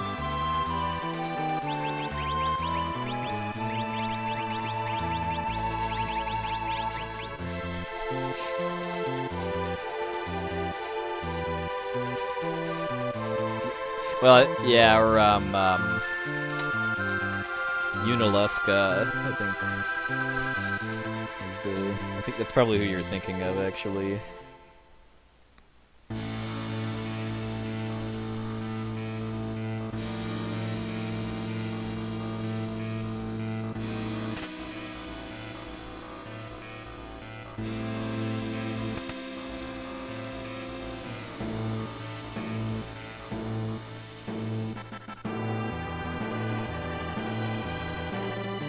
I remember going back just to talk to Sid and then finding the Magicite on the beach.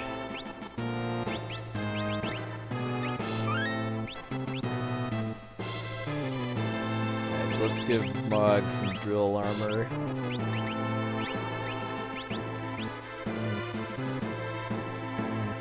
So the setup for Joker Doom on Inferno is a little interesting because he does Atomic Ray on his first turn, which he has a pretty high chance to do, then instead of using an echo screen, if I cast Mute, then that stages the RNG for Joker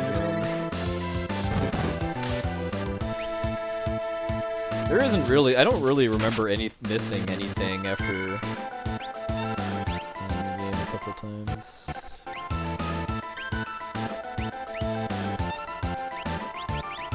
One of the big route things for Kefka's Tower is to use boss death animations to move the Moogle Charm to the bottom. In order to equip the Moogle Charm on characters other than Mog, I have to scroll it to the bottom of my inventory.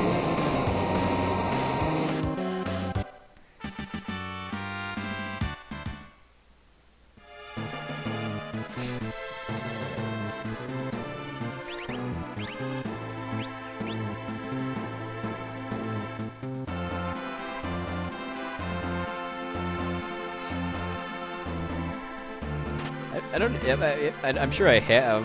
I mean, well, I do have all my Nintendo Powers in my garage, but I can't really for the life of me remember much about Nintendo Powers FF6 feature. I remember their FF4 one pretty well, because I read it many, many times before actually renting the game.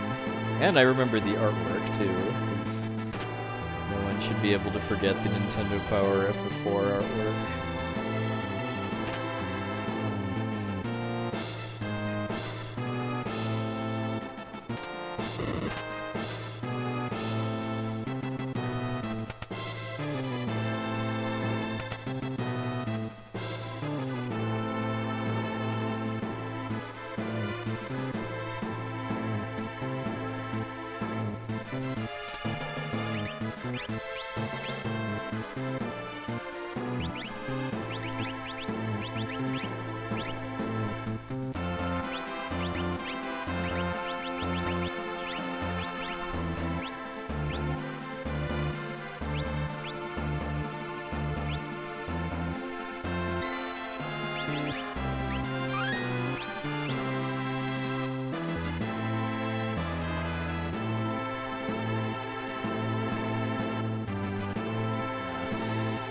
So consciously going for that chest that has a Mega Elixir in it just because I need it in certain glitchless routes. Actually, I think I just need it in 100% now. I don't need it anymore in any percent.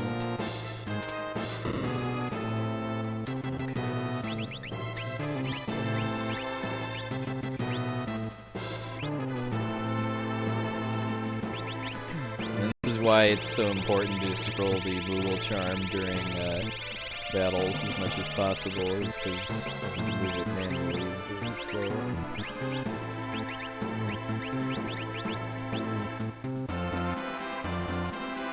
But given that it means I have 0 random encounters in the entire tower, it's well worth it.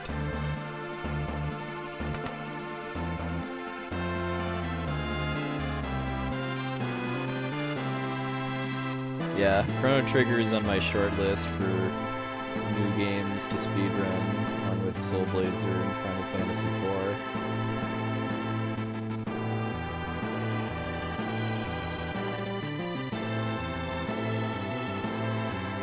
Nah, it's the one before Poltergeist that is the secret ribbon.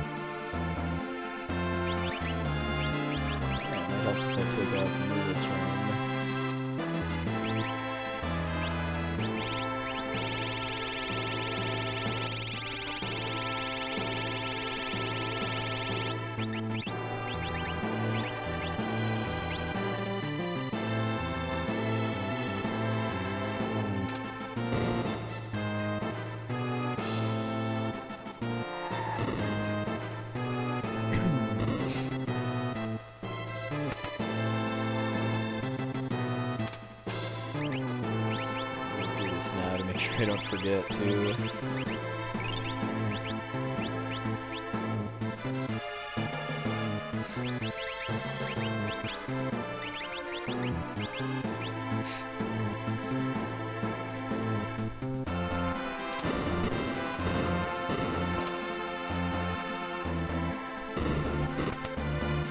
Oh, nice.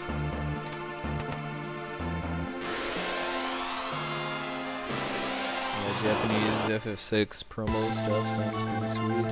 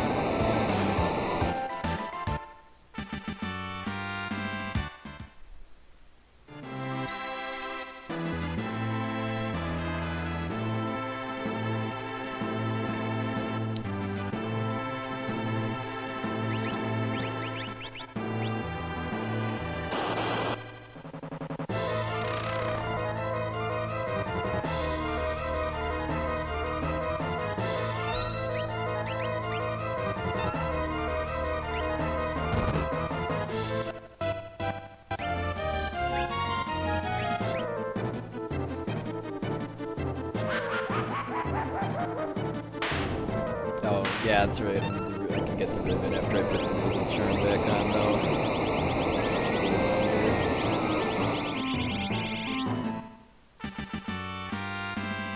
it's not that important, too. It's basically just to protect against imp on tier 2. That's why I get 2 ribbons.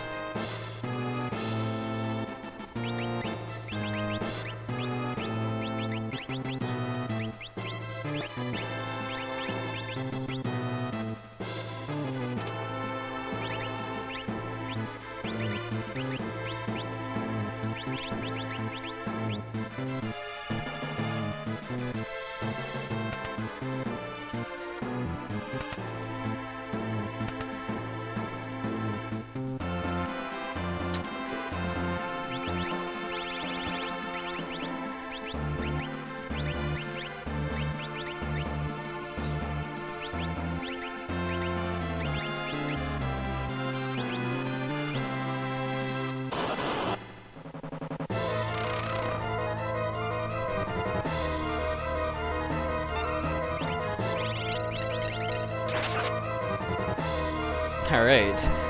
Dodged the proverbial freeze bullet there.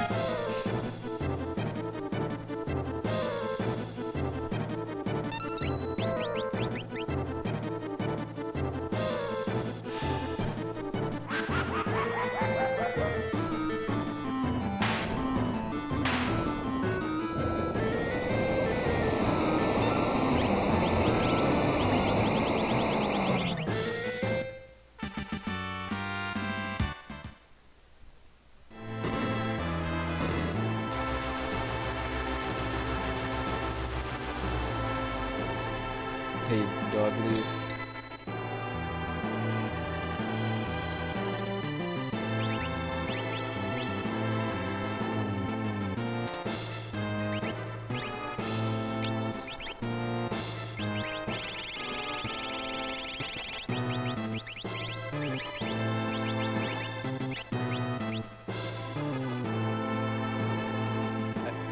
I need one ribbon to protect against Lullaby on Goddess, but the second one is just for extra protection against Imp on tier 2.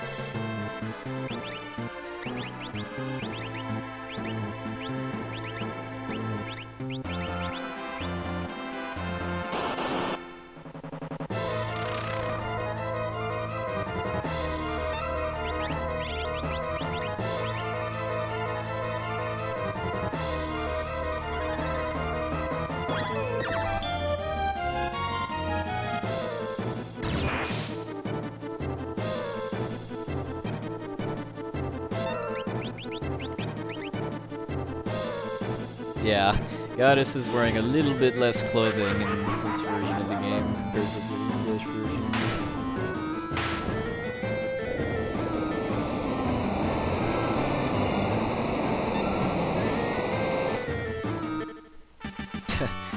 3.5 minutes. Yeah, that's the power of more consistent, but sadly less fun, boring triad strats.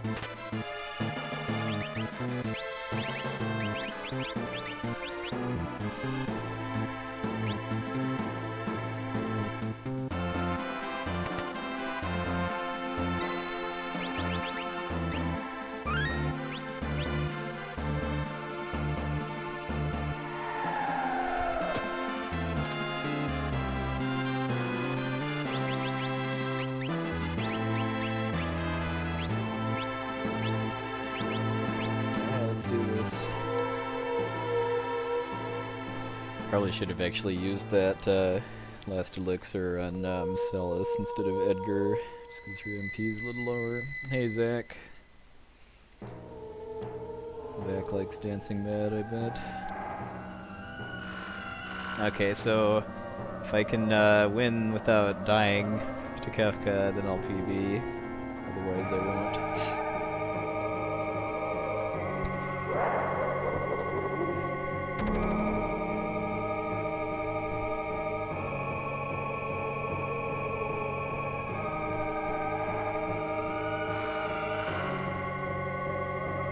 Yeah, that time savings is pretty. It's mostly just from the route change, because I don't have to do anywhere near as much menuing as in my older route, and the mini boss battles are faster. So that's the trade-off for that time I lost in the floating continent because of #grinding.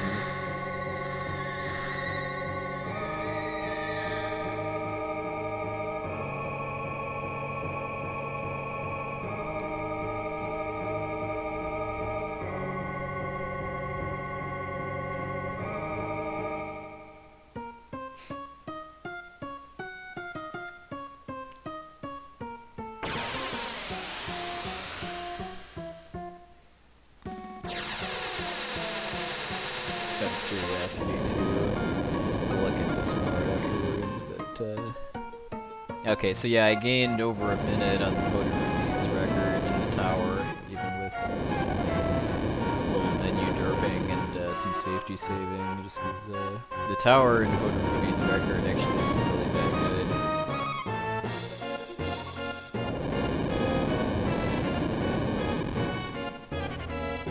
I think Ascension's PB saves about 2 minutes in the tower.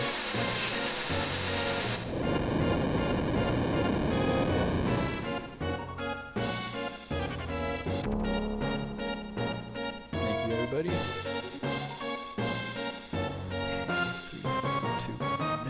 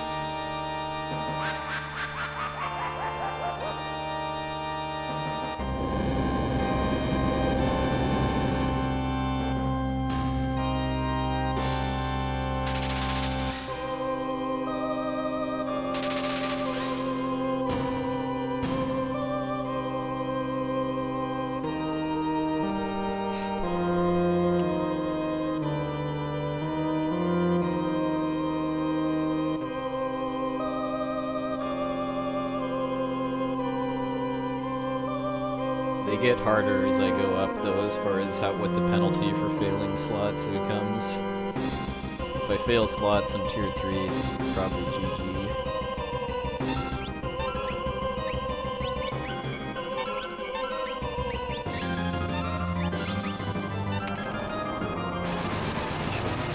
Going off in the right order.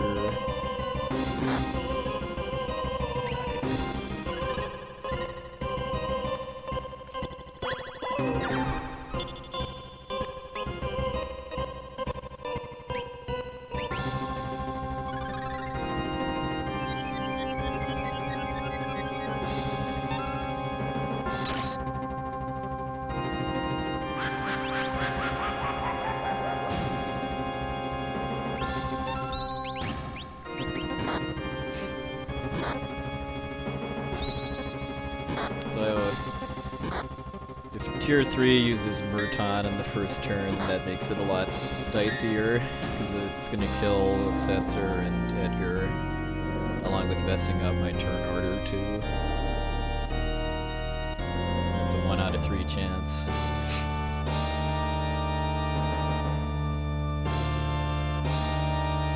Hopefully it'll do White Wind or Tornado instead.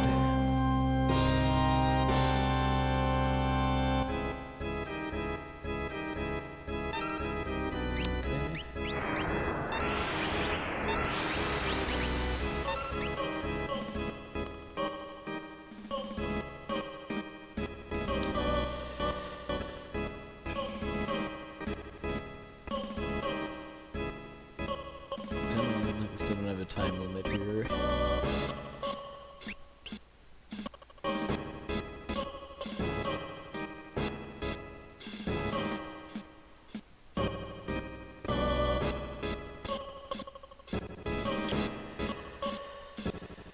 Alright.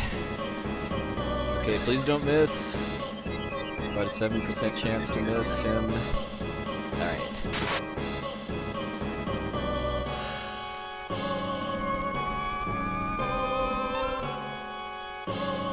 Really taking my time with that one too, just because it's really hard to recover if you fail slots, because I had to summon Phantom in order to protect against that Calmness death attack it just used.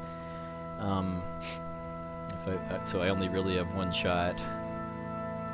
Otherwise I pretty much would just have to hope that he doesn't kill Setzer with Calmness. Alright, so should be looking at a sub 450 Kefka. Should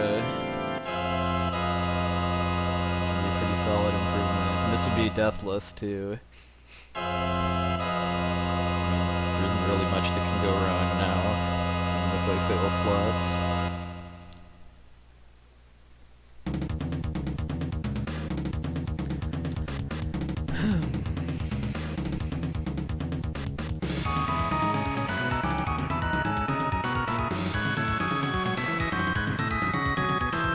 Importantly, I'll have new splits for this new route too. A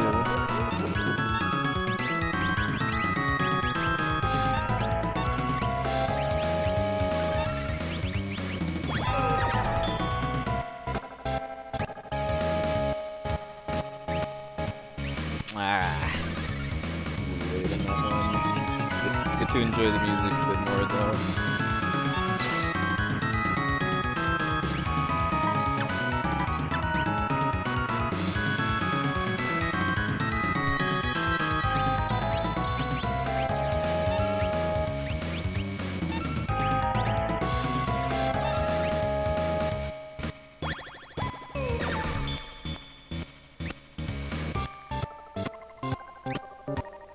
Alright. GG. Unless Mog misses, which I have yet to actually see happen.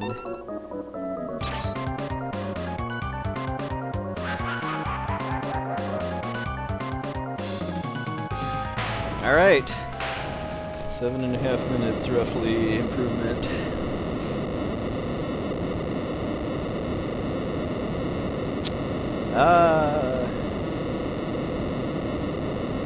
Yeah, actually, because I'm beating out Fallen One, so I guess there isn't it. Yeah, I just cast Vanish out of habit, but yeah, I'll have to remember that for next time. Thank you, everybody. But we're not done yet. This is a Japanese run, so we're not stopping until we get to JP timing end, which is in about 23 minutes.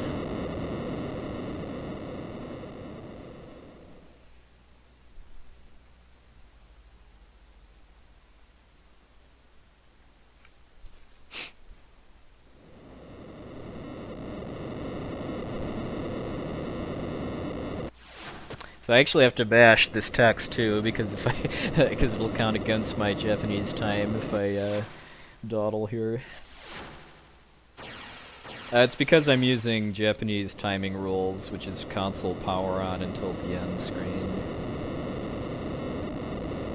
So that's roughly 25 minutes slower than Western timing, because both the intro and the ending are included in the time. The intro is about 2 minutes.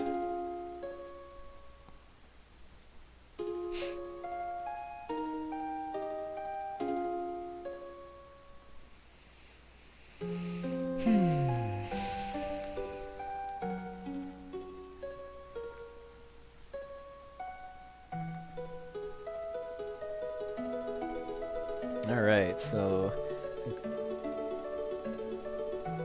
yeah, just looking back at this.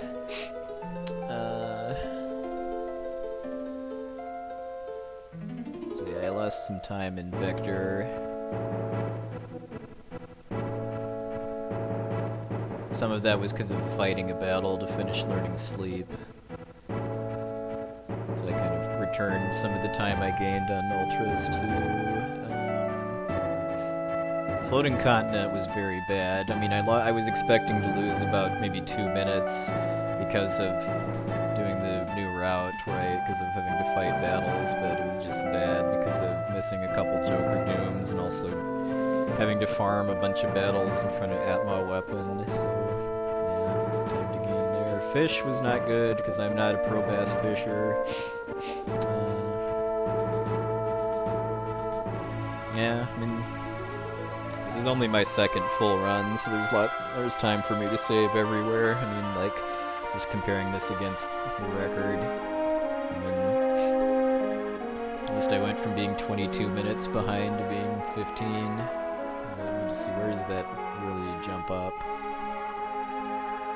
Well, this Phantom Train split is is fake too, because I did the scenarios in a different order than he did.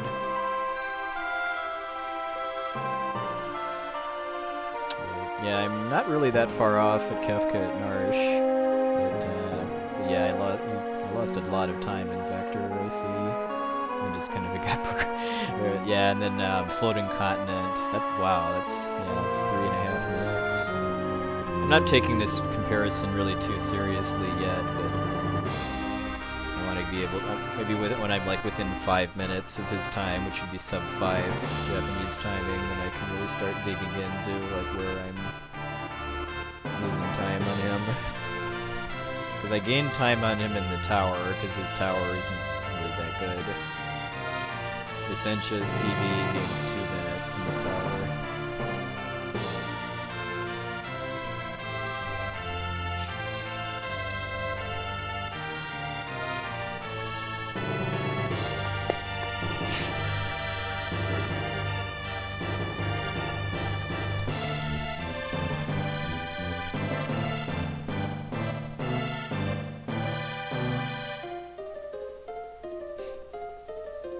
Thank you, Moog Magician, and everybody else.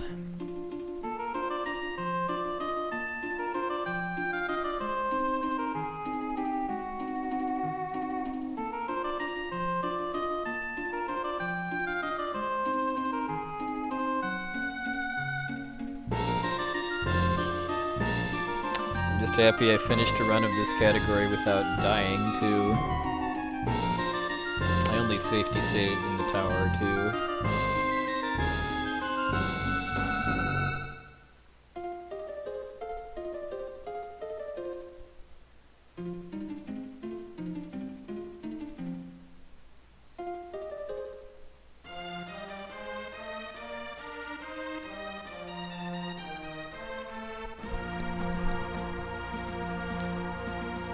CES sounds very grindy, really, because, I mean, for a speed run, I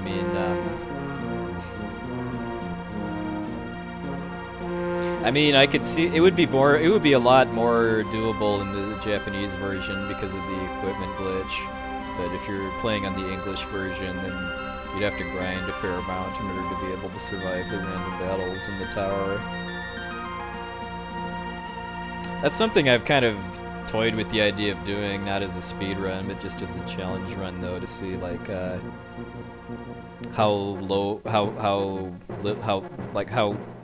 a level I can beat the game with CES. As people don't know what that means. That means Celis, Edgar, and Setzer. It's kind of like low percent, where you're beating the game with the minimum possible number of characters. Alright, thanks for watching, Stugbug.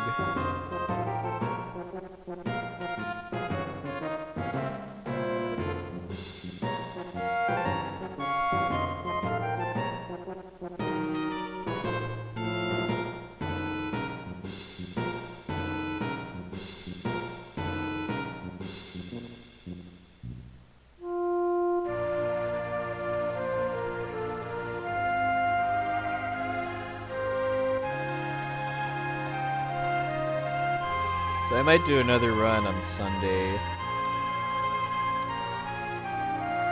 I think at this point I need to do some menu grinding and get some practice save states set up for this route, because I think this is the route I'm going to stick with for a while at least.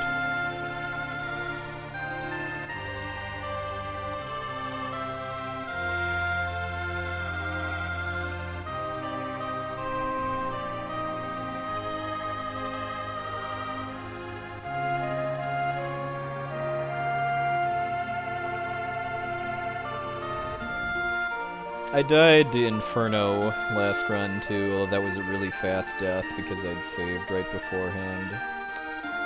That was bad RNG, although my route made me susceptible to that because Setzer's magic evasion made it so that he had about a 5% chance to get hit by stuff, and most of the mini bosses in the tower can one-shot him if they actually hit him.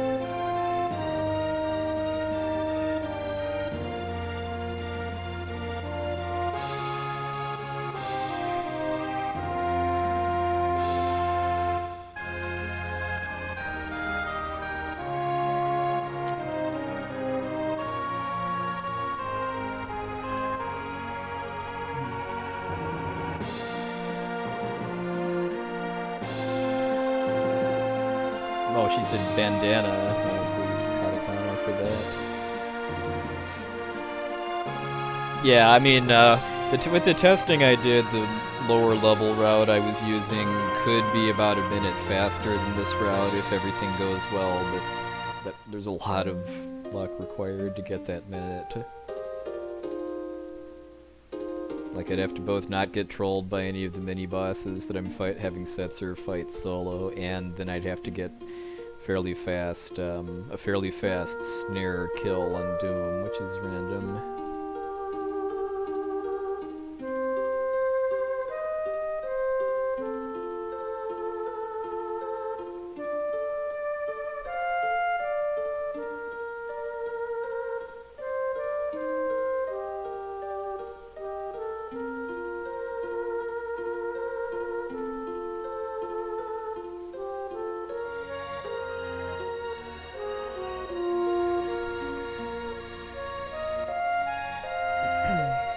What do you mean by specific encounters? I mean, in the tower, I'm using the equipment glitch that's only in the Japanese version to equip the Moogle charm on all of my characters, so the only battles I get in the tower are the mini-bosses.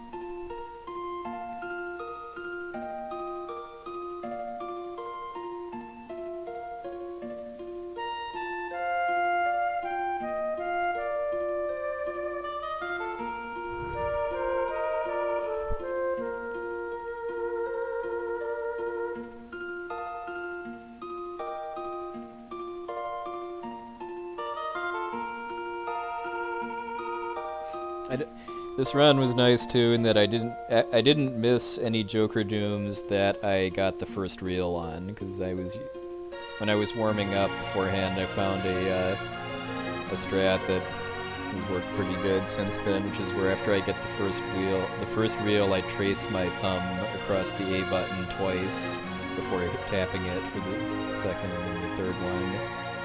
So I just need to get better at hitting the first reel with only minimal pause buffering.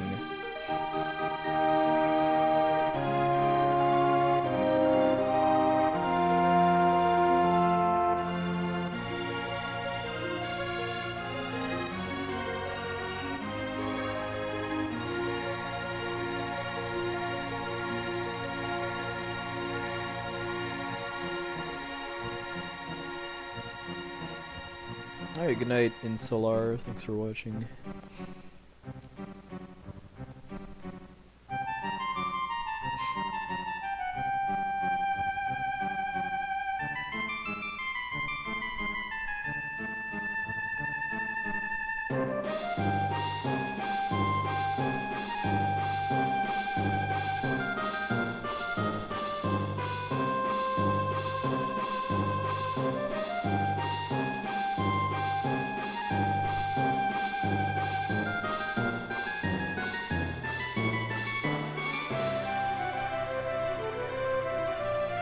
Alright, good night, D&D Locke.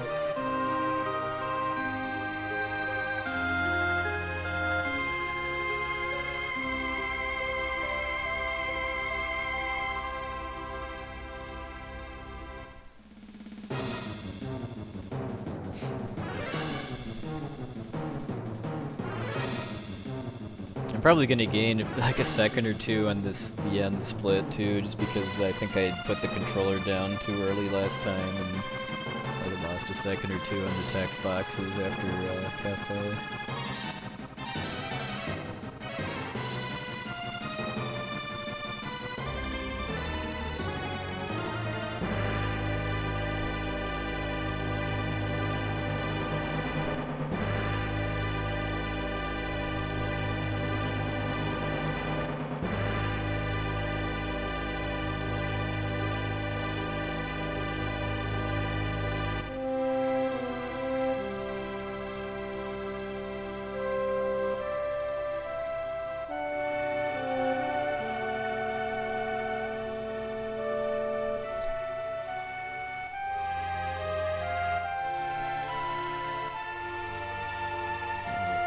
I'm gonna raid someone I haven't raided for quite a while, in fact.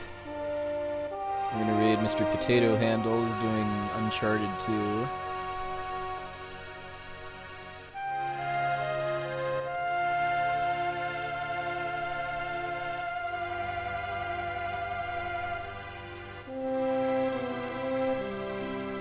And our raid message will be /me throws a snowball at Spud. He'll get what that means. It's from Crystals for Life. Potato Handle's from Australia, and I don't know if there's any inhabited parts of Australia that get snow. So I think when he was in Canada, that was like his first time ever seeing snow.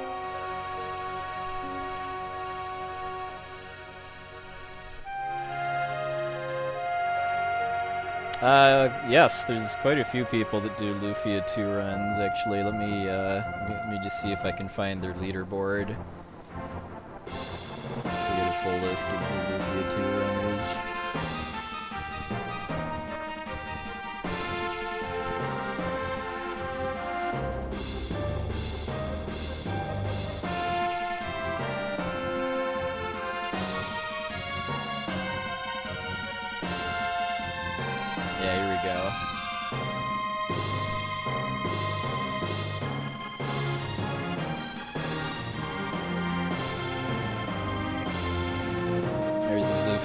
Leaderboard. If you click on the names of the people in the runner column, it'll take you to their channel.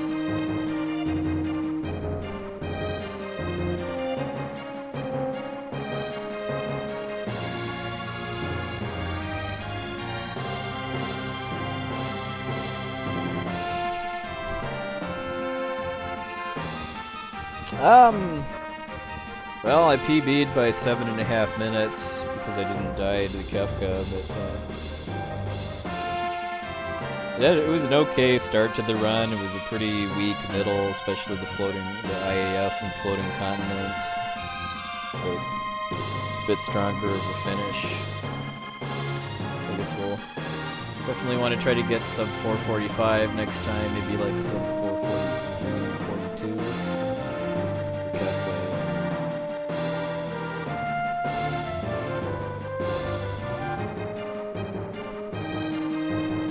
Once I'm in like sub 5-hour Japanese timing territory, then I think it's time to start actually analyzing what I have to do if I want to take the record for this category. If I want to grind attempts enough to do it. Thank you, J-Lo.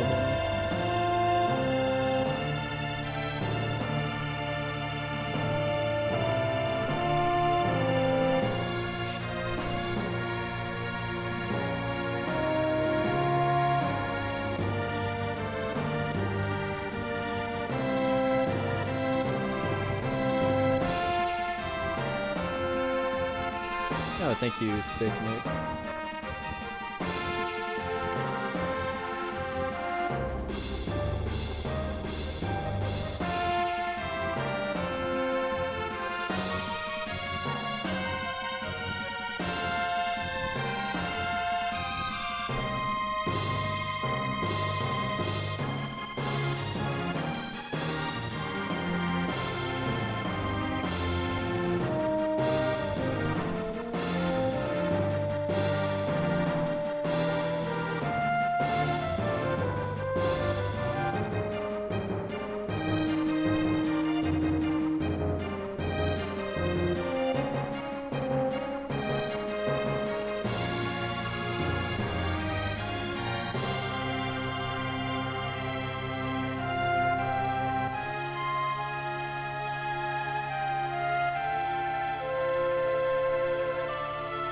I haven't run FF7 for like maybe 2 weeks or so now.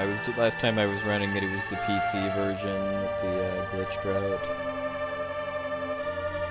I'm kind of waiting to see if FF7 makes AGDQ before I start working on at least the PC version again. I prefer the PlayStation version, but PC version is much more marathon friendly because of being much shorter.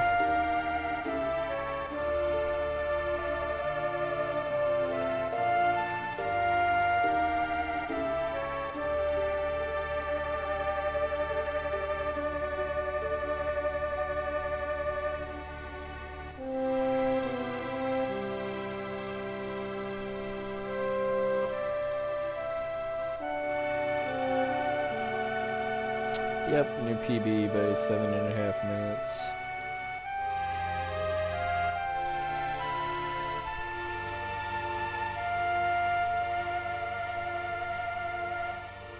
First deathless run, too.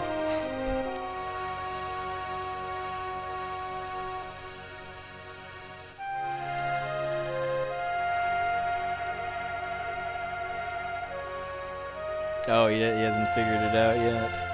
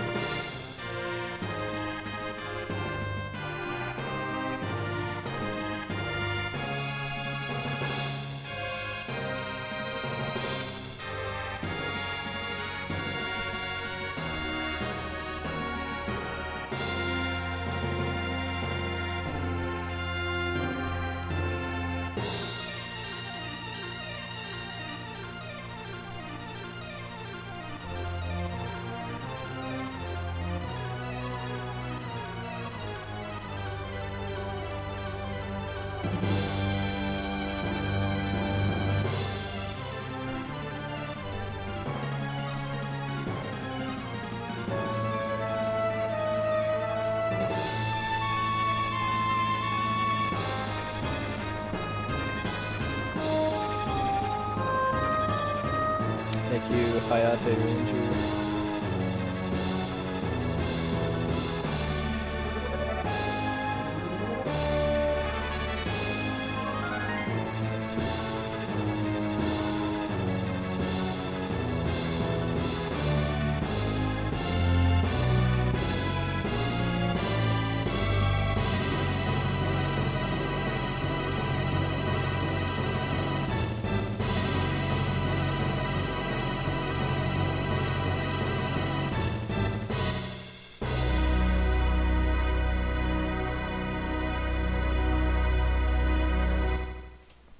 Alright, 5:10:04.